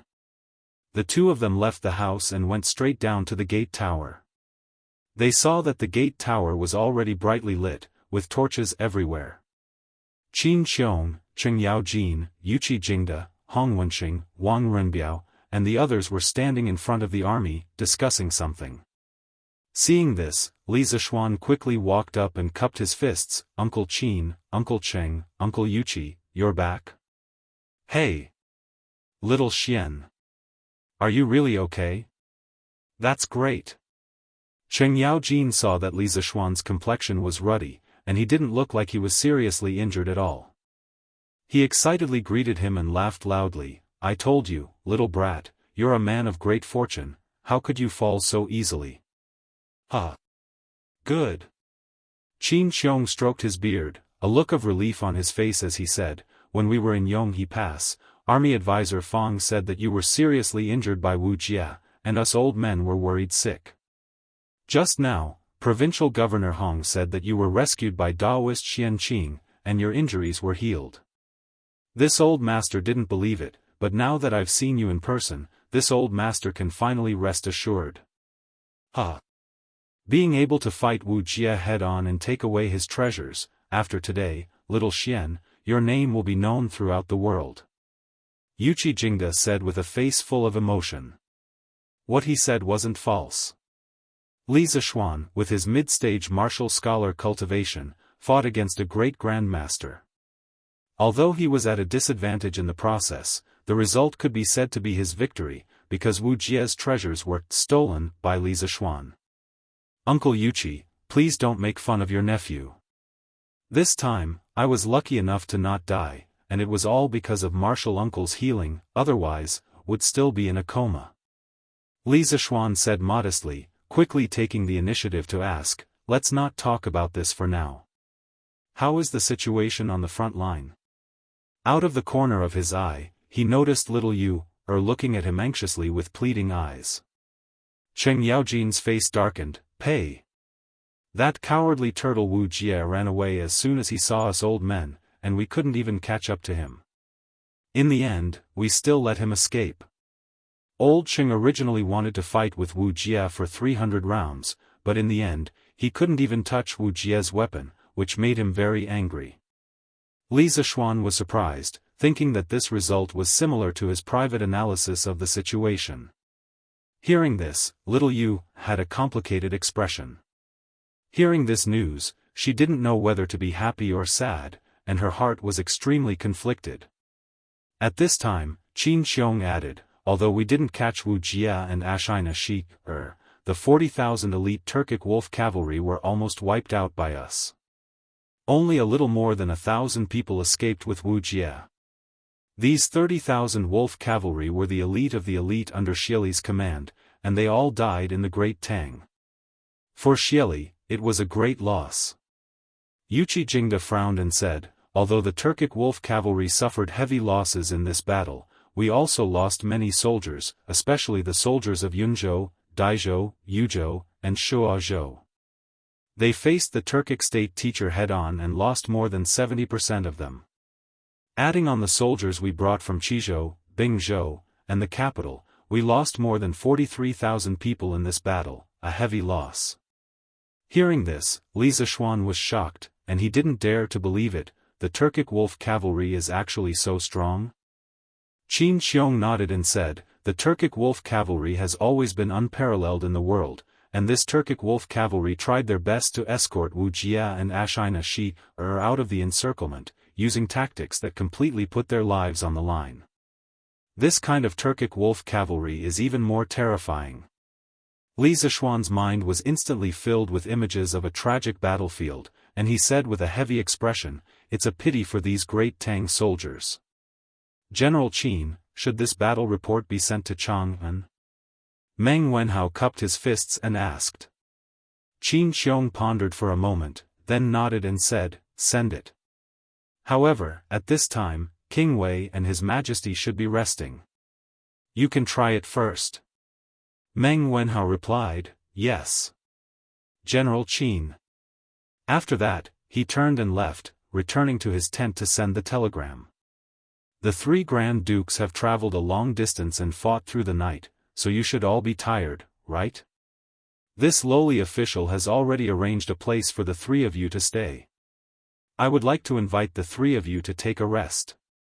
At this time, Hong Wenqing stepped forward and cupped his fists. He was the provincial governor of Jianghu province, and also the host here, so of course he had to be a good host. Li Zishuan also reacted and quickly said, Governor Hong is right. Uncles, you have been fighting for the entire day. You haven't slept a wink. It's better that you quickly go and rest. Qin Xiong nodded and said, okay. After the soldiers are settled, we will rest. As he spoke, he turned to Hong Wenqing and said, Provincial Governor Hong, I'll have to trouble you to immediately send some military doctors over from the Jianghu province military camp. There are many injured soldiers in urgent need of treatment.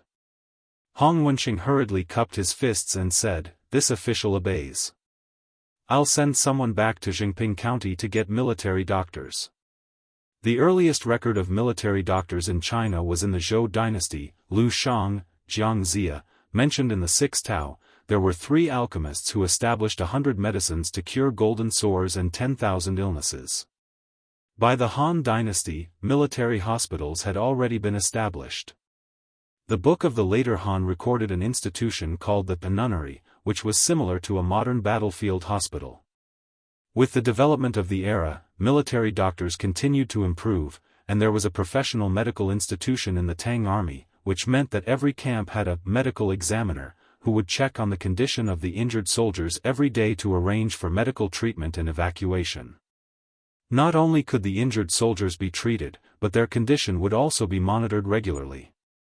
For example, the Zhichong military camp in Jianghu province definitely had a medical examiner department. Hong Wenqing accepted the order and left.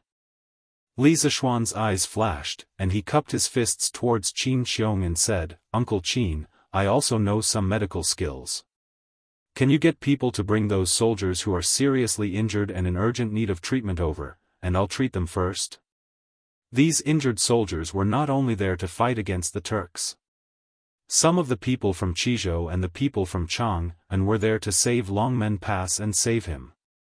Li Zishuan had medical expertise. If he were to stand by and do nothing at this moment, his conscience would not be at ease. Hearing this, Qin Xiong could not help but worry. Xiao Xian, you've just recovered from your injuries, so you should rest well and not overwork yourself. Cheng Yaojin also nodded and said, Second brother Qin is right, Xiao Xian, you should rest well. Li Zishuan shook his head and refused. Uncle Qin, Uncle Cheng, to be honest, I'm indebted to Martial Uncle for saving me. Not only have my injuries healed, but I've also luckily had a breakthrough. Right now, I'm full of energy, so you don't have to worry about my body. What? Xiao Xian, you've broken through again? Hearing this, Cheng Yaojin's eyes widened, and his face was filled with disbelief.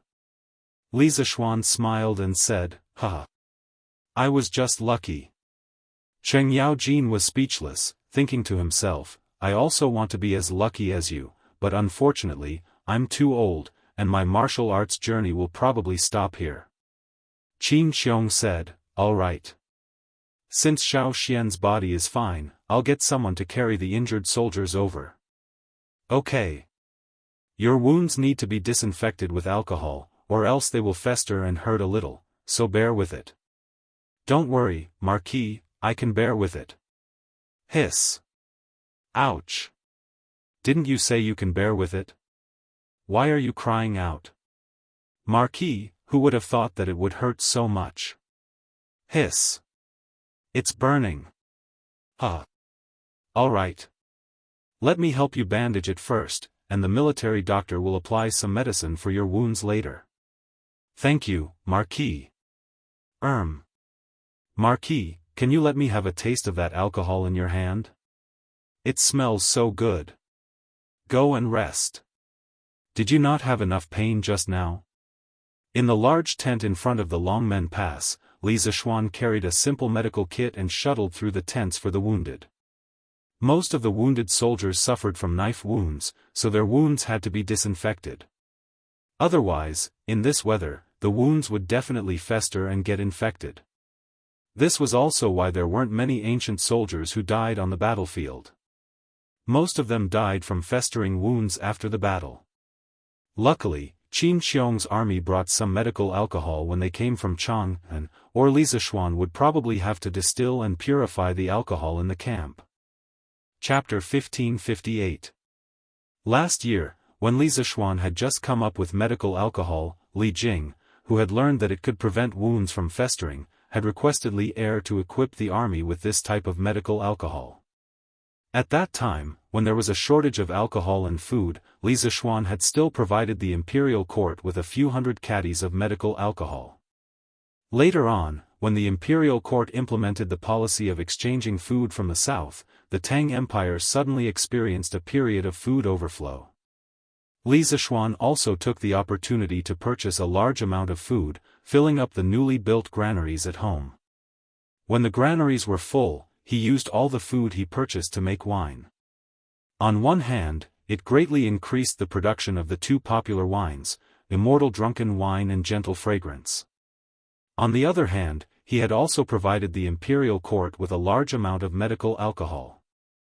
Therefore, this thing had now become the standard issue for the 12 guards of Chang'an.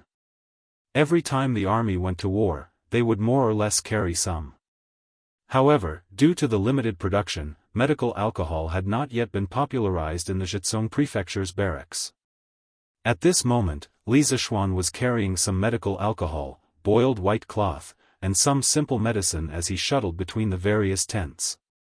At first, when the heavily injured soldiers heard that Li Zishuan was coming over to treat their wounds, they were more or less a little frightened or flattered. After all, Li Zishuan was a marquis, and they were just ordinary soldiers. However, after the initial uneasy contact, the injured soldiers found that Li Zishuan was not difficult to get along with at all. Not only did he talk and laugh with them, sometimes he even chatted with them and made vulgar remarks. He was not at all like the talented Yamacho from Yanhuang College, nor was he like the high and mighty Marquis Yangon of the Tang Empire. However, it was precisely because of this that the soldiers felt that Li Zishuan was more amiable, more like a brother who had gone through fire and water with them on the battlefield. Therefore, as Li Zishuan walked over, not only did he hear the miserable cries of the soldiers who had been touched in their wounds, but he also heard a lot of laughter, beating, and cursing. The austere atmosphere of the two armies a few hours ago was instantly replaced by this faint warmth. And all of this was seen by one person. The Tao of medicine is benevolent. Little Xian is now a marquis, yet he is willing to mix with these low-level soldiers. It can be seen that this child's heart is not bad at all. Since that is the case, what else can this poor Daoist not let go of? Everyone in this world has some secrets that belong to them. It is not in my Tao heart to get to the bottom of everything. Let's just watch him soar in this world. On the turret of the city wall, Xian Qing, who had long been awakened by the commotion outside, stood by the window and watched as Li Zishuan shuttled back and forth between the various tents, talking and laughing with the wounded. Xian Qing's gaze was complicated as he lamented. After saying this, Xian Qing suddenly felt relaxed. It was a kind of freedom and relief from letting go of obsession. It was the ultimate state that the people of Taoism pursued, Tao nature. Chang'an City, Imperial Palace, Suite Du Hall. Although there were still more than 2 hours before dawn, the place was still brightly lit. Li Er and Li Tai both had a pair of dark circles under their eyes and looked tired. However, the father and son did not intend to go back to sleep. They were waiting for news from the front line. Previous signs indicated that the northern part of the Tang Empire was experiencing a very fierce battle tonight, and the cause of all this was Li Zishuan and the top-secret information of Yanhuang College. However, the problem was that they had been unable to contact Li Zishuan before. They could only speculate that there would be a fierce battle at Longmen Pass tonight from the telegram sent back by Meng Wenhao. One of the father and son was worried about the battle at the front line, while the other was worried about the safety of the Yamacho. Neither of them was willing to rest before they got the exact news. Speaking of which, although the telegraph increased the speed of information transmission, at the same time, it also increased the urgency of people's anticipation of information. If they were still using the manual transmission method in the past, Li Er and Li Tai would definitely not be foolishly waiting for news from the front line without sleeping. Because if they were to use manual transmission, the news from Longmen Pass would only reach Chang'an tomorrow afternoon. It was not worthwhile to wait here all the time. Beep, beep, beep, beep. Suddenly, the telegraph that had been silent for a long time suddenly let out a series of D sounds. This sound was simply incomparably pleasing to Li Tai's ears. He quickly pulled himself together, straightened his back, and picked up a pen to record the code. After the translation was completed, he quickly sent out a section of code to confirm that he was right next to the telegraph. "Father, it's a message from Wenhao." Seeing that Li Er was looking at him with a puzzled face, Li Tai did not wait for him to ask and directly stood up to answer. "Meng Wenhao? Looks like there's news from the front line." A bright light flashed in Li Er's eyes. He sighed as if relieved of a heavy burden. Whether it was good news or bad news, it was better than waiting here for news. Besides, since Meng Wenhao could take the initiative to send a telegram to Chang'an, it proved that the situation at the front line was not too bad. At least, the army was not completely wiped out. It should be. Li Tai nodded. After a while, the telegraph began to ring again. Li Tai quickly sat down and recorded the code. The beeping sound lasted for about half an hour.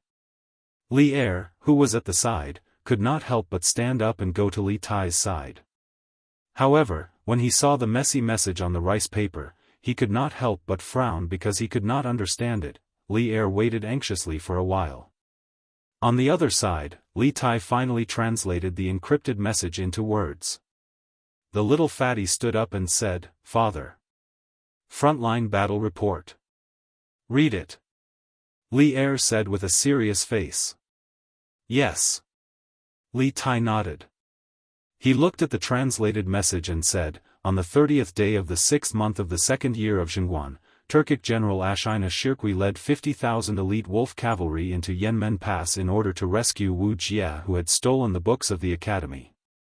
He defeated the 10,000 soldiers that the Yamacho had sent from the Bingzhou Zhichang's camp. Then, he marched straight in and broke through Yonghe Pass and Medu Pass. Wu Jie carried the top-secret information of Yanhuang College and tried to pass through Longmen Pass. The Yamacho had already stationed 10,000 soldiers at Longmen Pass. Then, in order to contain Wu Jie, the Yamacho fought alone. Although he did his best, he was unable to stop Wu Jie. However, he managed to snatch back the information of the academy, but the Yamacho was also seriously injured. After Wu Jie escaped, he met up with Ashina Shirqui at Madu Pass. Ashina Shirqui was not satisfied with the current harvest and followed Wu Jie back to Longmen Pass. Wu Jie's martial strength was outstanding. Without the Yamacho's restraint, he relied on his superior martial strength to break through the city gates.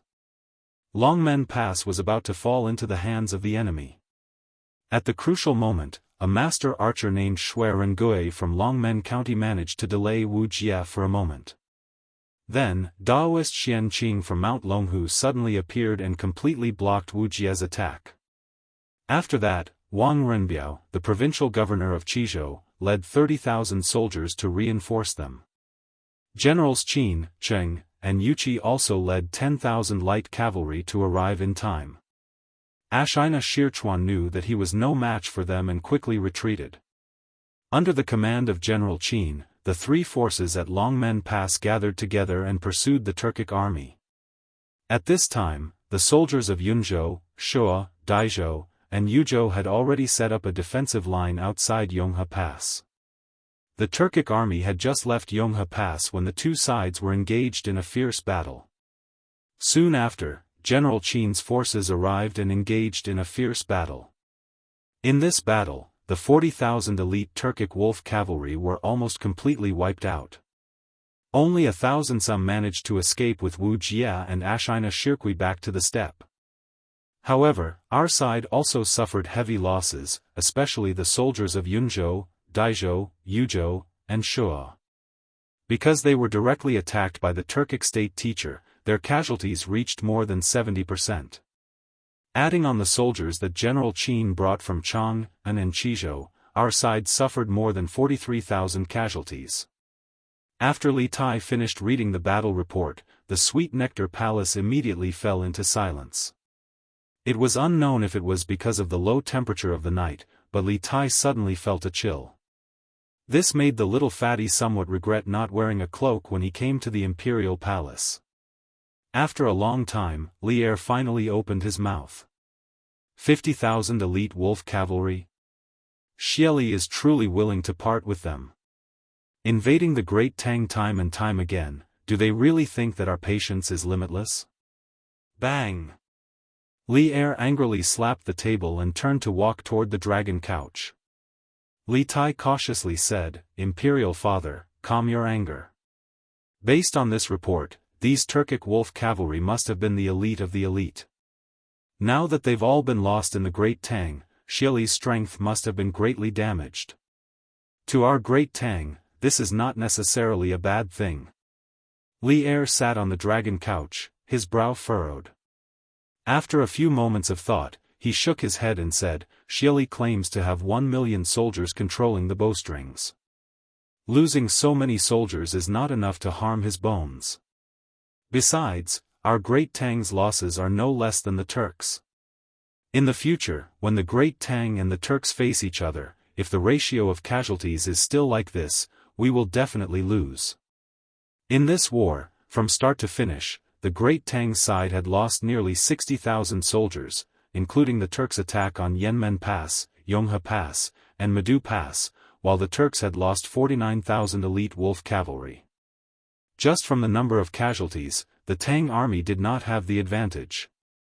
However, considering that the Tang army had very good methods to prevent wounds from being infected and could allow a large portion of the injured soldiers to survive, it seemed that the number of casualties on both sides was about the same.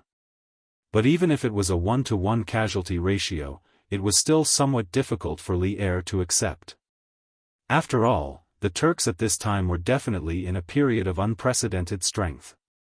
The number of soldiers that Xieli could bring out was definitely greater than the Great Tang's. Li Tai also understood this reasoning. He thought about it and clasped his hands. "Imperial Father, these Turkic wolf cavalry are the elites of the elites. Ordinary soldiers would naturally be at a disadvantage against them, but the 1 million soldiers of the Turks can't all be elites like this. Moreover, Sun Tzu's Art of War says that above all, warfare is warfare. Next is warfare. Next is warfare. Now that our great Tang has even more advanced weapons and armor, as well as a method of communication that surpasses all foreign countries, we completely have the conditions to make a big fuss about tactics and allow the cooperation between the armies to be seamless. With such superior tactics, our chances of victory are definitely 30 to 40% higher than the Turks. Qingke, your words are not without reason. Hearing this, Li Er's eyes brightened. At this moment, he remembered that Li Zishuan's workshop was currently working on equipment for the Black Armored Army. With the new armor and Li Zishuan's new tactics, the fighting power of the Black Armored Army would at least double. If Li Er knew the word technology, he would definitely sigh and say, technology is fighting power.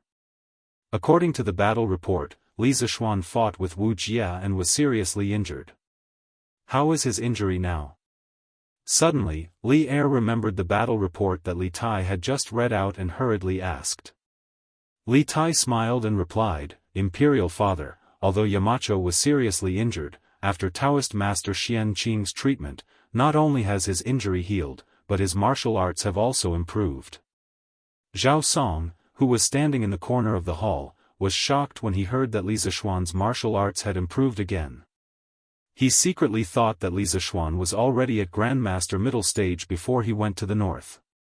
If he improved again, wouldn't he be at Grandmaster late stage? This realm, he would be catching up with me, the chief steward of the imperial household. At this moment, Zhao Song's heart was undoubtedly broken. Li Zishuan's speed of improvement made him doubt his life. Xian Qing. It was the second time he heard the name Xian Qing. Li Er's mind turned quickly and he muttered, this Dragon Tiger Mountain is really full of masters. But why would Xian Qing appear at Longmen Pass for no reason? I don't know. In the end, Li Tai was only proficient in literary strategy. He did not pay much attention to matters related to martial arts. Zhao Song cupped his hands and said, Your Majesty, Taoist Master Xian Qing is said to be the next celestial master Taoist on Dragon Tiger Mountain after spiritual master Ling Su passed away. After spiritual master Ling Su passed away, Taoist master Xian Qing chose to go into seclusion. I didn't expect him to come out now. Although Zhao Song was not in Jianghu, he still knew some things about the martial arts world. Well, this matter is indeed a bit strange, but since Li Zishuan is fine, it's fortunate. Hearing this, Li Er frowned and said. Today, Li Er attached great importance to Li Zishuan. He knew better than anyone that if all the advanced knowledge in Li Zishuan's head was used, it could be compared to an army of 100,000. Therefore, when he learned that Li Zishuan was fine, old Li couldn't help but breathe a sigh of relief. As for whether Li Zishuan's martial arts had improved, he didn't care much about it. Father is right. Li Tai's thoughts were much simpler than Li Er's. He only hoped that Li Zishuan was fine. As long as Li Zishuan was alive, Yanhuang College would continue to exist. Li Er nodded and said, All right, it's getting late. Qingke, you should go and rest.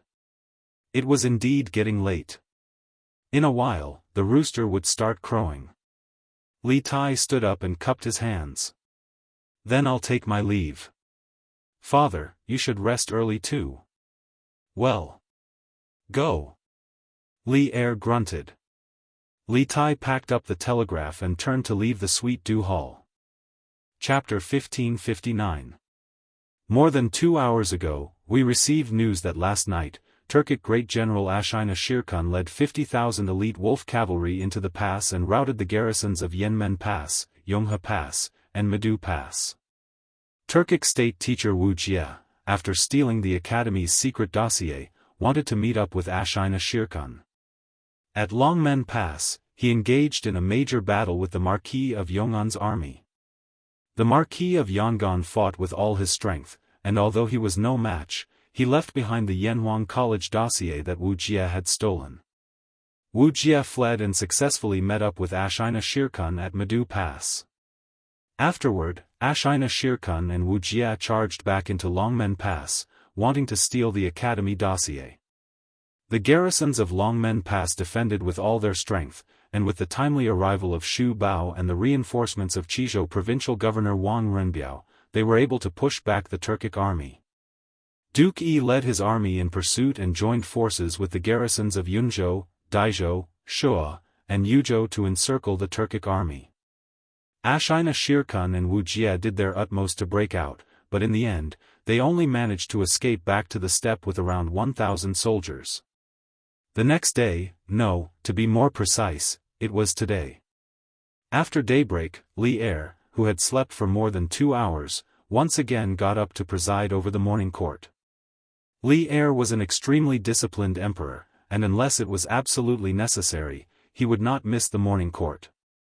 In the court, after the sovereign and his subjects had exchanged greetings, Li Er went straight to the point.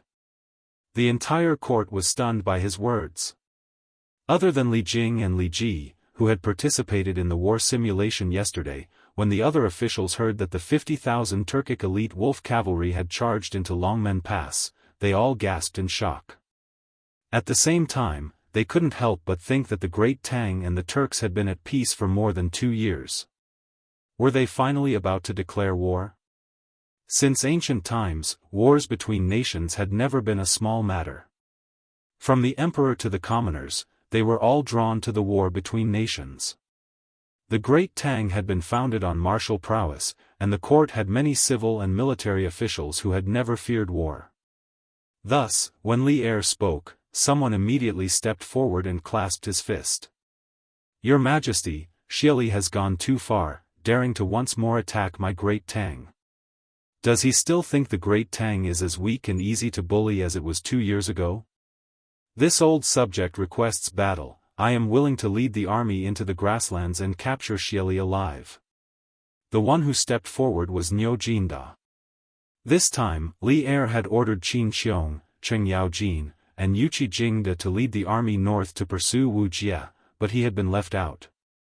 This made Niu Jinda somewhat unconvinced. Logically speaking, his martial arts weren't any worse than Cheng Yaojin and Yuqi Jingda's, so why hadn't Old Li appointed him as a general? Thus, when he heard Li Er mention the battle at the front during the morning court assembly, Old Cao immediately became spirited. He knew that Li Er would definitely be extremely dissatisfied with the Turks and might directly send troops to attack the grasslands. How could he be willing to miss this rare opportunity? "Your Majesty, the Turks have disregarded our Great Tang. This old subject requests battle. Please send troops to exterminate the Turks." Li Ji also stepped forward and bowed. "This old subject requests for battle to exterminate the Turks." With a whoosh, all the people in the general's camp stepped forward and cupped their fists to Li Er. After the Great Tang was established, especially in the last few years, the world was at peace and there were very few wars. This highlighted the value of military merit. Now that the curtains to the war between the Great Tang and the Turks were about to begin, how could these generals sit still? They all wanted to get a share, some, of the spoils, contributions, in this kingdom war. With the generals like this, the civil officials did not show any weakness. The civil officials of the beginning of the Great Tang were not all pedantic scholars. Many civil officials not only knew how to ride horses and shoot arrows, some could even pick up swords and sabers and knew some martial arts. Seeing the generals express their stance, many civil officials could no longer sit still. "Your Majesty, our Great Tang has been recuperating for the last 2 years. Not only is the people's livelihood flourishing, our national treasury is also growing by the day. Now, Xieli has sent an army to invade the borders of our Great Tang. This is not putting your Majesty in his eyes, not putting our Great Tang in his eyes. Since ancient times, if a sovereign is humiliated, a subject dies. If your Majesty decides to go on a campaign against the Turks, this old subject, Wei Zheng, is willing to accompany the army. Wei Zheng took 2 steps forward and cupped his fists angrily.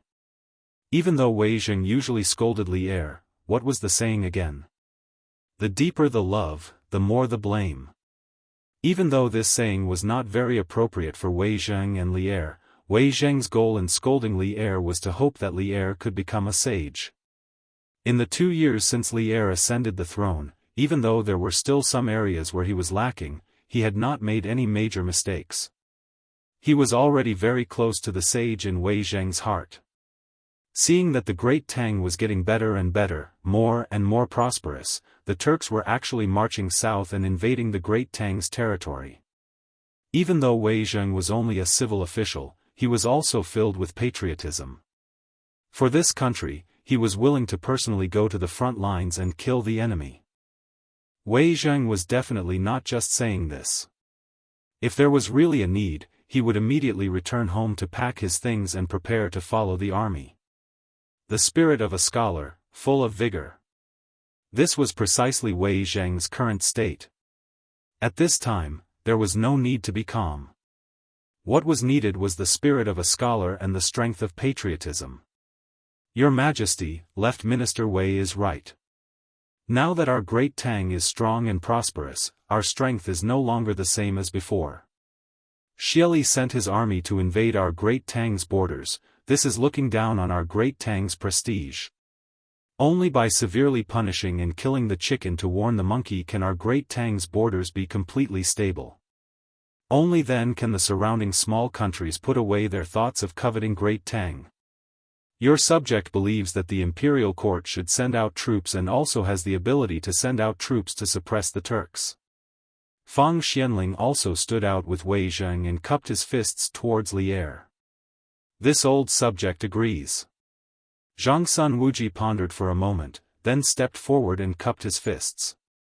With his secondment, the rest of the civil officials also couldn't wait to clasp their fists towards Li Er. Your subject agrees. Your Majesty, please send out troops to suppress the Turks. The civil and military officials of the imperial court, from top to bottom, were united in their support of war. This was the Great Tang. This was the attitude of the civil and military officials of the Great Tang towards war. It was said that the Great Tang was strong and the Song was weak. This wasn't without reason.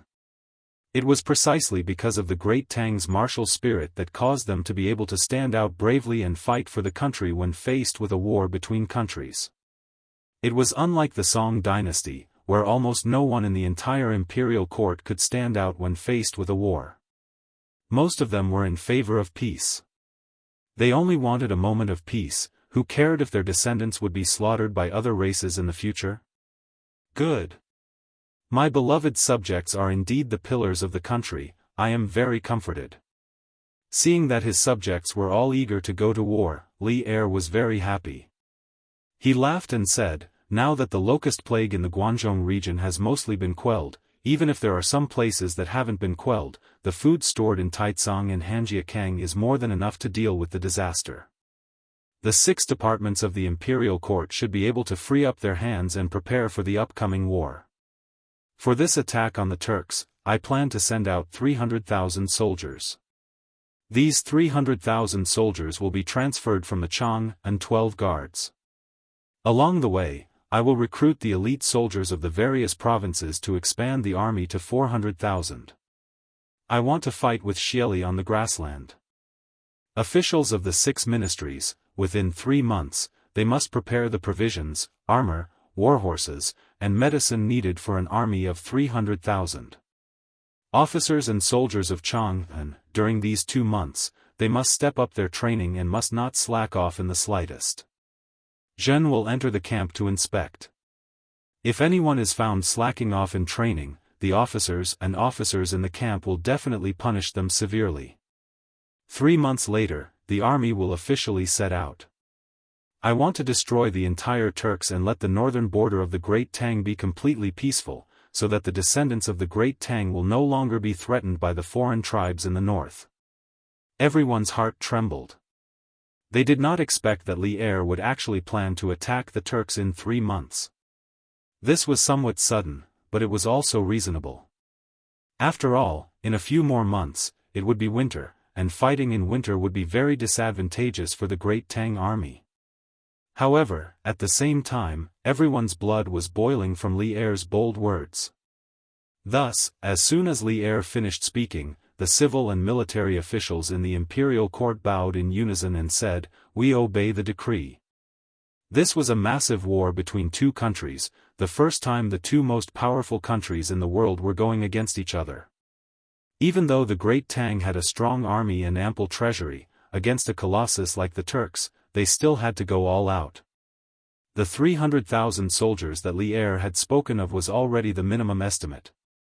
It wasn't that he didn't want to send more soldiers, but deep in the steppe and engaging in long-range battles was an extremely arduous challenge. The more soldiers there were, the more difficult it would be to resupply. 300 to 400,000 soldiers was already the limit of what the supply line could maintain.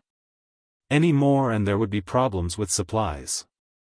On the other hand, Li Er had to consider not only the Turks, but also the smaller countries on the Great Tang's borders.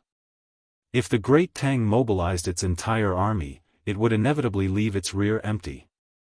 The smaller countries on the border like Tibet, Tuyuhun, Gaochang, and Zhenla might have designs on the Great Tang and take advantage of its weakness. Thus, in Li Er's view, the most important thing in attacking the Turks was quality, not quantity. When the time came, with excellent armor and outstanding tactical command, an army of 400,000 might be able to shake the 1,000,000 mighty soldiers of the Turks. "Yushi, why is your complexion so poor? Are you sick?" Lantian District, Yong and Marquis residence. As usual, Han Yushi had woken up early to prepare breakfast for her parents-in-law. Although in this era, ordinary families only ate 2 meals a day without breakfast, a large clan like the Li clan naturally couldn't lack 3 meals a day. While eating, Madame Li saw that Han Yushi's complexion was haggard and couldn't help but worriedly ask. Han Yushi forced a smile. "Mother, I'm fine. Don't worry, I just didn't sleep well last night." "Hey. Silly child, do you think that mother doesn't know you?" Madame Li stared at Han Yushi's face for a few moments before sighing and asking, "Are you worried about little Xian? So worried that you couldn't sleep last night?" "Mother. I'm not. Husband is highly skilled in martial arts, so there's nothing to worry about. He'll definitely be able to return safely in a few days." Han Yushi hurriedly shook her head and explained, I'm just worried about the academy, so in a little while, I want to go to the academy to take a look. Yanhuang College has always stood aloof from worldly affairs. This time, they've suffered a great calamity, and Xian is hundreds of miles away. "Yushi, you should go to the academy to take a look." This old man also heard that old Mr. Li Gang is bedridden. This old man will also visit him later. Li Jingma, who was sitting next to Madame Li, said in a deep voice. Old Mr. Li is a person of virtue and prestige. He's been untainted his entire life. He's clearly at the age where he can enjoy the rest of his life, yet he still insists on teaching at the academy. In terms of character, how many people in the world can compare to him? But I didn't expect old Mr. Li to be bedridden after this illness. I don't know if Dr. Sun has a way to cure Mr. Wen Ji. Hearing this, Mrs. Li sighed with a sad expression. "Father, Mother, let's not talk about this for now. The food is getting cold. Hurry up and eat. Come, Lan, you eat too." Han Yushi hurriedly said when she saw that the atmosphere in the room was a little depressing. Lan nodded heavily and said, yes. Lan has to eat more. When Big Brother comes back, he won't be able to carry anymore. Young girls don't know how to worry. Lan's heart can only hold beautiful things, but some people and some things can't be beautiful forever. Young madam, you were clearly worried about young master and didn't sleep for the whole night. Why didn't you tell master and madam the truth just now? After the meal, Han Yushi packed up some things and got on the carriage. Under the personal escort of Lu Feng, Lu Yun, and the others, she went to Yanhuang College. As for Father Li, who originally said that he would go to Yunshan to visit Li Gang, he would go later because he was afraid that he would disturb Li Gang's rest. On the way, Xiao He looked at Han Yushi and asked in a low voice. Han Yushi smiled bitterly and said, Xiao He, even if I tell father and mother, what can they do? It will only make them worry. I don't even know where my husband is right now, and with such a big incident happening at the academy, I'm sure Wei Wang and the others must have informed my husband about it via telegraph. Perhaps my husband is currently blocking Wu Jie's path in one of the northern provinces. How can I not worry about him? The carriage suddenly fell into silence. After a long time, Xiaoxi said, Young madam, you said before that young master's martial arts are strong and nothing will happen to him. Besides, His Majesty has sent General Qin and General Cheng to support young master. Young master will definitely be fine. Don't worry. When young master comes back and sees your haggard appearance, he will feel distressed. Yes, yes, yes. Young master loves young madam so much, he will definitely feel distressed. Xiao He hurriedly echoed. After being comforted by the two little girls, Han Yushi felt a little better in her heart. She glanced at the two of them and said, all right. You two don't need to persuade me anymore. Let's go to the academy to take a look. It would be best if we can meet Qing Quebec. He will definitely know about hubby.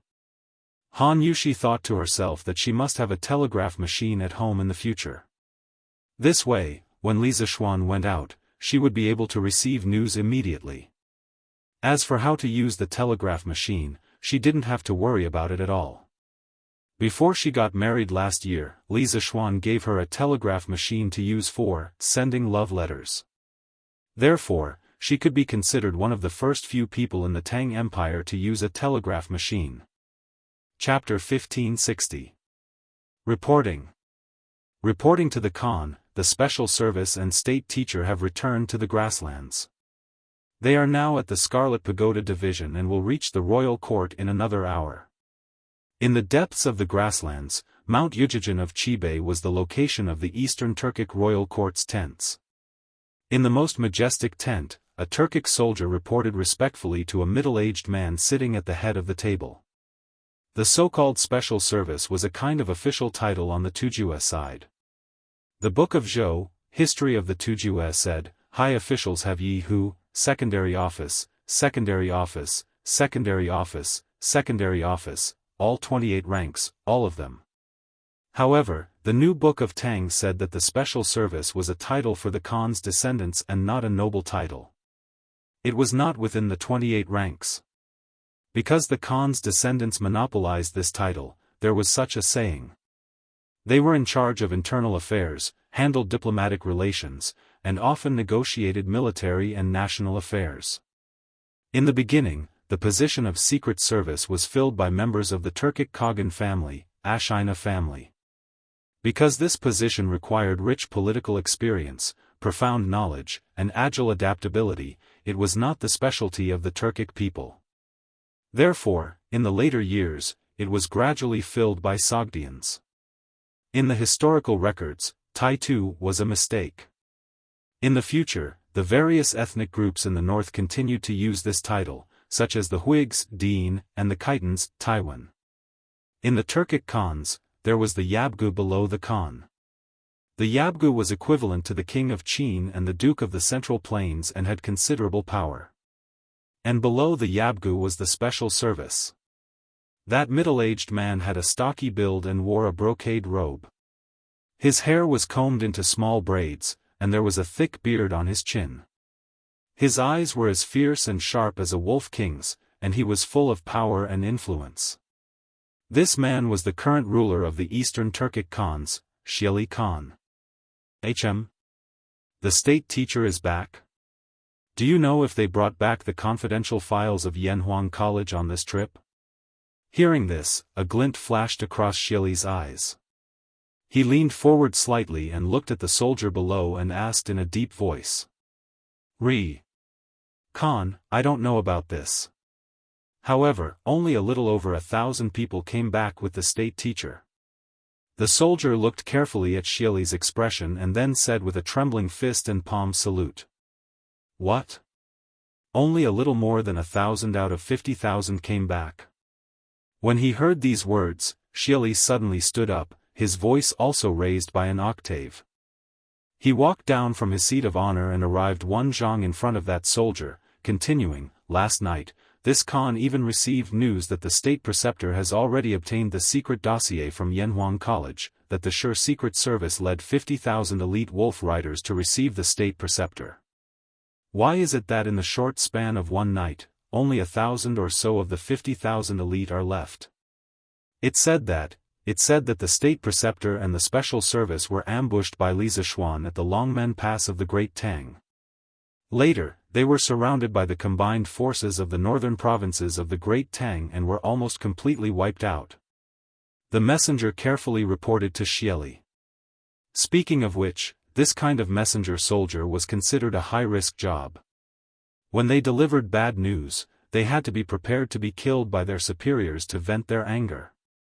Li Zishuan. Li Zishuan again. A hint of surprise flashed through Xieli's eyes, but then he felt that this result was somewhat illogical. He said with a face of disbelief, that's not right. Isn't it said that Li Zishuan is treating the plague of locusts in the Great Tang's Guangzhou provinces? Then why was he able to set up an ambush in advance on the state preceptor's way back to the grasslands? The messenger soldier immediately had a troubled expression. This lowly one does not know. How could he know how Li Zishuan could set up an ambush in advance? He could only answer truthfully. Xieli's eyes were filled with anger. After a pause, he said in a deep voice, leave. When the state preceptor and the special service return, have them quickly come to see this Khan. Previously, Xieli had wanted to personally welcome Wuxia and Ashina Shi's army's triumphant return. But now that he knew that Wuxia and the others were not triumphant, but fleeing in defeat, how could Xieli still go and welcome them? Right now, he even had the heart to kill. That was 40,000 elite wolf riders. Xieli's heart was bleeding. Yes. Khan. The soldier cupped his fists and left after receiving the order.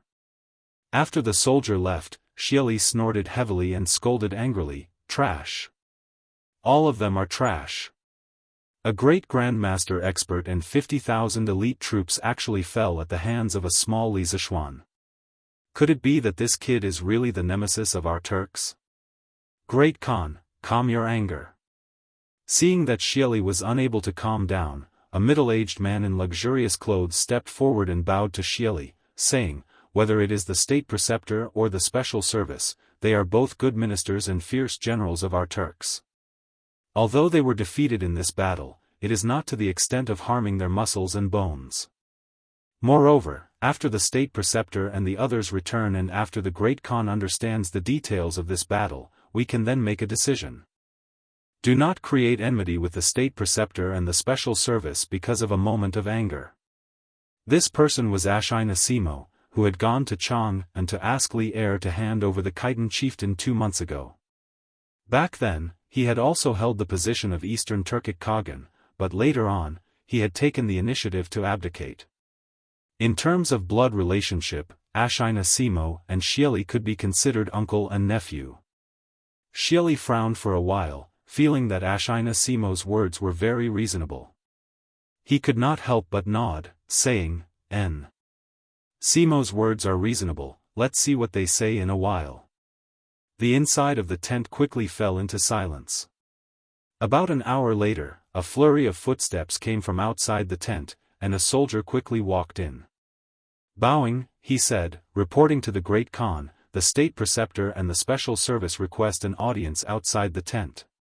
Let them in. Xieli had long since calmed down, and he expressionlessly nodded. Yes.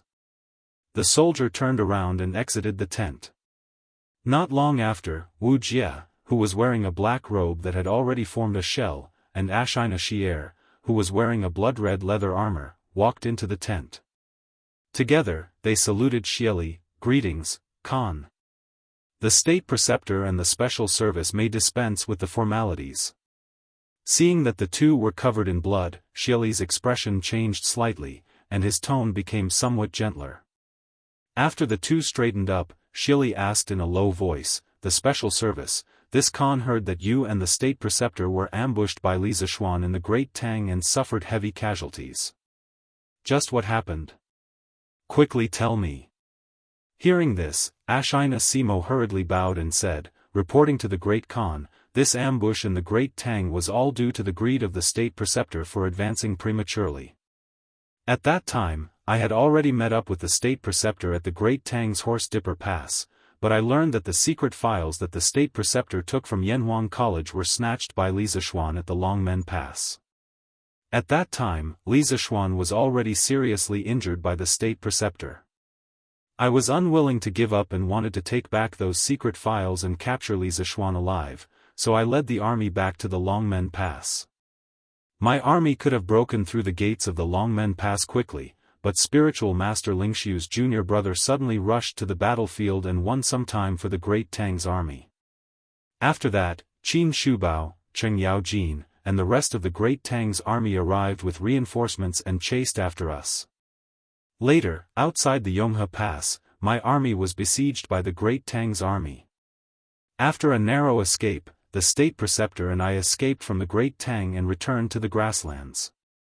But this time, when we entered the Great Tang, my army suffered more than 48,000 casualties, while the Great Tang's army suffered more than 60,000 casualties. I was greedy and rash, causing the army to be besieged by the Great Tang's army and suffer heavy casualties. I am willing to accept all punishment." Ashina Shi did not shift the blame and directly took all the blame. In fact, the loss of this war was indeed his fault. However, if he had not been greedy and rash and led the army back to the Longmen Pass, Wu Jie would have been the one to take the blame. Because it was Wu Jie who lost the secret files of Yanhuang College. If he was not the one to take the blame, who would take the blame? Unfortunately, there were no ifs in this world. It was his greedy and rash advance that caused the army to suffer heavy casualties. Compared to the consequences he caused, Wu Jie losing the files of the Great Tang Academy seemed insignificant. Only then did Xieli, who was sitting at the head of the table, understand the general process of this great battle. With a solemn face, he said coldly, "So, this time when you sneaked into the Tang Empire, not only did you not bring back the secret dossier of Yanhuang Academy, you also lost more than 40,000 elite wolf riders in the Tang Empire and almost got wiped out, right?" If they had obtained the files of the Great Tang Academy and lost more than 40,000 elites, Xieli would have felt better. But now, not only did they not obtain the files, they also lost so many soldiers for nothing. Was this not a double loss? It would be strange if Xieli was not angry. "We have failed at the start of the war. Please punish us, Khan." Seeing Xieli angry, Ashina Shi and Wu Jie both bowed and asked for punishment. "Humph. Good. You have caused the Turks to lose soldiers and generals. You deserve 10,000 deaths." Men. Xieli's anger could not be quelled. He could not help but shout and call for men. "Great Khan, calm your anger." Seeing that the situation was about to get out of control, Ashina Simo hurriedly stood up and bowed. "Great Khan, calm your anger. Although the Imperial Advisor and the Shi Secret Service were at fault, they definitely do not deserve death. The Tang army's casualties in this war are obviously more than ours. Both the Imperial Advisor and the Shi Secret Service have meritorious service. Merits offset demerits. Great Khan, please be lenient with your punishment." Hearing this, Xieli subconsciously wanted to fly into a rage on the spot. But seeing Ashina Simo looking at him with eager eyes, those eyes seemed to be able to speak, constantly hinting him not to be impulsive. Taking a deep breath, Xieli said in a deep voice, "What Simo said is reasonable. But the two of you can be exempted from death. But more than 40,000 Turkic warriors have been buried in the Great Tang. There must be an explanation for this matter. Men, drag the Shi Secret Service out and whip him 50 times. As for the Imperial Advisor, although the imperial advisor has no merits, he has worked hard. The imperial advisor should go back and have a good rest. Although Xieli was somewhat dissatisfied with the result of Wu Jie's infiltration into the Great Tang, in order to leave some face for Wu Jie, he could only suppress these dissatisfaction in his heart. After all, the persimmon to pinch was the soft persimmon. Obviously, Ashina Shu's secret service was a soft persimmon. Many thanks for Kagan's leniency. Ashina Shu's secret service was not dissatisfied with Xieli's punishment. In fact, the moment he had been defeated at Yonghe Pass, he had already thought about the punishment he would receive upon his return. In comparison, this result could already be considered good.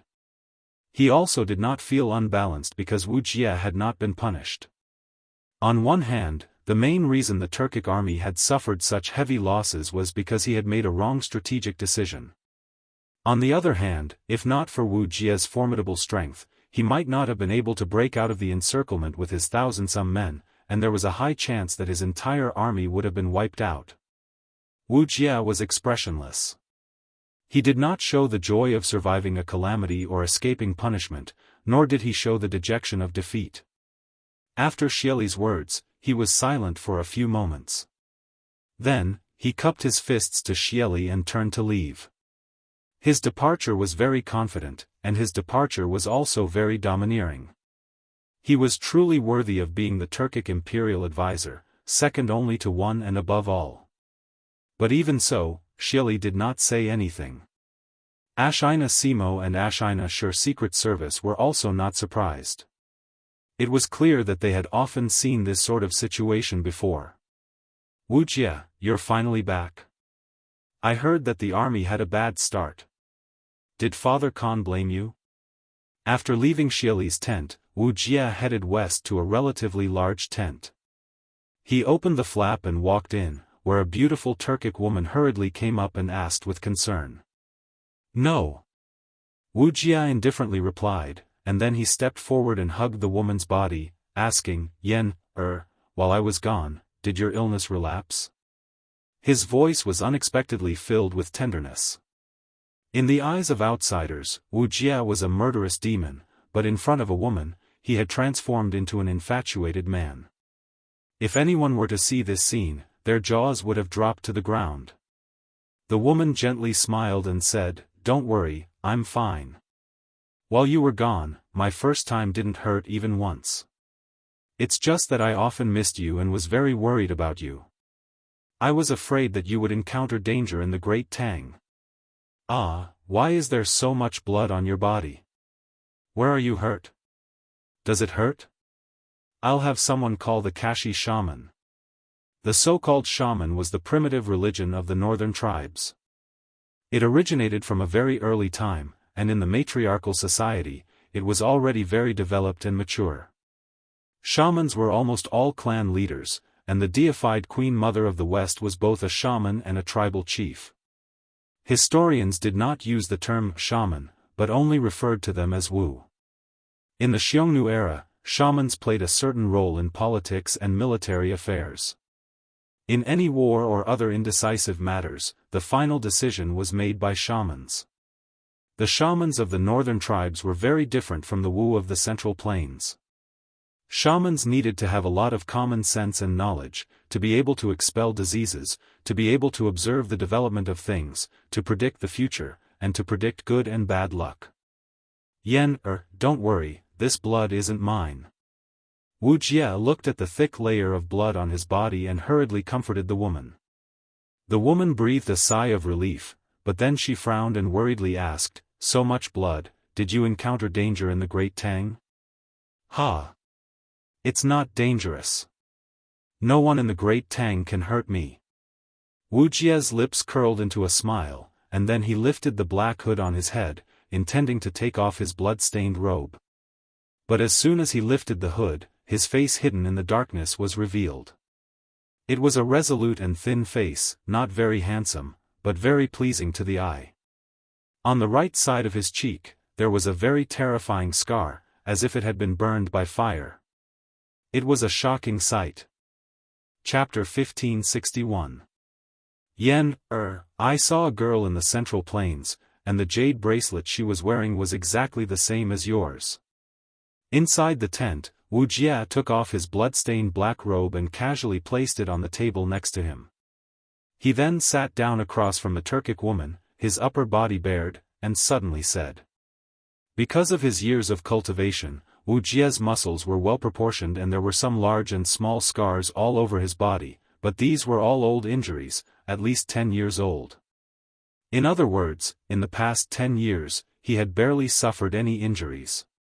Previously, in the Dragon Gate Pass, Wuxia had fought with Xianqing, and Xianqing's 9 Taishian sword 7th style had only caused Wuxia to suffer some internal injuries. Wuxia's words caused the Turk woman opposite him to be stunned for a moment, and then her expression changed as she looked at Wuxia with a complicated expression and asked, You said you saw a girl in the Great Tang who was also wearing a blue carp bracelet? After saying that, the woman took off the jade bracelet on her wrist. The jade bracelet was sparkling and translucent, with a faint green color, like a clear lake. What was amazing was that there were 3 cyan patterns on the inside of the bracelet. These patterns had a very regular shape. At first glance, it looked like there were 3 cyan fish swimming inside the bracelet. It was really vivid and unimaginable. Priceless. This jade bracelet could be called priceless. That's right. Exactly the same. Wuxia stared at the beautiful woman in front of him and said word by word. After hearing Wuxia's affirmation, the woman's expression changed several times before returning to normal a moment later. Brushing her hair back from her forehead, she pretended to be calm and said, Ah. How could there be such a coincidence in this world? Wuxia, what was that little girl's name? After asking this question, a trace of hope flashed across the woman's eyes, but she quickly concealed it. Wuxia shook his head and said, I don't know. At that time, I only heard someone call her little do you know this little girl? A trace of panic flashed across the woman's eyes as she hurriedly said, How is that possible? I've never met her before, how could I know her? Wuxia frowned and asked, If that little girl has nothing to do with you, why is she wearing the same jade bracelet as you? The woman's expression froze, but she still argued, this should be a coincidence, right? Humph. Coincidence? Wuxia's eyes couldn't help flashing a trace of anger as he glared directly at the woman in front of him. This kind of azure carp jade bracelet is extremely rare in this world, yet now 2 of them have appeared together. You're telling me this is a coincidence? The woman's expression changed, and then she stood up and said, You don't believe me? Wuxia frowned, How can I believe you? The woman snorted and said, That's the truth. It's up to you to believe it or not. After a pause, the woman continued, I'm going to look for Father Khan. Although Father Khan didn't say anything, I'm sure he still blames you in his heart. I'll go and plead for you. Then, the woman left the tent without looking back. Simo, why did you dissuade Ben Khan? In the imperial tent, Shili's face was cold as he asked Ashina Simo in a deep voice. Ashina Simo took a step forward and bowed, Great Khan, more than 2 months ago, the Khitan chieftain led his tribe to seek refuge with the Great Tang. Simo was ordered to go to Chang and to ask for the Khitan chieftain and even promised to give up the Shuafang. Emperor Tang not only did not agree, but also sent troops to wipe out Liang Shidu. It means that the Tang Empire at this time is not afraid of us at all. This time, the imperial tutor and the Sure Secret Service led troops to infiltrate the Tang Empire. The Tang Empire will most likely mobilize troops to attack the grasslands. We have to be careful. At this critical time, Khan must not do anything that will hurt his own family and please his enemies. The imperial tutor cannot punish him, and the Sure Secret Service cannot kill him.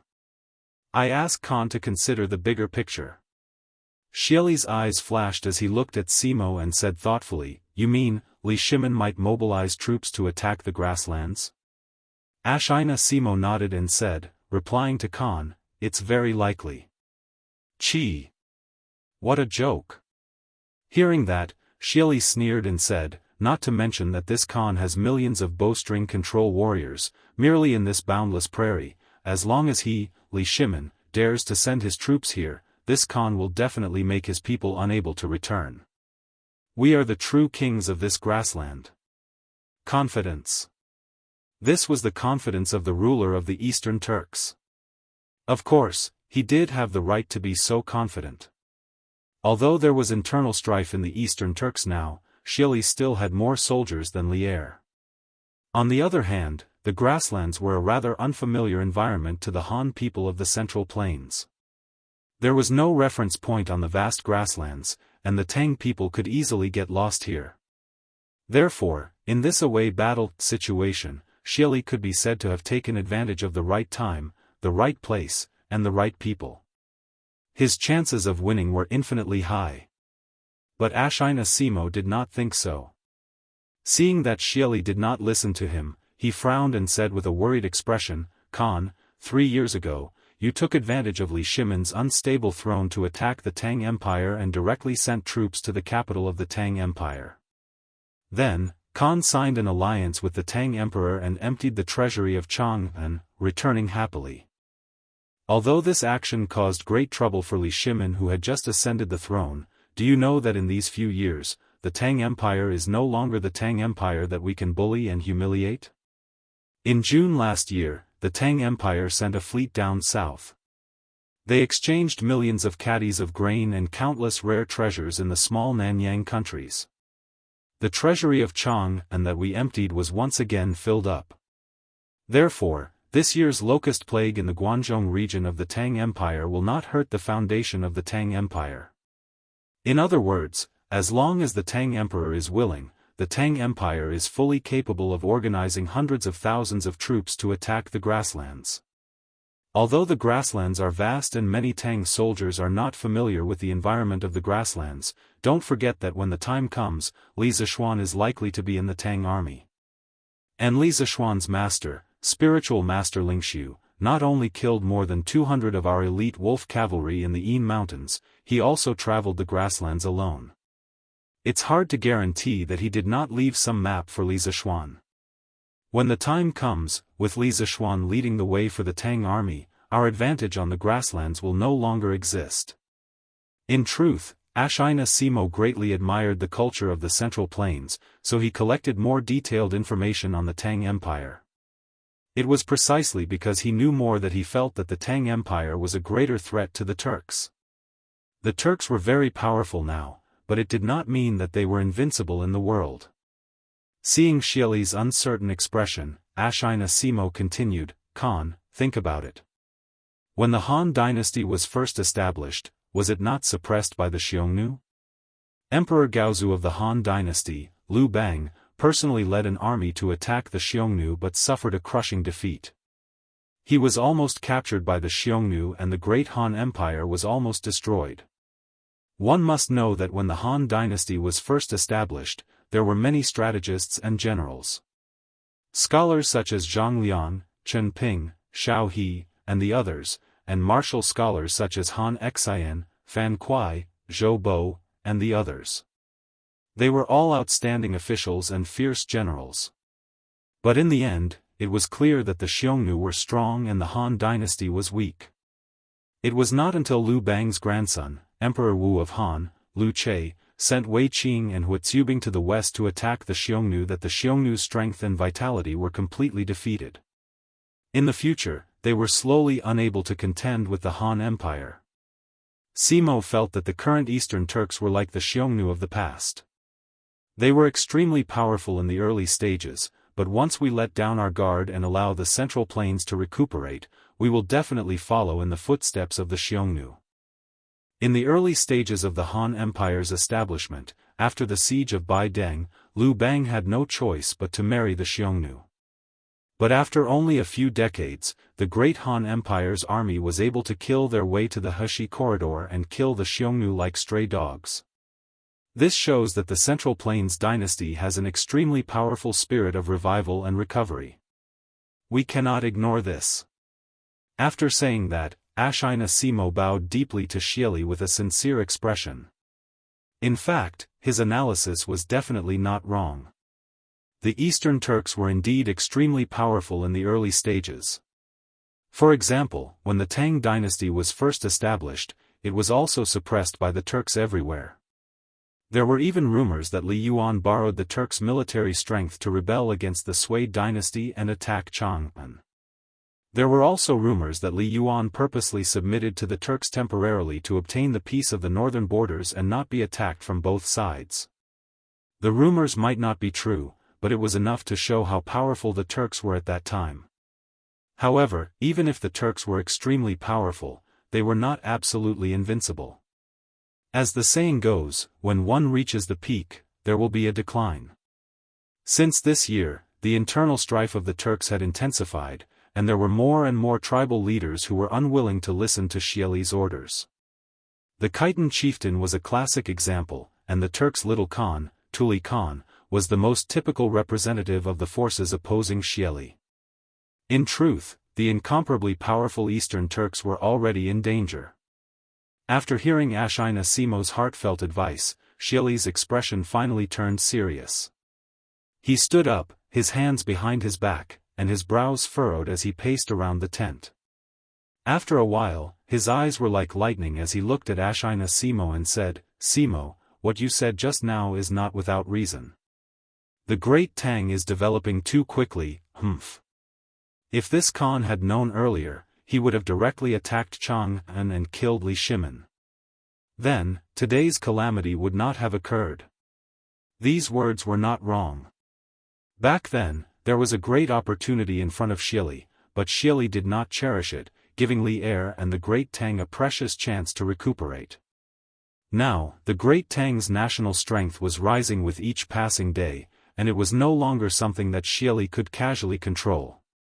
If this continued, what awaited the Turks was only destruction. Great Khan, there is no point in bringing up the matter of the past. The urgent matter at hand is to think of a plan to deal with the Tang army. Ashina Simo sternly said. Xieli nodded and said, You are right. Pass down the order, all the Yabgu, special agents, Berg, and all the tribal chiefs are to come to the tent for a meeting this afternoon. Yes. Great Khan. Seeing that Xieli finally took the Great Tang seriously, Ashina Simo could not help but breathe a sigh of relief. At least, his persuasion was not in vain. Reporting to Khan, Princess Shu Yan requests an audience. At this moment, a Turk soldier entered the tent and bowed to report. A trace of gentleness appeared on Xieli's face. He smiled and said, "Quickly let Yener in." Yes. The soldier received the order and left. Ashina Simo bowed and said, "Since that is the case, Simo will take his leave." He could almost guess why Princess Ashina Simo came to find Xieli. He did not want to get involved in Xieli's family matters, so he directly and cleverly asked to take his leave. Go. Xieli nodded and said. Madam, we have arrived at the academy. Along the way, Han Yushi and the others finally arrived at the Yanhuang Academy after listening to the sound of rolling wheels. After the carriage heard the news, Lu Yun stood guard by the side with his saber while Lu Feng shouted into the carriage to remind them. Don't look at how Xiao He and Xiao Shi addressed Han Yushi as young madam. That was because these two girls had followed Li Zishuan for a long time. They had always called him young master, young master. Wasn't this young master's wife called young madam? But Lu Feng and his brother were different. They followed Li Zishuan for less than half a year and usually called Li Zishuan Marquis. And Han Yushi was naturally Madame Marquis.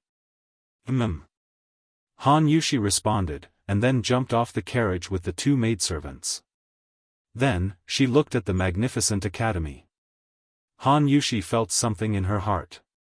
She thought to herself that the academy was still the same academy from before, but some of the people from back then were no longer in the academy. Leave the carriage here. Let's go directly to Dr. Sun's courtyard to visit teacher Wenji. After recovering from her contemplation, Han Yushi instructed softly. Yes. Madam. Lu Feng cupped his fist and accepted the order. Some of the guards of the House of Marquis went to the front to open the way, and some followed behind Han Yushi in case of any accidents. After Wu Jia attacked the academy, the guards of the House of Marquis attached great importance to the safety of Li Zishuan's family. After a while, Han Yushi came to the small courtyard where Sun Simiao was. Coincidentally, Sun Simiao didn't go to the Tang Alliance Medical Center to be on duty today. Instead, he stayed in the courtyard and gave Li Gang acupuncture and qi to extend his life. Li Gang was at the end of his life. "Young madam, please wait for a moment. Master is performing acupuncture on teacher Wenji." Hearing the movement outside the courtyard, the fairy doctor hurriedly greeted and said softly. Han Yushi glanced at the courtyard in surprise and then asked, "Dr. Sun didn't go to the clinic for consultation today?" Hu shook her head and said, "Teacher Wenji's condition has worsened. Master can't leave, so he asked for leave from the medical center and let Dr. Wang and Dr. Qin treat him. Master plans to stabilize teacher Wenji's condition first, then go to the medical center to treat other patients." Hearing this, Han Yushi's face turned pale and asked with sadness in her eyes, "What? Teacher Wenji's condition has worsened? How is the old man now? Does Dr. Sun have a way to stabilize teacher Wenji's condition? Do your best and leave it to fate." Hu was about to answer, but Sun Simiao had already walked out of the room. The old Taoist stroked his beard and sighed. Chapter 1562. Dr. Sun. Seeing Sun Simiao come out, Han Yushi quickly went up to him. "Master, you're out? I'll get you a glass of water." Hu actually also quickly came to Sun Simiao's side. Seeing that Sun Simiao's forehead was full of sweat, he thought that the healing process must have been very difficult. Hu actually quickly ran into the house and brought water and a towel for Sun Simiao. Sun Simiao knew that he couldn't persuade him, so he didn't try anymore. He pointed to the stone bench under the big tree in the yard and said, "Aunt Han. Mrs. Li, let's go over there and sit." He originally wanted to call Han Yushi Miss Han, but on second thought, Han Yushi got married last year, so it was very inappropriate to call her Miss Han, so he quickly changed his words. Although Sun Simiao was an outsider, his ambition was to practice medicine and save people. He needed to deal with people every day, so Sun Simiao still knew some of the ways of the world. Dr. Sun, please." Han Yushi nodded, then moved aside to let Sun Simiao go first. Sun Simiao didn't refuse. He walked to the stone bench and stone table under the big tree in the yard, and the two sat opposite each other. As soon as they sat down, Han Yushi couldn't wait to ask, "Dr. Sun, how is Mr. Wenji's condition?" "Alas! It's a long story." Sun Simiao sighed. At this time, Hu actually brought 2 teacups, a pot of tea, and a sweat towel with the help of Xiao He and Xiao Shi. Xiao He poured tea for Sun Simiao and Han Yushi. Hu actually took the sweat towel and wanted to help Sun Simiao wipe his sweat, but Sun Simiao took the sweat towel and wiped it himself. Then he looked at Han Yushi and continued, "Mr. Wenji only suffered minor injuries that night and has been cured long ago. However, the old man is already old, and these minor injuries have triggered other old diseases in his body. The old man can't bear it and is bedridden. At this time, relying solely on the medicine to strengthen the corporeity can no longer stabilize the old man's condition. This poor Taoist can only use acupuncture to transfer qi and the 1,000-year-old ginseng sent by Qin Ke to help Mr. Wenji maintain the normal operation of his heart meridians. But this is not a long-term solution. Although this poor Daoist knows how to cultivate qi, the qi in my body is far inferior to that of a martial artist like Xiao Xian. 3 days, this poor Daoist can at most extend teacher Wenji's life for 3 days. 3 days? Hearing this, Han Yushi's expression changed greatly. Only now did she know that Li Gang's condition was so serious.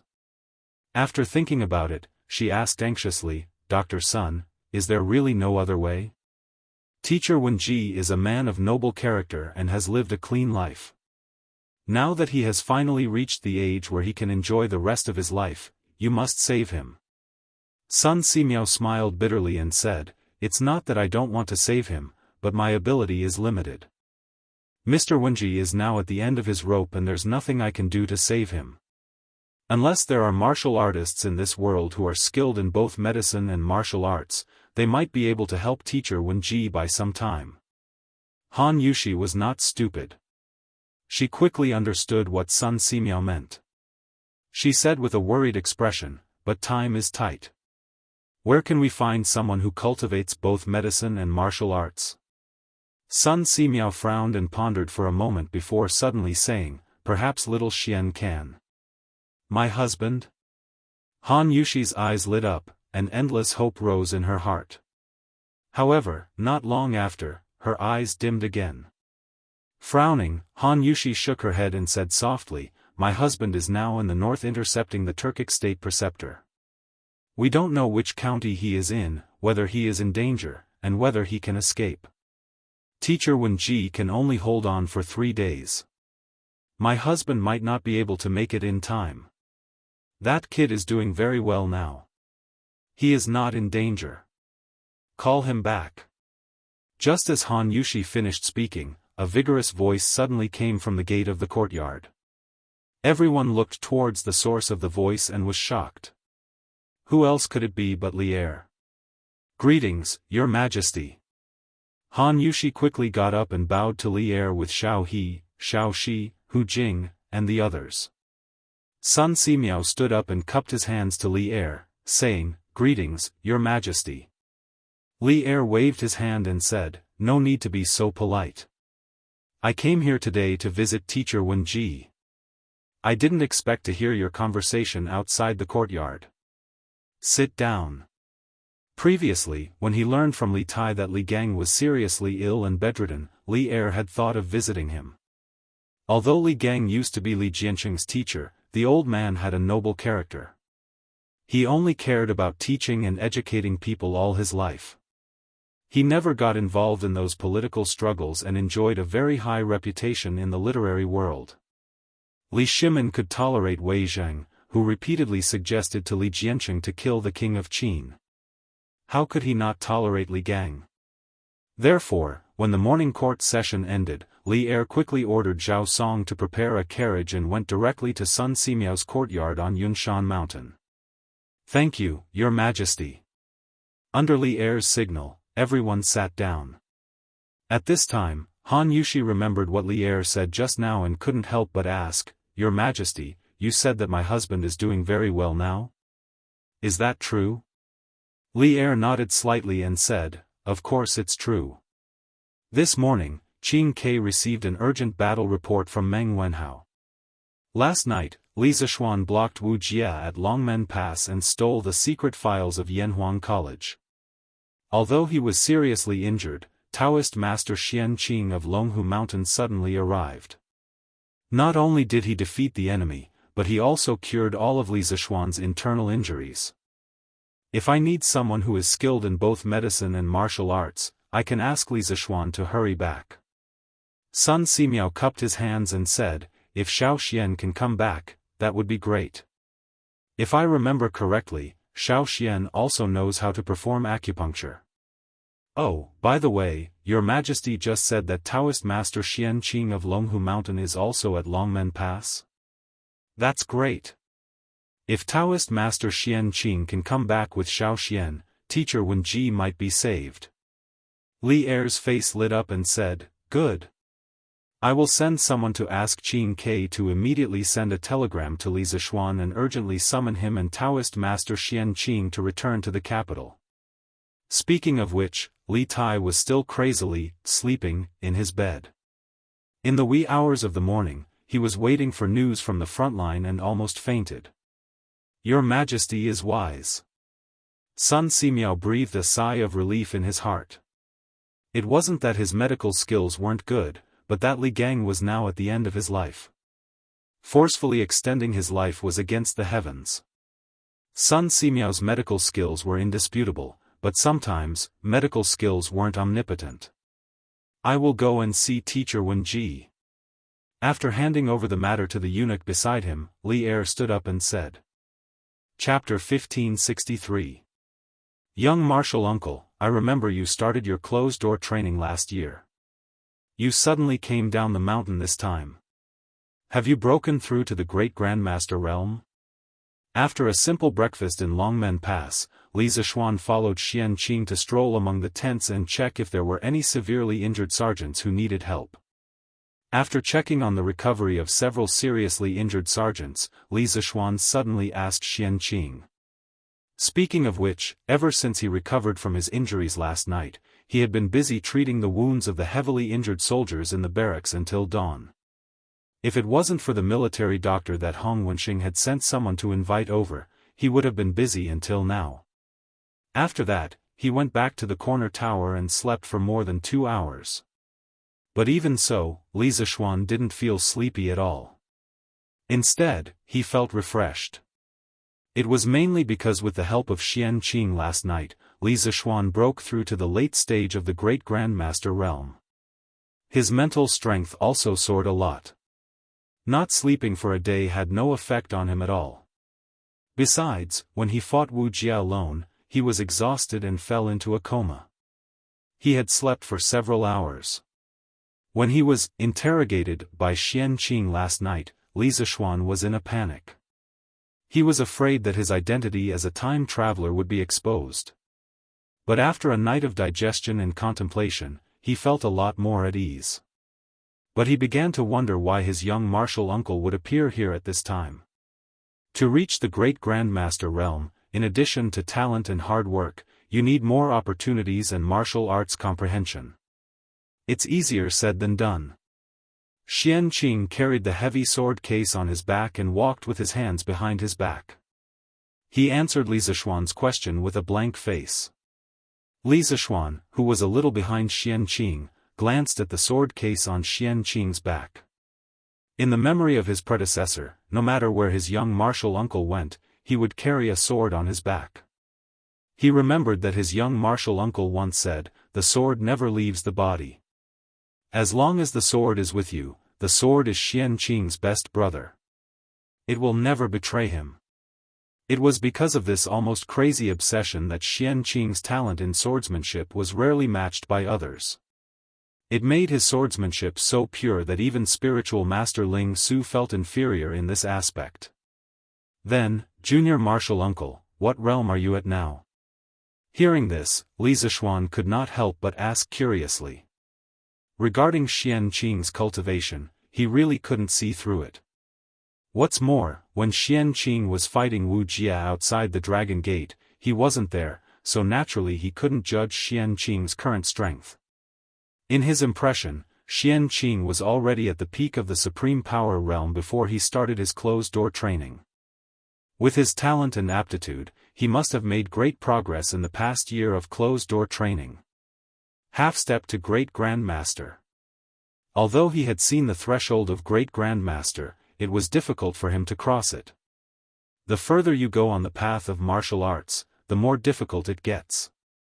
Little Xian, you must remember not to be greedy and advance rashly in the future, so as to avoid going astray. Xianqing said after a moment of silence. Li Zishuan nodded and said, "Don't worry, martial uncle. This disciple will remember martial uncle's teachings and fight steadily and surely. I won't be greedy and advance prematurely." "Oh, right, little martial uncle. Why did you go down the mountain this time? Did martial uncle's sect leader give you some task?" Hearing this, Xianqing suddenly stopped and his expression became a little unnatural. After a while, he turned to look at Li Zishuan and said, "Martial uncle went down the mountain this time because I was instructed by martial uncle's sect leader. When I arrived in Chang'an, I wanted to see you on the way, but I didn't expect to learn that the Yanhuang college you founded was attacked by Wu Jia a few hours ago. In order to track Wu Jia's whereabouts, martial uncle followed you all the way here." "I see." Li Zishuan nodded. His expression didn't change, but his heart began to move. He secretly wondered what important task Dragon Tiger Mountain had to send Xianqing down the mountain in person. This was a little unreasonable. After spiritual master Ling Su passed away, there was no more great grandmaster on Mount Longhu. This was very inconsistent with the status of the celestial master Taoism in the world. In addition, there was still a great grandmaster in the world who came from the Shaolin Temple. If the Dao sect didn't produce another great grandmaster, wouldn't it be suppressed by the Buddhist sect? Therefore, the most important task of the celestial master Taoism in the past 2 years was to cultivate a great grandmaster. And Xian Qing was the next most promising disciple of the celestial master Taoism in Dragon Tiger Mountain. This was said by spiritual master Ling Su himself, and no one doubted it. Therefore, Feng Lingzi, the head of the celestial master Taoism, would never let Xian Qing go down the mountain unless there was a particularly important or urgent matter. Do you want to ask what task the sect leader gave me? Xian Qing's deep eyes seemed to be able to see through the soul. He fixed his gaze on Li Zishuan and asked after a while. Martial uncle, if it's inconvenient for you to say, then forget it. Li Zishuan was stunned at first, and then he said unexpectedly. The implication was that he really wanted to know what task the sect leader of the celestial master Taoism had given Xian Qing. Xian Qing was silent for a moment, then he turned and said as he walked, previously, when your sect leader learned that you were now the Marquis of the Tang Empire, he sent me down the mountain to visit the emperor through your recommendation. But it happened that you were killing locusts in the northern provinces and counties, and Wu Jia attacked Yanhuang College, so I came here to solve your problem first. Xian Qing's temperament was destined to be a straightforward person. He would not beat around the bush and said whatever he wanted to say. Li Zishuan next to him was stunned. After being surprised for a long time, Li Zishuan couldn't help but ask, Little martial uncle, is the sect leader planning to let the celestial master Taoism enter the secular world? In Li Zishuan's impression, the celestial master Taoism of Longhu Mountain could be regarded as a semi-secluded sect. They did not deal with the local government, nor did they have disciples enter the imperial court as officials. Of course, Li Zishuan was an exception.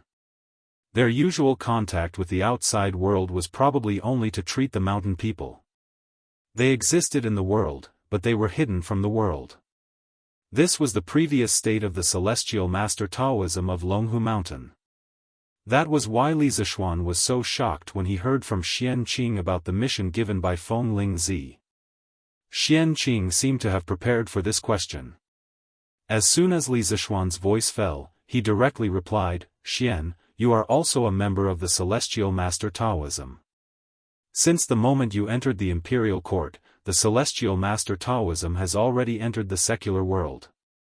Our sect leader said that now the world is gradually stabilizing, and the current emperor is also a wise emperor. If the celestial master Taoism wants to pass on from generation to generation, it must deal with a good relationship with the current ruler. It is not to flatter him, but to not offend him. Blindly avoiding the secular world will only lead to the gradual extinction of the celestial master Taoism. You are wise, sect leader. Hearing this, Li Zishuan could not help but give a thumbs up and said, although there are still wolves around the Tang Empire, the current emperor is working hard to govern the country. The strength of the Tang Empire is getting stronger day by day. This is something that everyone can feel. If Taoism wants to pass on for a long time, it should not hide from the secular world. Only when the world knows the positive role of Taoism in the Tang Empire, will there be a steady stream of people who want to cultivate Taoism. Taoism is like this, and so is the celestial master Taoism of Longhu Mountain. In the next 10 or 20 years, the Tang Empire will undergo earth-shaking changes and become unprecedentedly powerful. For the celestial master Taoism, there are only two choices. One is to follow the trend of the times and make some changes in time to lead Taoism to become more prosperous and strong. The other is to completely hide from the secular world. After 10 or 20 years, the world will forget about the celestial master Taoism, and then there will be no celestial master Taoism in the world. Besides, if the celestial master Taoism cultivates in seclusion, what is the difference between it and those Buddhist monks who only know how to eat vegetarian food, chant Buddhist scriptures, burn incense, and knock on wooden fish. Sect Master Martial Uncle's decision is undoubtedly a very wise one. As a member of Taoism, Li Zishuan naturally wanted to see Taoism become more and more prosperous and strong. In addition, Taoism was a local sect in the Central Plains. He did not want Taoism to be completely suppressed by Buddhism. Compared with the Buddhist monks who only ate vegetarian food and chanted Buddhist scriptures and did not work, he preferred Taoism's way of cultivating in seclusion. He felt that the seclusion of the celestial master Taoism in Longhu Mountain was very inappropriate. Xianqing nodded frequently. Suddenly, he looked at Li Zishuan strangely and said, "Xiao Xian, I didn't expect that after leaving the mountain for more than a year, you would see things more deeply than before. When you were in Longhu Mountain, you were still a simple and honest boy who only knew how to cultivate." Li Zishuan was shocked. He secretly thought that he was too smart. He had to restrain himself to prevent Xianqing from discovering his identity. But he did not know that Xianqing did not intend to investigate his abnormal behavior for a long time. When I was in Longhu Mountain, I had my master to take care of everything. Why would I need to worry about these things? Li Zishuan scratched his head and quickly found an excuse for himself. Hearing Li Zishuan mention Lingxiu, Xianqing's face darkened. After a long silence, he sighed and said, "Xiao Xian, you continue to patrol the barracks. I will go out for a walk." "Yes. Martial Uncle." Li Zishuan knew that he had accidentally touched a sore spot in Xianqing's heart. In his memory, Xianqing and Lingxiu were brothers in name, but in fact, they were master and disciple. Xianqing entered the sect late. Not long after he entered the sect, the previous first elder of Longhu Mountain, who was Xianqing and Lingxiu's master, passed away. Therefore, whenever Xianqing had any problems in martial arts, he would go to spiritual master Lingxiu for help. It could be said that most of Xianqing's martial arts were taught by spiritual master Lingxiu. Later, Li Zishuan was brought back to the Celestial Master sect by spiritual master Lingxiu and became his last disciple. Xianqing changed and became Li Zishuan's martial uncle. Because they were from the same sect, Xianqing usually took care of Li Zishuan. The relationship between the two was quite good. Chapter 1564. On the night of the attack on Yanhuang College, Li Zishuan learned of the general situation and immediately asked Li Tai about Li Gang's injuries. At the time, Li Tai said that Li Gang had only suffered some minor injuries and that his body was fine. Only then did Li Zishuan feel slightly relieved. Later on, Li Tai asked Li Zishuan to send an imperial edict via telegram, allowing Li Zishuan to mobilize the soldiers of the northern provinces and counties. Setting up ambushes at the main passes to prevent Wuxia from escaping the Great Tang, Li Zishuan thought that since nothing major had happened at the academy, the most important thing would be to deal with Wuxia. At the very least, he would have to take back the academy's secret files from Wuxia. What happened next was somewhat out of his expectations. Firstly, Wuxia only used a little more than a day to rush from Lantian County to Dragon Gate Pass. At that time, Li Zishuan had just taken over the security of Dragon Gate Pass with an army of 10,000. From the time he was stationed there to the first battle between the two sides, only a few hours had passed. Wuxia's speed caught Li Zishuan off guard. Second, Su Tingda had led 10,000 soldiers from Bingzhou's Jichong House to Yanmen Pass. Many of the soldiers hadn't even had time to rest before Yanmen Pass was attacked by Ashina Shi's 50,000 elite wolf cavalry. Their numbers were inferior to that of the Turks, and coupled with the haste of the battle, the defenders of Yanmen Pass were quickly routed. As a result, Ashina Shi's army didn't have to spend much time to enter the Great Tang's territory. These two unexpected events had almost caused Longmen Pass to fall, and even caused the Yanhuang College's files to almost fall back into Wuxia's hands. Fortunately, Shui Rengui and Xianqing had stepped in at the critical moment to help, and Wang Renbiao's 30,000 Qizhou soldiers had also arrived. Last night, when Li Zishuan woke up from his coma and learned of what had happened at Longmen Pass, he couldn't help but sigh in his heart. Could this be the protagonist of Heaven's Blessing? Little Xian, His Highness King of Wei probably replied to you like that because he didn't want you to be distracted while dealing with Wu Jie in the north.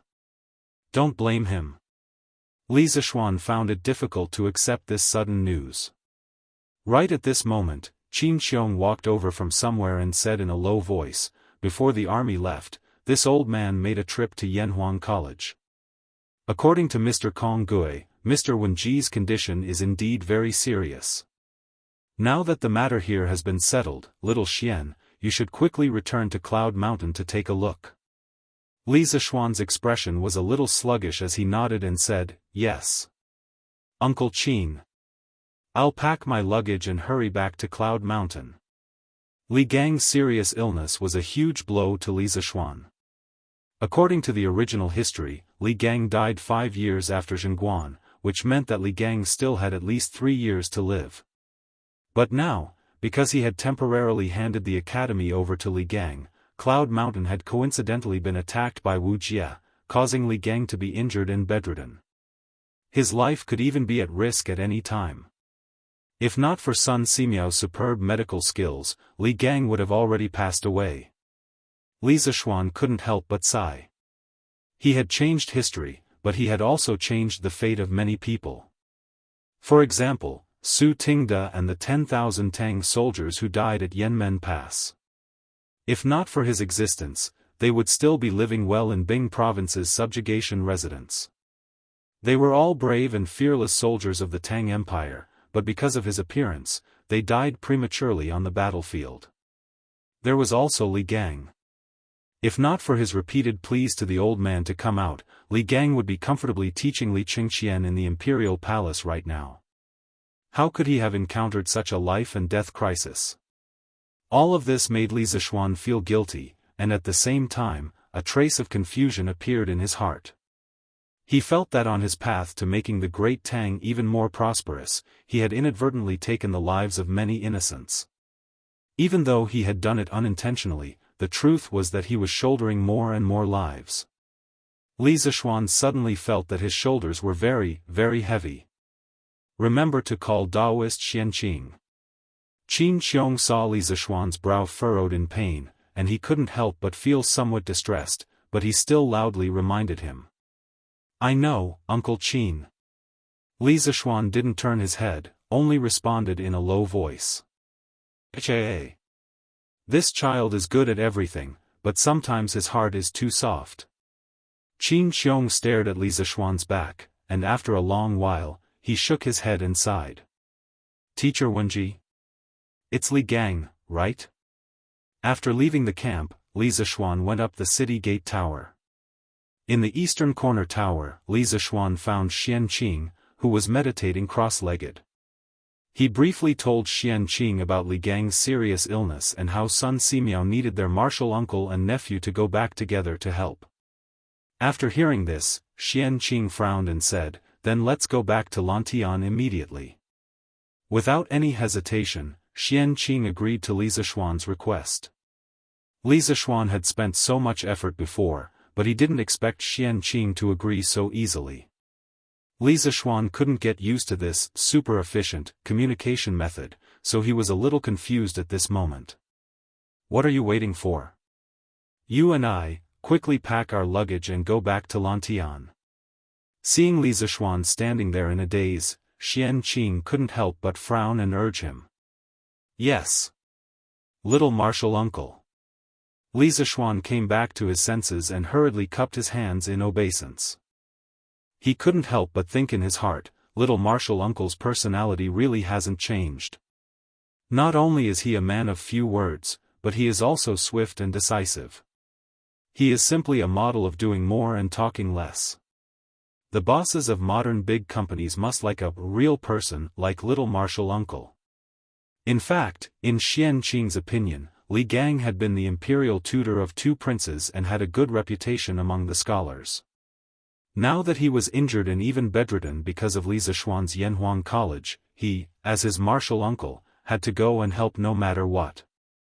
Besides, the purpose of his trip down the mountain this time was to visit Li Heir in the imperial palace, tracking Wuxia was just a side quest he had issued for himself. Now that the side quest had been completed, it was time for him to return to the main quest. Little Xian, Daoist Xianxia, where are you going?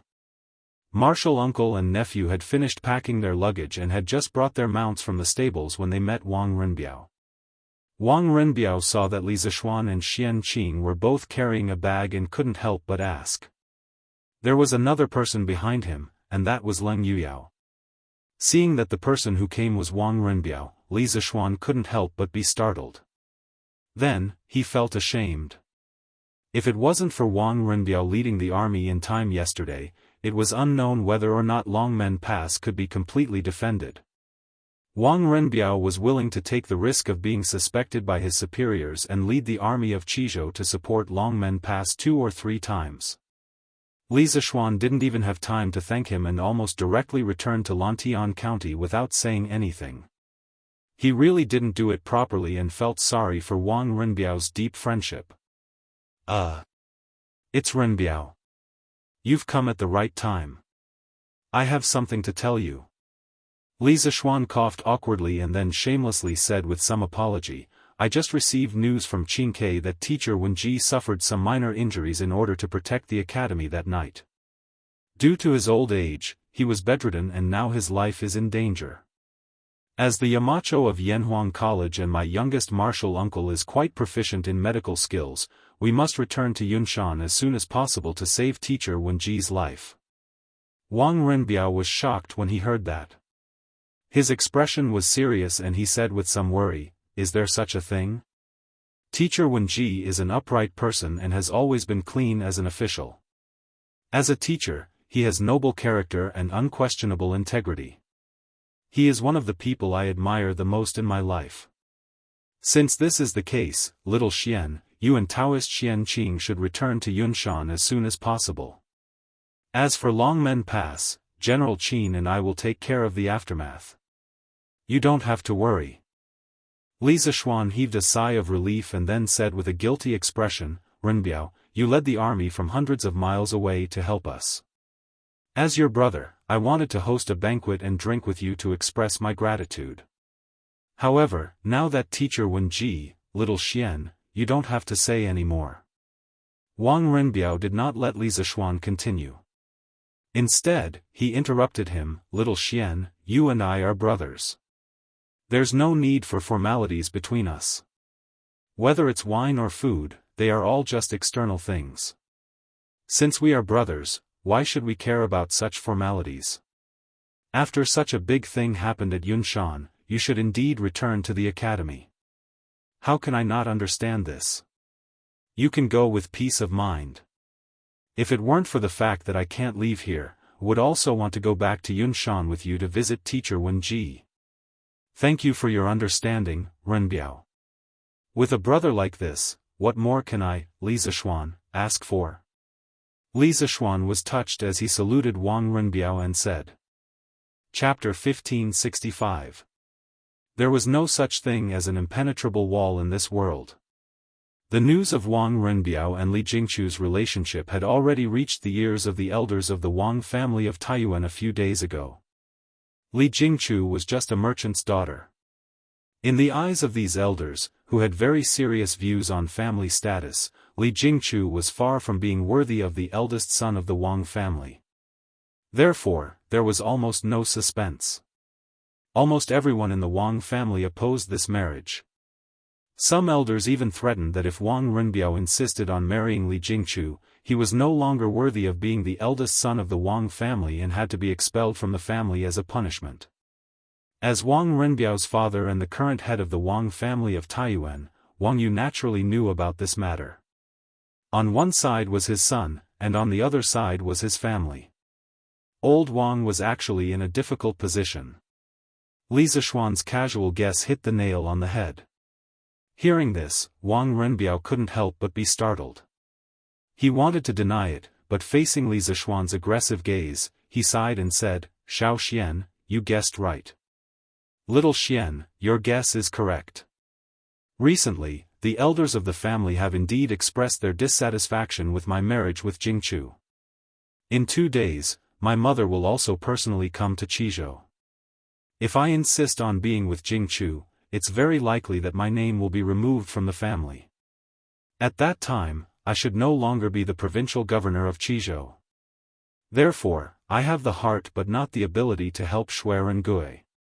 Hearing this, Li Zishuan's heart sank.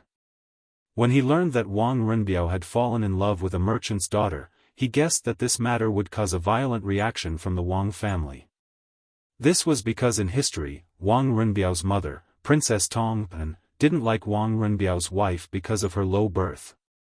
As a result, after Wang Renbiao died of illness, his wife and son were directly expelled from the family and completely became an orphan and widow. Renbiao, I'll go back to Chang'an to treat teacher Wenji first. As for the Wang family, I'll write a letter to your father and see if he can favor you for once. Besides, even if the Wang family wants to abolish your position as the eldest son of the Wang family, they can't take away your position as the provincial governor of Qizhou.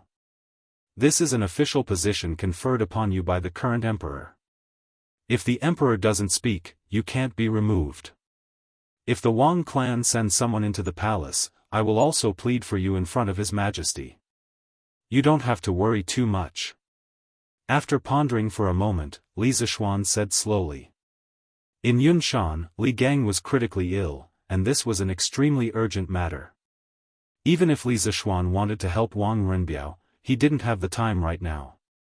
In addition, this was a family matter of the Wang clan. He didn't want to and couldn't get too involved. The only thing he could do was act as an outsider and do what he could. For example, if the Wang clan wanted to use Princess Tong and Li Zishuan's relationship to remove Wang Renbiao from his position as governor of Qizhou, Li Zishuan would definitely speak up for him.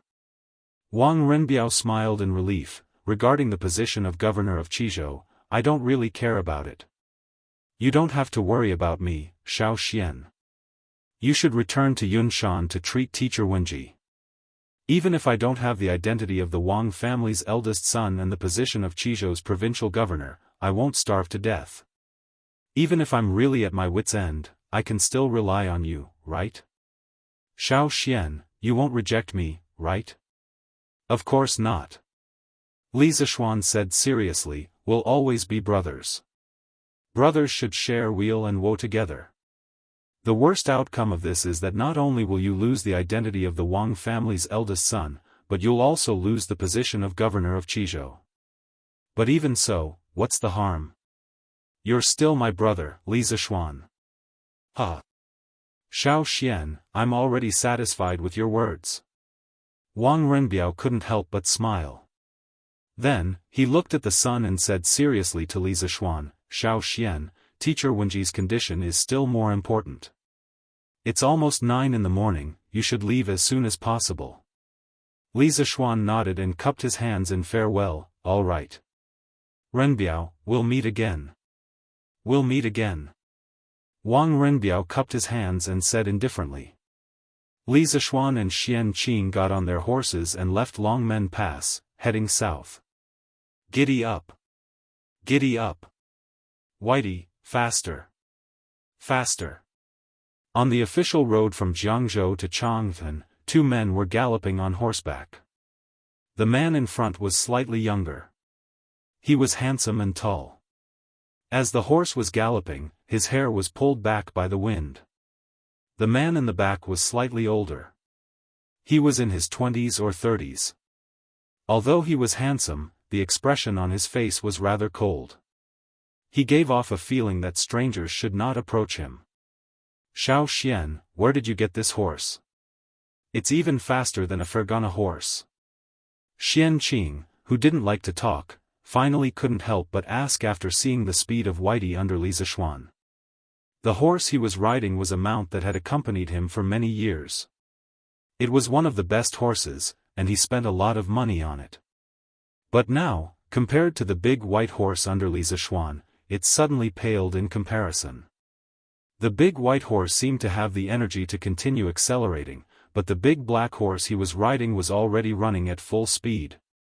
How could Xian Qing not be surprised? Hearing this, Li Zishuan turned around to look at Xian Qing's position. He realized that the distance between the two of them was about 30 feet. Thus, he hurriedly slowed down the speed of the horse and replied, "Junior Marshal Uncle, my father bought this horse from the Hu people 2 years ago.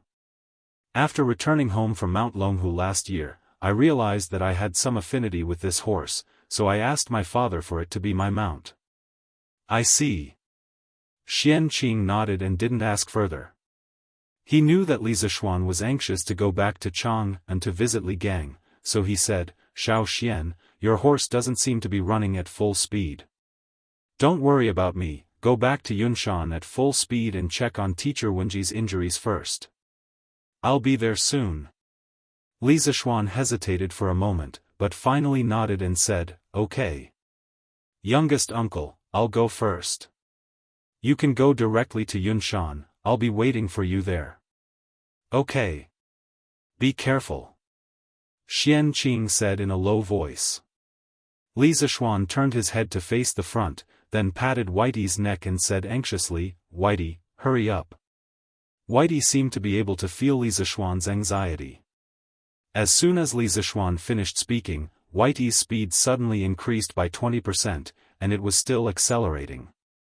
The distance between Li Zishuan and Xian Qing was getting farther and farther. Last year, when Han Yushi was kidnapped to Xifeng Stockade, Li Zishuan felt Whitey's extreme speed when he went to save her. However, it was only a short distance back then, and the whole city was only about 40 miles away. This time, it was different. The distance between Jianghu province and Chang'an was about 500 to 600 miles. Li Zishuan didn't know how long Whitey could last at full speed, but in order to save Li Gang, who was in critical condition, he could only take one step at a time. At worst, he could wait for Whitey to get tired and use his qinggong to rush for a while. Whitey could follow behind him and rest while running. After resting, he could get back on the horse and continue to run.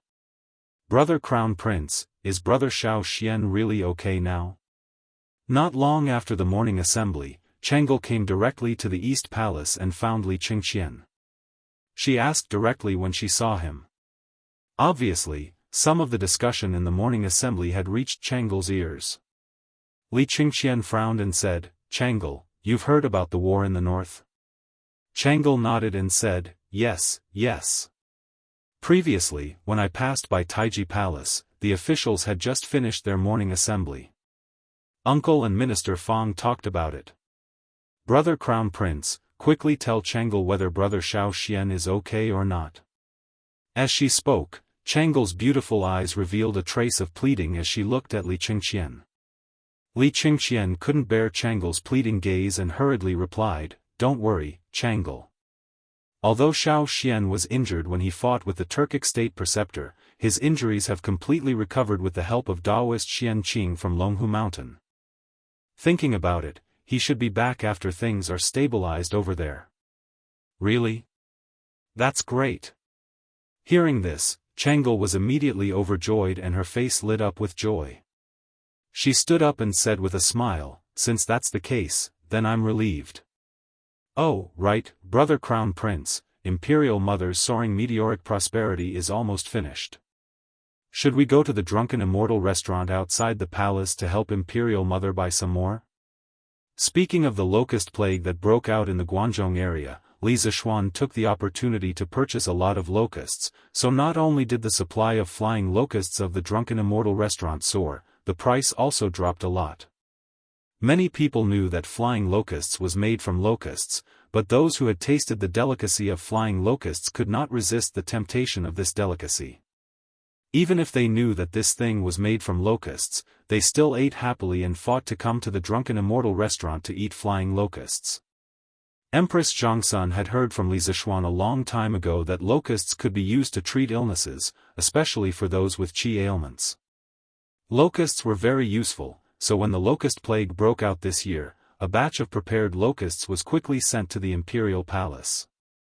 Although the imperial chefs in the imperial palace had tried to make soaring meteoric prosperity at the behest of Empress Zhongsun, this thing might look the same on the outside, but it clearly couldn't compare to the soaring meteoric prosperity at the drunken Immortal restaurant.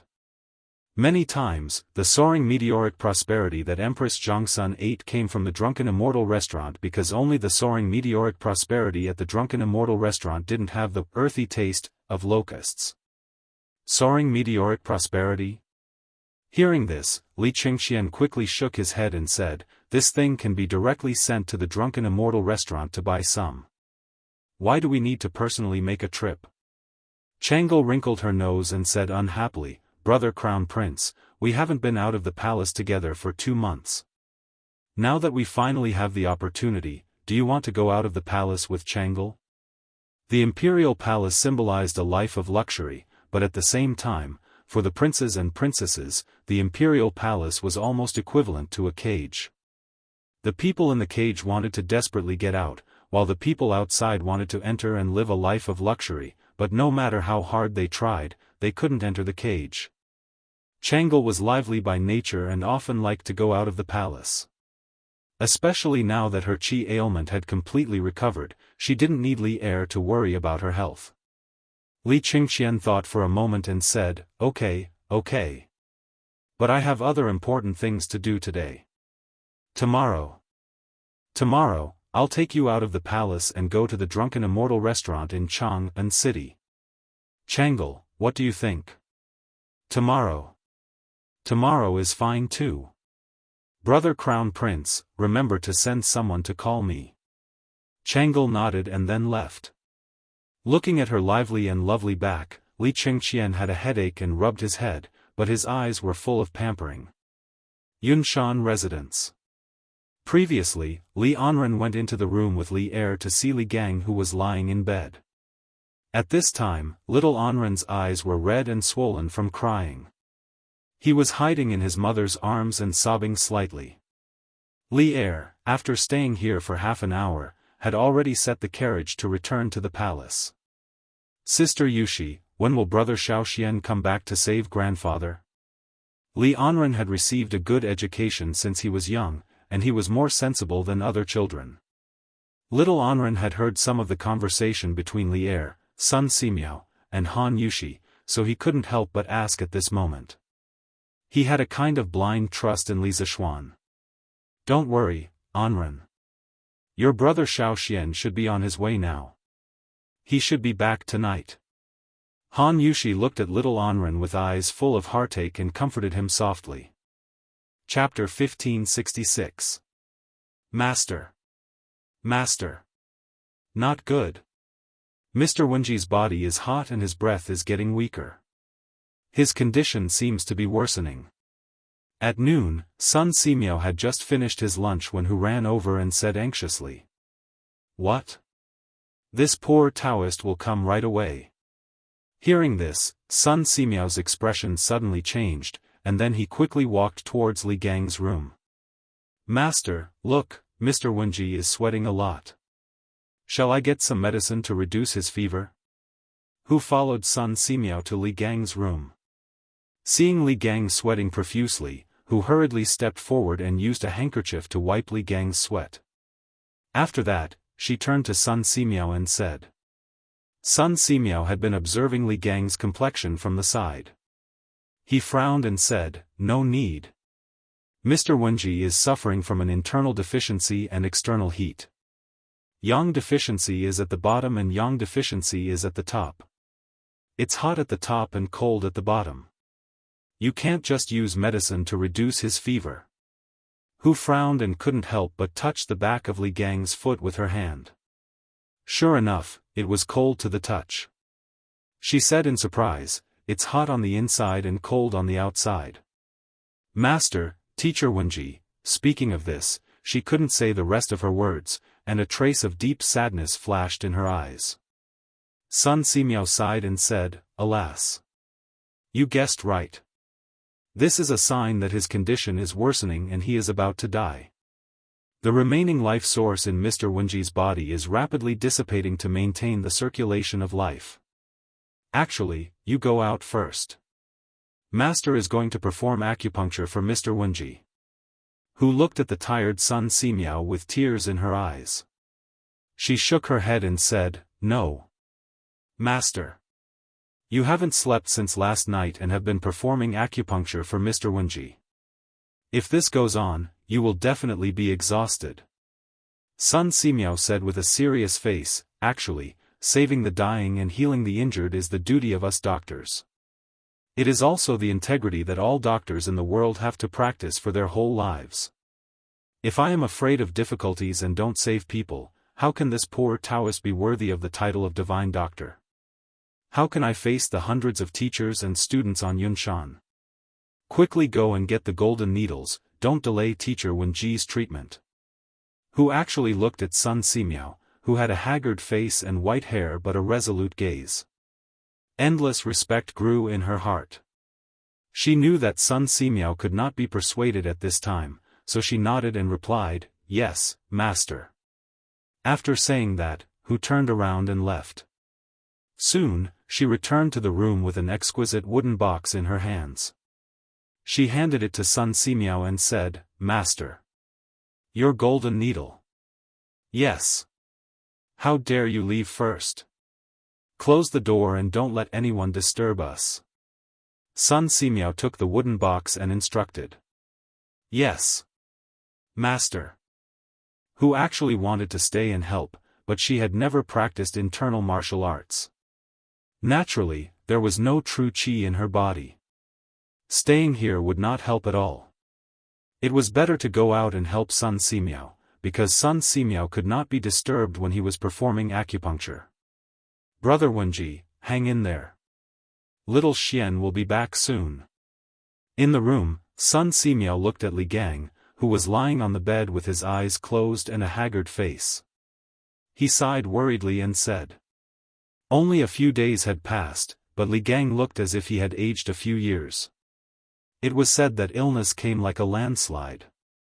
For the 82-year-old Li Gang, this sudden accident was burning the last of his life force, and he could die at any time. In fact, just looking at age, Sun Simiao was older than Li Gang by 6 years. However, Sun Simiao paid attention to health and had been practicing Taoist true qi. Therefore, the quality of his body was much better than Li Gang's. The same injury on Li Gang might be fatal, but on Sun Simiao, it was estimated that he would be fine after 2 days of recuperation. After sighing with emotion, Sun Simiao went forward to help Li Gang up. Half lying on the bed, he removed his outer robe and took out the golden needles from the wooden box. With lightning speed, he pierced 3 golden needles into the Zhongting, Jiawei, and Juk acupoints on Li Gang's chest. These 3 acupoints were close to the heart, and if the strength was wrong or the position was off, it would be fatal.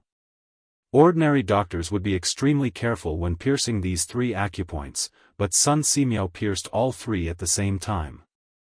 His movements were as smooth as flowing water, without a trace of hesitation. After the golden needles were pierced into the 3 acupoints, Sun Simiao did not stop. He used his right hand to twirl the golden needles on the Zhongting, Fengwei, and Juk acupoints. Traces of Taoist true qi passed through the golden needles and slowly into Li Gang's body. Soon, the 3 golden needles began to vibrate together. Sun Simiao opened his palm and an even more majestic true qi flowed from his palm into the golden needles. Then, through the golden needles, it was guided into Li Gang's heart meridian. Sun Simiao's goal was very simple. He wanted to use his Taoist true qi to supply energy to Li Gang's heart meridian, thereby reducing the consumption of Li Gang's life force. Li Gang's condition had reached such a stage that it was impossible to save him with the power of the medicinal stone. Because all medicine was 30% poisonous, any medicinal herb required the human body to use the liver, kidneys, and other organs to break it down in order for the medicine to work in the body. And all of this required energy to support it. Li Gang was already at the end of his life. It was already difficult for him to maintain the basic activities of life. If he were to take any more medicine, it would undoubtedly speed up his death. Because he understood this, Sun Simiao temporarily gave up on using medicine and switched to the method of transferring qi through the golden needles. It was just that this method of transferring qi through the golden needles consumed too much true qi. In less than 15 minutes, Sun Simiao's forehead was full of sweat. But Sun Simiao did not have any intention of stopping. He was still transferring qi through Li Gang with a serious face. Gradually, as time passed, Sun Simiao's face became paler and paler. However, Li Gang's face gradually became rosy. After some time, Sun Simiao finally could not hold on any longer. He lost his balance and almost fell onto the bed. Luckily, old Sun's hands and feet were still agile. He held onto the beam of the bed in time and steadied himself. Daoist Sun. Don't waste your energy. I know that my time is up. I can't drag you down with me. Unexpectedly, at this moment, Li Gang, who had been in a deep sleep all this time, opened his eyes and spoke softly. Brother Wenji, you're awake. Hearing Li Gang's voice, Sun Simiao finally heaved a sigh of relief. He stood up straight and looked at Li Gang with a face of joy and said, Wenji, what you said is wrong. What do you mean by wasting my energy? Before I treat a patient, I will never care if that person can be saved or not. Because no matter what kind of patient it is, I will try my best to save them. Until the last moment, life or death is uncertain. Li Gang used all his strength to move the corners of his mouth and smiled. Daoist Sun's medical ethics are noble and your medical skills are superb. Who doesn't know of this? Who doesn't know? But I am already at the age where I have one foot in the grave. If I die, so be it. Letting Daoist Sun waste his energy and affect the treatment of other patients is a huge sin. Sun Simiao sighed and said, I only used up some true qi. After resting for a few days, I will recover. But Wenji, you must hold on. Xiao Xian received the news and is already on his way back. With his help, Wenji, there is hope that your illness can be controlled. Hearing this, Li Gang was shocked and said, Yamacho is coming back. What about the Tujue State Preceptor? Have the secret scrolls of the academy been recovered? Sun Simiao replied, Don't worry. The Tujue State Preceptor has already escaped back to the grasslands. All the secret scrolls of the academy have been recovered by Xiao Xian. He is now rushing back to Yunshan. So, Brother Wenji, you must hold on. Hearing this, Li Gang's face suddenly flushed red. He smiled and said, Good. Good. I must hold on until Yamacho comes back. Seeing this, Sun Simiao secretly cursed in his heart. At this time, Li Gang's face was flushed red. It was not a good thing because it was a bit like the final radiance of the setting sun. When a person was on the verge of death, under the control of the cerebral cortex, it would quickly instruct the adrenal cortex and medulla to secrete glucocorticoids, mineralocorticoids, adrenaline, and norepinephrine. They could all stimulate the heart, constrict the blood vessels, and raise blood pressure. This would mobilize all the positive factors in the body, causing the patient to wake up from a coma. From being unable to speak to being able to speak, from not being able to eat to being able to eat and drink. These were all endocrine hormones under the command of the central nervous system. The final radiance of the setting sun had certain benefits for the patient and his family. If the person the patient was anxious to see was still on the way, it could prolong the patient's life to fulfill his long-cherished wish. If the patient still had things to say, it could also prolong the patient's life for a period of time. However, terminal lucidity mobilized the last bit of vitality and potential left in the patient's body to help the patient overcome the pain in a short period of time. Once this bit of vitality and potential was exhausted, there was nothing that could be done to save the patient. Brother Wenji, don't get too excited. Xiao Xian came back from Longmen Pass. It's about 500 to 600 miles in between. Even if he rode a fast horse, he would only reach Yunshan late at night at the earliest. Brother Wenji, you must hold on. Sun Simiao saw that Li Gang's face was getting redder and redder, so he hurriedly said. He had to stop Li Gang from using up his remaining vitality. Otherwise, it was very likely that he would not be able to hold on until Li Zishuan came back. Longmen Pass. Sure enough, when he heard Sun Simiao say that Li Zishuan was still 500 to 600 miles away, Li Gang's eyes instantly dimmed a lot, and the redness on his face gradually faded. Then he muttered, Longmen County is a good place. If I remember correctly, Mr. Wang also came from Longmen Pass. I must wait until Yamacho comes back. Faith. Sometimes, faith was a very magical thing. As long as there was a thought in one's heart, one would be able to persevere. Sun Simiao wanted to tell Li Gang about the time it would take for Li Zishuan to reach Yunshan. He wanted to instill in Li Gang's heart that he had to persevere until Li Zishuan came back. Seeing that Li Gang had finally calmed down, Sun Simiao secretly heaved a sigh of relief and said, Wen Ji, have a good rest first. I'll make some porridge for you to fill your stomach. Thank you. Li Gang said weakly. After Sun Simiao helped Li Gang lie back on the bed, he turned around and left the room. At this moment, the sun outside had already moved to the southwest. It was about 5 in the afternoon. This healing process actually lasted for more than 2 hours. Master. Master. Are you okay? Hu Yao, who had been guarding outside the room, saw Sun Simiao walk out with a pale face. She quickly went up and supported Sun Simiao with a worried expression. I'm fine. I just need to rest. Sun Simiao waved his hand, then turned to look at Hu Yao and said, Yao, I'll give you a prescription. Quickly go and get the herbs according to the prescription. There can't be any mistakes. Prescription? Get the herbs? Hu Yao heard this and her eyes widened.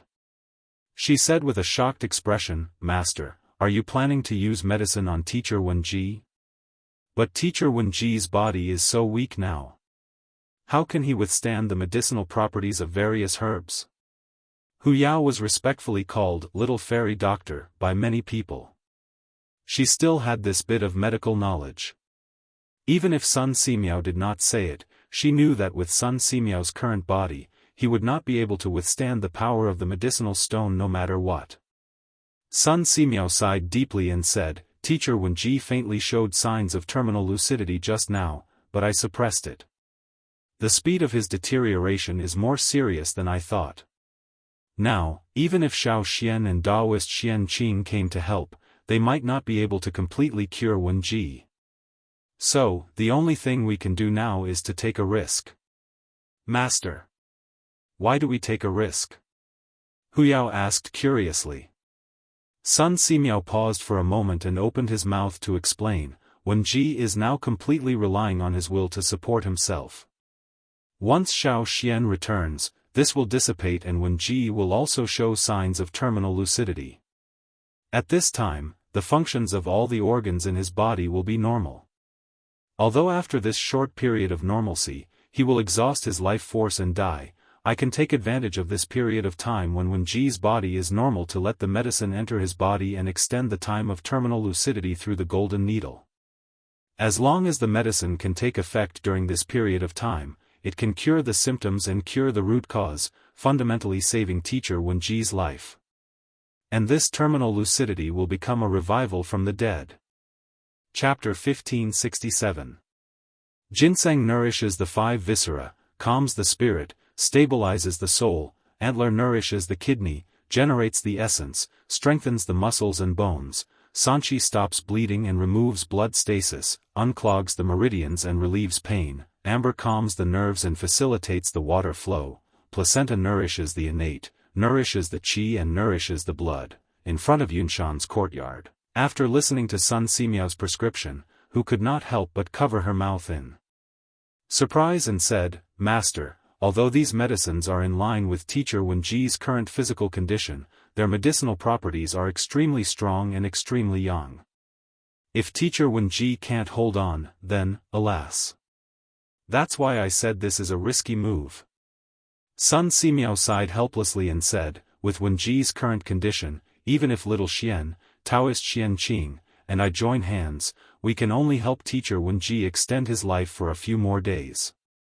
After all, it's treating the symptoms but not the root cause. If we want to treat both the symptoms and the root cause, then we can only take the risk and try. Hu said with a sad face, Master, is Teacher Wenji's condition really that serious? Yes. I didn't expect that Brother Wenji's condition would deteriorate so quickly. Now we can only hope that little Xian and Daoist Xian Qing will come back soon. Sun Simiao frowned, stroked his beard and sighed. Then he said tiredly, you go get the medicine quickly. I'll go in and rest for a while. In fact, since last night, Sun Simiao had been taking care of Li Gang in the courtyard. He had performed acupuncture for Li Gang no less than 4 times. Now he was really exhausted. Although he was respectfully called a miracle doctor by the people, he knew that he was far from reaching the level of a miracle doctor. At most, he knew more than ordinary people in pharmacology, pathology, and diagnosis experience. Facing a patient like Li Gang who was extremely weak and could not use medicine, Sun Simiao also felt a little powerless. This was the same principle as a clever housewife could not cook without rice. Sun Simiao, as a doctor, was facing a dying patient who could not withstand the power of medicine. His skills were immediately limited by more than half. Fortunately, he had started to practice Taoist Qi cultivation when he was young. That was why he was able to perform acupuncture on Li Gang and delay his illness. Otherwise, Li Gang would have died a long time ago. Master, quickly go and rest. I'll take care of Teacher Wenji. Hu nodded and said. Yes. Sun Simiao glanced at Hu Jing, then turned and left. Qingke, why didn't you come to class this morning? During the afternoon break at Yanhuang College, Sun Zifan came to Li Tai's seat and asked. Li Tai yawned. Last night, he and Li Er had stayed up the entire night in the Sweet Nectar Hall. In the morning, when he was snoring in his sleep, he was woken up by an imperial eunuch who asked him to send a telegram to urge Li Zishuan to come back quickly. After the imperial eunuch left, Li Tai tossed and turned for a long time before falling asleep. This was because the news of Li Gang's critical condition made his heart very heavy. Go. Don't mention it. Last night, I accompanied my father in the palace to wait for news from the front lines. I fell asleep at about 5:00 in the morning and was even woken up to send an urgent report to Yamacho. How could I have the energy to come to class? Li Tai glanced at Sun Zifan and said unhappily. News from the front lines? Sun Zifan's eyes lit up when he heard this. He exclaimed, Qingke, what news from the front lines? Was that hateful Turkic state preceptor captured? Also, how is Yamacho now? Is he injured? He was so pleased with himself that his voice was a little loud. The other students around heard this and pricked up their ears curiously. Those who were far away couldn't help but come closer, wanting to get the first-hand news. Li Tai looked around and then glared at Sun Zifan. He said in a low voice, What are you shouting for? Do you think your father doesn't know about the news from the front lines? Why don't you go back and ask your father directly? No, it's only Wednesday today. The academy isn't on holiday, so how can I ask my father? Go, what are you looking at? Class is about to start. Won't you all go back to your seats? Sun Zifan complained for a while, but then he realized that he had overreacted and hurriedly waved his hands at the surrounding students. No, Zifan, Qingke, how is Yamacho? Not only are you concerned about Yamacho, but so are we. Wang Meng retorted, unafraid of Sun Zifan's might. The other students immediately joined in the commotion. Wang Meng is right. We are all concerned about Yamacho's safety. Qingke, quickly tell us. That's right. Also, has the Turkic state preceptor who stole the academy's secret files been captured? Mr. Zhang San, Mr. Mo, and Mr. Wenji are all seriously injured. Nothing must happen to Yamacho. Since Yanhuang College was attacked by Wu Jia that night, all the secret files were stolen. In addition, the bearded guest and Mo Huai were seriously injured, and the academy's acting Yamacho, Li Gang, was bedridden. For the newly established Yanhuang College, this was undoubtedly a very painful blow. The academy was currently without a leader and everyone was in a state of panic. All the students urgently wanted to hear some good news, especially the students in Class 1 who were closest to Li Zishuan. They were most concerned about Li Zishuan's current situation. "Everyone, listen to me." Li Tai's face darkened. He could feel the worry and anxiety in the students' voices. Thinking about it, last night's battle in the north wasn't considered a secret. He pressed his hand down and said, "Last night, Wuxia fought with Yamacho at the Dragon Gate. Yamacho was seriously injured, but he was able to take the secret files that Wuxia stole from the academy. After Wuxia broke through the Dragon Gate, he successfully met up with the Ashina Serpent's army." What? Yamacho was seriously injured by Wuxia? I already said that the Turkic state preceptor's martial arts are so high. Yamacho can't fight him alone. Now that Yamacho is also injured, what will the academy do? Fortunately, the academy's files were taken back by Yamacho. What's the point of those files being taken back? For the academy, Yamacho is the most important. With Yamacho, what can Yanhuang College not create? When the students heard that Li Zishuan was seriously injured by Wuxia, they couldn't help but discuss loudly. To them, this news was no different from a bolt from the blue. After a while, the whole classroom was in chaos, and a feeling of panic quietly spread. This was because Li Zishuan was the sky of the Yanhuang Academy. All of them had resolutely joined the Yanhuang Academy because of Li Zishuan. If Li Zishuan fell, it would be tantamount to the collapse of the sky for them. How could this not make them panic? Silence. Everyone listen to me, I'm not done yet. Seeing the students in chaos, Li Tai hurriedly shouted, "Yamacho is fine. Let me finish." Yamacho was later rescued by Daoist Xianxia of Mount Longhu and is now in peace. Ashina Shirchu's army of 50,000 was surrounded by General Qin's troops and the northern province's soldiers at Yonghe Pass. In the end, Ashina Shirchu and Wuxia were defeated and fled back to the grasslands with more than 1,000 soldiers. Hearing this, the students immediately cheered in surprise. What? Yamacho is fine? That's great. Qin Ke, is this news true? Is Yamacho really okay? Yes. Qin Ke. Is this news reliable? Hearing that some people doubted the authenticity of the news, Li Tai couldn't help but stare. This news is naturally true. This morning, Yamacho was urgently summoned back by my imperial father. They should arrive at Yunshan tonight. If you don't believe me, you'll know when the time comes. What? Yamacho is already on the way back to Yunshan? Sun Zifan was surprised. That's right. Li Tai nodded. Teacher Wenji is critically ill, and Divine Dr. Sun can't deal with it alone. Yamacho and Daoist Xianxia are both skilled in medicine. With their help, Teacher Wenji's illness can be cured. Teacher Wenji is critically ill. Hearing this, everyone's hearts couldn't help but sink. Then, in their minds, the scene of Li Gang standing in front of the students and facing the peerless master Wu Jia alone appeared, causing many of the students' eyes to turn red. Qin Ke, after school in the afternoon, let's go visit Teacher Wenji. Qin Huayu sighed and said. Okay. Li Tai nodded. In fact, even without Qin Huayu's suggestion, he also planned to visit Li Gang in the courtyard. NN. I want to go too. Sun Zifan hurriedly agreed. I want to go too. Yuchi Baolin also spoke up. I want to go too. I want to go too. Not long after, all the students in the classroom started shouting at the same time.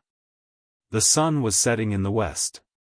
On the official road outside Yongji City in Puzhou, Li Zishuan was riding alone. As for Xianqing, he had already been left far behind. Along the way, Big White's speed and endurance had greatly exceeded his expectations.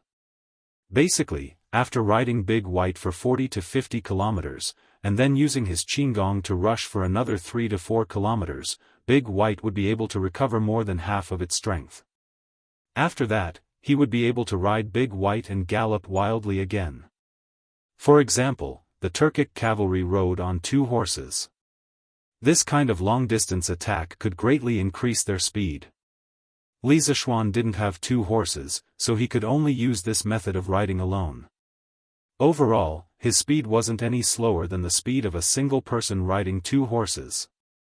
According to the imperial edict that Li Er had sent to him through the telegraph, he only needed to rush from Longmen Pass to Yunshan.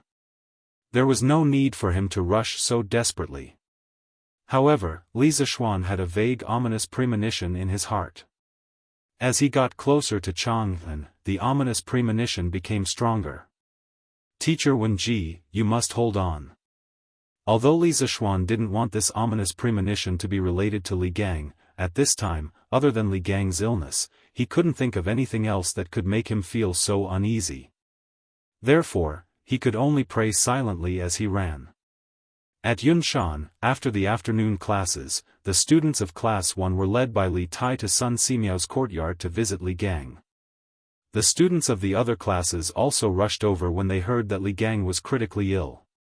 After a while, Sun Simiao's courtyard was filled with hundreds of students.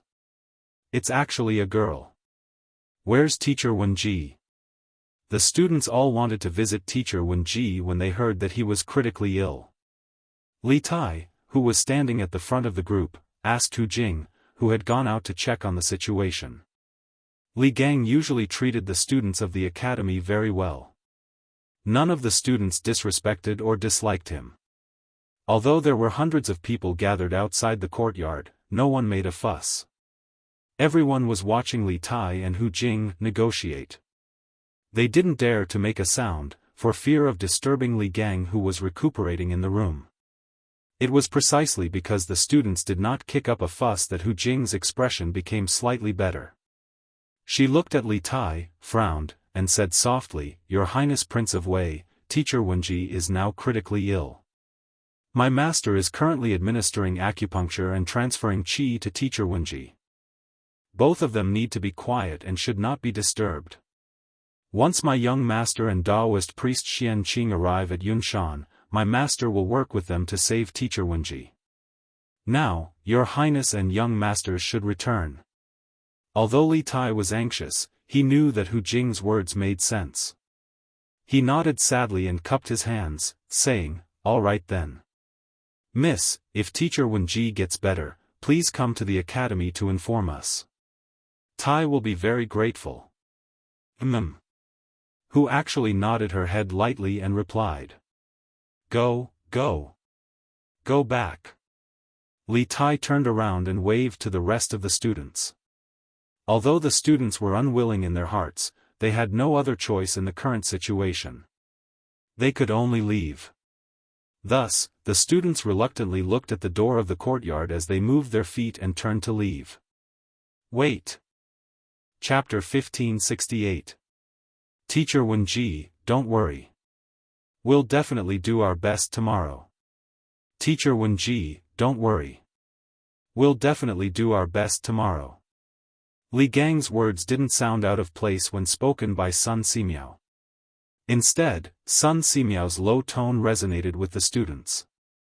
Especially when they thought about how Li Gang was bedridden and needed someone else to relay his words, the students couldn't help but feel sour in their hearts. Thus, under the leadership of Li Tai, the group of students spoke with determination. Finishing their words, the students bowed towards the direction of the courtyard before turning around and leaving. The academy had a self-study session at night. After listening to Li Gang's words, the students' hearts were filled with energy as they planned to shine in this final exam. At the very least, they couldn't disappoint Li Gang. "Boyang, help me get a meal from the cafeteria later." "I won't be going." I was just about to say that." "Wenbo, why don't you help me get a meal?" I suddenly remembered that I still haven't figured out the question that Teacher Su taught yesterday. "You only haven't figured out one question." "I still have a few questions that I haven't figured out in the previous math exam." Hurry up and help me get a meal. I'm going back to the classroom to study. It's settled then. After the exam, I'll treat you to a big meal at the Drunken Immortal restaurant. No. I don't want to go to the Drunken Immortal restaurant. I want to study. After leaving the courtyard, the students hastened their footsteps and walked towards the academy. Many students didn't even bother to eat dinner in order to be able to cram before the exam. At this time, if anyone were to disturb their studies, that person would be their life and death enemy and would definitely not be forgiven. Master, are you hungry? I'll go and cook for you. After the students left, the courtyard instantly became quiet. Hu actually raised his head and looked toward Sun Simiao and asked. Sun Simiao thought for a moment and said, "No need to trouble yourself. Go to the academy's cafeteria and get some porridge. Brother Wenji can only eat this now." "Yes, Master." Hu actually responded and hurriedly went to the kitchen to get cutlery. Sun Simiao looked in the direction where the students left and sighed with a complicated expression. A moment later, he returned to Li Gang's room with his hands behind his back. "Daoist son, have the children gone back?" When Li Gang heard the sound of the door being pushed open, he quickly opened his eyes and turned his head to look at Sun Simiao. "They're all going back." Sun Simiao walked to the bedside and bent down to check Li Gang's pulse. "It's good that he left. It's good that they're gone. These children are still young and have a good time to learn. How can they waste their time on an old man like me?" Hearing this, Li Gang's face relaxed as he muttered to himself. Sun Simiao frowned. After an entire afternoon, Li Gang's pulse had become even weaker. This meant that Li Gang's life was rapidly draining away. This was not a good sign. According to this speed, Li Gang probably wouldn't be able to last until dawn tomorrow. What? Is it because my body can't take it anymore? Li Gang had lived for a long time and had the ability to observe people's expressions. He quickly noticed Sun Simiao's serious expression. After thinking for a while, he understood. However, there wasn't the slightest fear on his face. Instead, he smiled faintly. Life and death were nothing. After these few days of struggling back and forth between life and death, Li Gang had already seen through life and death. In fact, his heart was already prepared for death. Brother Wenji, the students of the academy all hope that you can recover as soon as possible. You must hold on. She actually went to the cafeteria to get some porridge. Eat some before you rest. I estimate that Xiao Xian will be back in a few hours. Regarding Li Gang's illness, Sun Simiao chose to avoid talking about it. At this time, the most important thing was to stimulate Li Gang's desire for life. Yamacho, Li Gang murmured, and his eyes suddenly became deep. Then, he turned to look at Sun Simiao. When their eyes met, Li Gang sighed and said, "Taoist son, this old man is not afraid of death, but this old man also doesn't want to die." Since Yanhuang College was established last year, a group of children have been cultivated into talents that are absolutely useful to the Tang Empire in just 1 year. Any one of these children is 100 times better than those weak scholars at the foot of the mountain who only know how to talk and talk without any illness. In Yanhuang College, this old man saw the hope of a prosperous Tang Empire and a prosperous Central Plains. This old man can't bear to part with this new and high-spirited college, and even more can't bear to part with this group of vigorous and hard-working children. This old man really wants to see Yanhuang College become the most respected institution in the Tang Empire. This old man also wants to see all these students become talents and take charge of various areas in the Tang Empire. Therefore, this old man can't bear to die.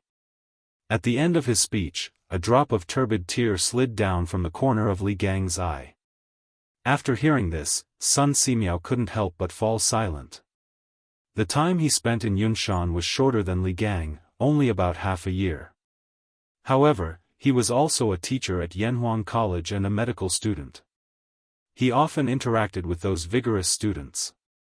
To be honest, his heart that had long seen through the mortal world and was without joy or sorrow couldn't help but waver. If he were to leave Yunshan now and wander around the world, Sun Simiao asked himself honestly, it was very likely that he would be reluctant to leave. Yunshan was a very magical place. Everyone who came here would be reluctant to leave in the end. Li Gang, Sun Simiao, and the other teachers were like this. In the future, those students who graduated from Yanhuang College would also be like this. How is Yunshan? Has Li Zishuan returned? In Ganlu Hall, Li Er had returned after dinner to review the memorials. As soon as he sat down, he asked. Zhao Song stepped forward and bowed. Your Majesty, everything is as usual at Yunshan. However, I heard that Teacher Wenji's health is not good.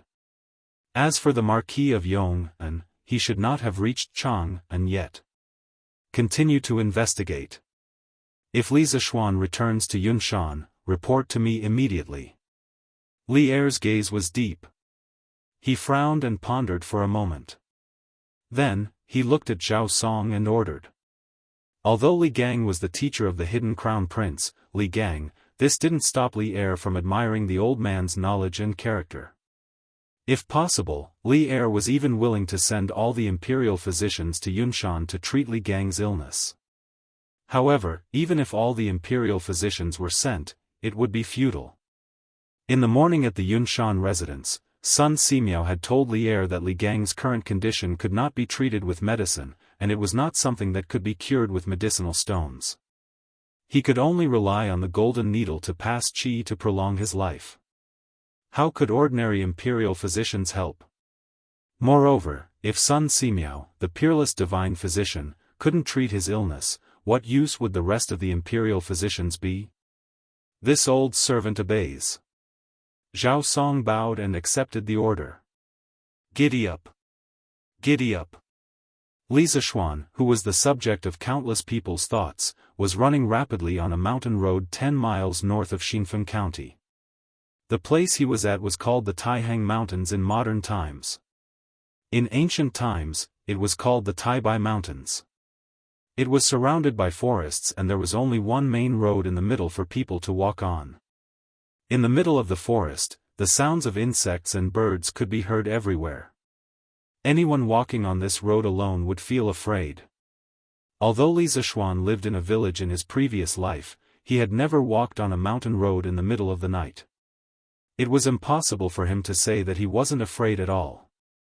Although he had transmigrated into a different body, his soul was still the same. Naturally, his personality wouldn't change either. However, in this life, he had martial arts and was one of the top fighters in the Jianghu.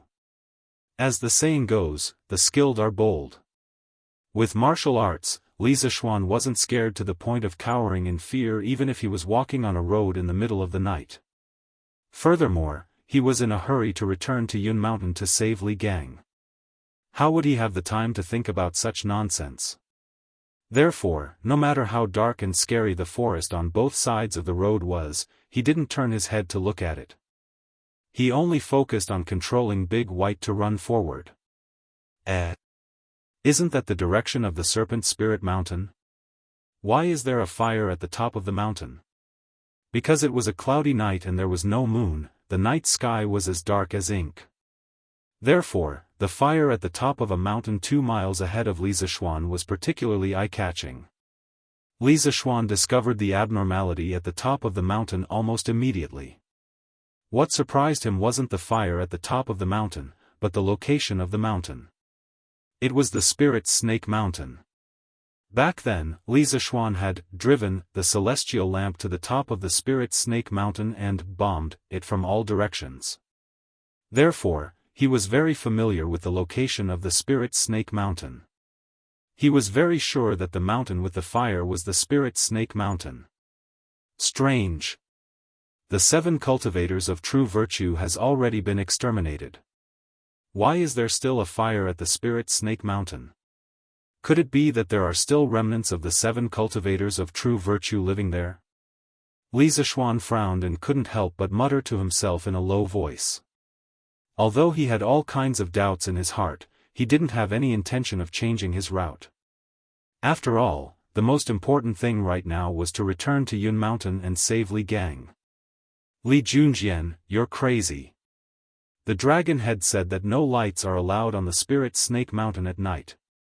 Who told you to light a fire? On the Serpent Spirit Mountain, a burly man in gray clothes saw someone burning a bonfire on the edge of the cliff in the west. He hurriedly walked forward and recognized the identity of the man beside the bonfire. Then, the burly man in gray clothes sternly scolded. Lord Meng. The man sitting beside the fire was Li Junxian. When he heard someone coming from behind him, he quickly stood up and said, Lord Meng, my brothers went down the mountain today and caught a chicken. I happen to be good at roasting chicken, so I wanted to roast a chicken in the middle of the night to show my respect to Lord Meng. Lord Meng, please forgive me. Please don't report this to the dragon head. After saying that, Li Junxian waved the roasted chicken with a wooden stick in his hand. The